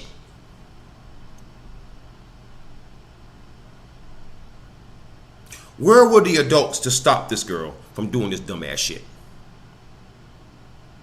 Where were the fucking adults? Where were the cooler heads, the more rational folk that the right pretends that they fucking have all the time? You know, we're more rational. Facts over feelings. Well, I feel that's some bullshit, and the fact is she's fucking dead. So facts and feelings don't really fucking matter, right? She's fucking dead. They're gonna put her in the goddamn ground. If she had kids, well, it looks like they're gonna be fucking orphans if they don't have their fucking dad in the goddamn life. You know. But she doesn't matter. She's just another number, huh? That's exactly how you viewed black folk when they get shot by the same goddamn cop. You know what's funny is that in the same crowds you see the flags from Blue Lives Matter. I saw a bunch of Blue Lives Matter flags earlier. Funny how things turn out, isn't it? Funny how things turn out, isn't it? Real funny. I'm not laughing though. It's funny, but I ain't laughing. It's fucked up. I did all I could to try to prevent shit like this. I tried to get out the word, hey, guys, you shouldn't do this. Guys, maybe you should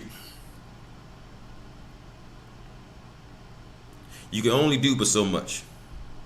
You can only lead a horse to water, but no matter if you try to power drive the motherfucker head into the goddamn water, it ain't gonna drink shit. Fuck you want me to do? The fuck you want me to do? Good job, guys! Go! Bust it down!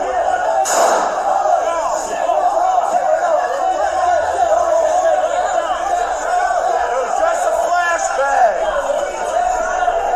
Stop!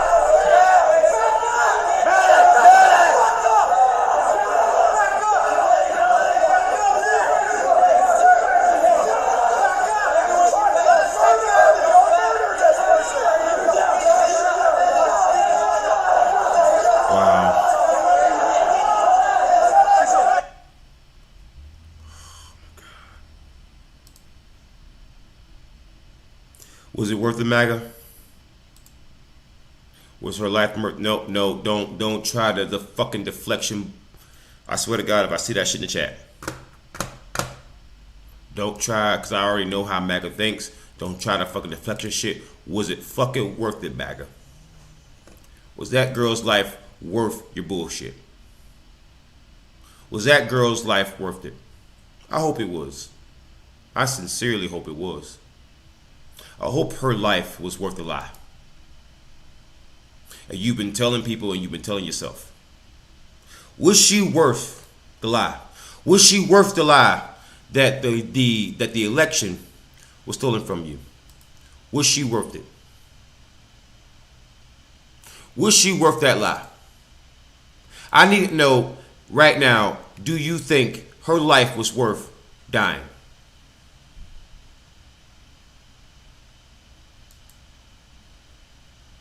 Why is it that what I tried to tell people for the longest time, that we need to change, that we need to do better, that maybe we need to see things differently, that no matter how hard I tried, no one cared. No one wanted to listen to me because I wasn't Sticks Hexahammer, I wasn't Tim Pool, I wasn't Brennan Tatum. I didn't lie to you. I never lied to you. I was always honest with you, even if that means that you unsubscribe. You wanna know why I did that? To prevent shit like that.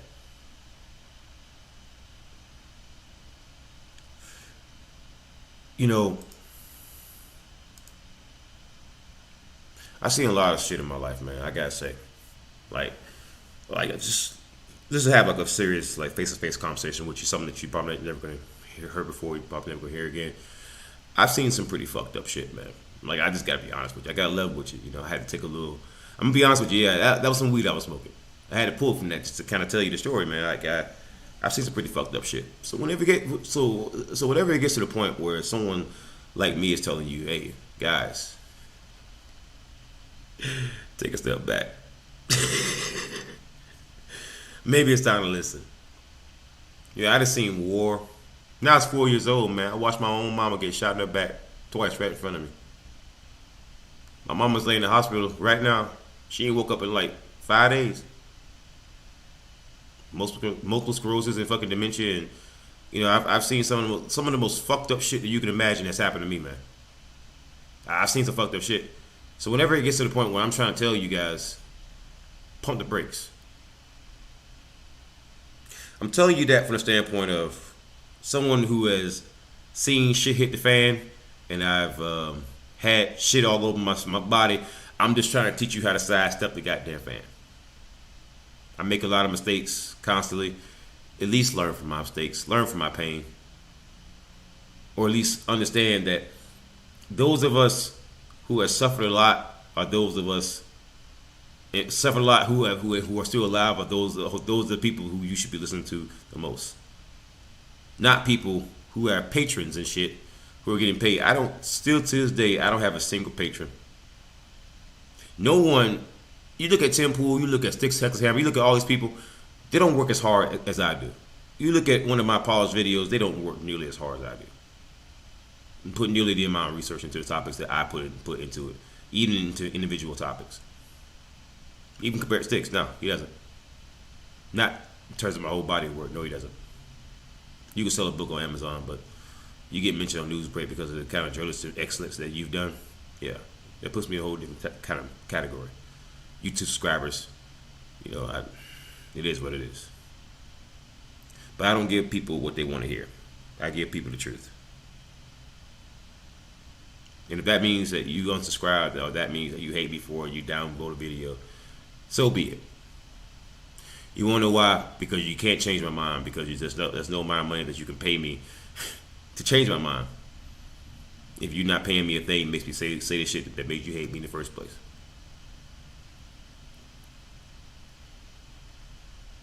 But I think that this whole day has been fucking crazy.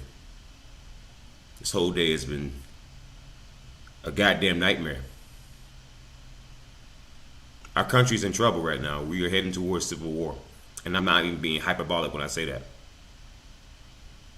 Well, remember what I just said? With someone like me keep seeing shit hits a fan, you should listen. I'm telling you, this is the time. I'm giving you a hint. This shit's getting serious.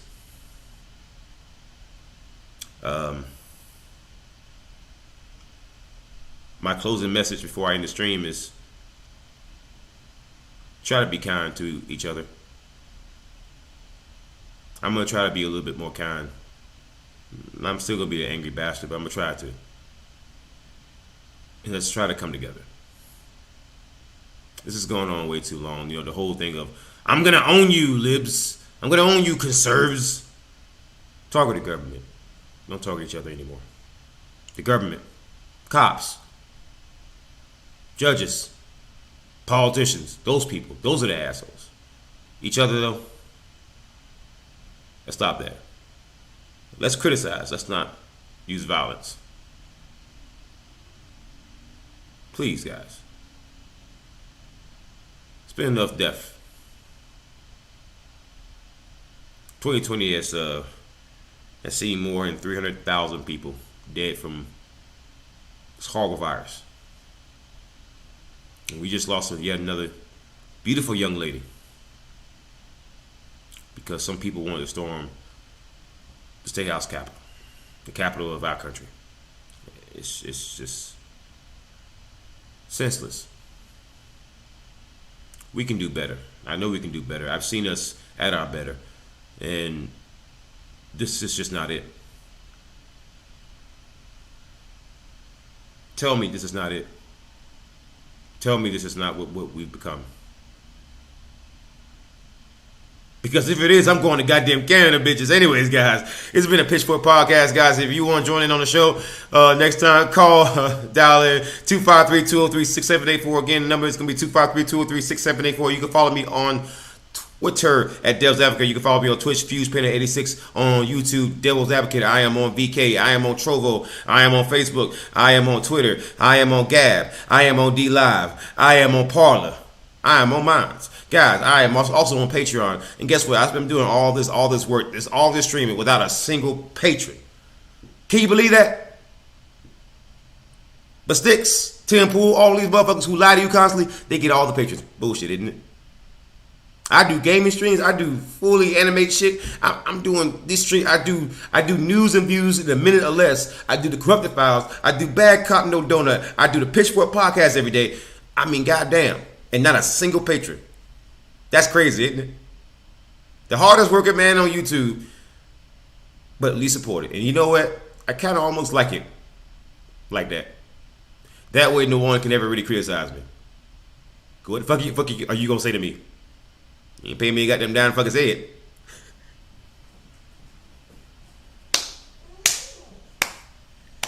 And nobody telling fucking Sticks what the goddamn say. He getting paid a shit ton. So, you know, if I'm doing it for free, I'm gonna talk all kind of shit now. I kind of like it that way. Anyways, guys, I love you all. Thank you for tuning in. Tune in tomorrow at 1 p.m. Pacific, 4 p.m. Eastern Standard Time for the Pitchfork Podcast. This has been Devil's Advocate, a.k.a. Fuse Painter, a.k.a. Devil's Advocate, a.k.a. Mr. Devil's Advocate, a.k.a. Devil's Advocate from the Devil's Advocate channel. Signing out. Horns up. Peace out. Be safe out there. Wear a mask. Don't get COVID. And by the way, stop storming the goddamn state, the fucking capital. Stop it. Bad. Don't do it no more.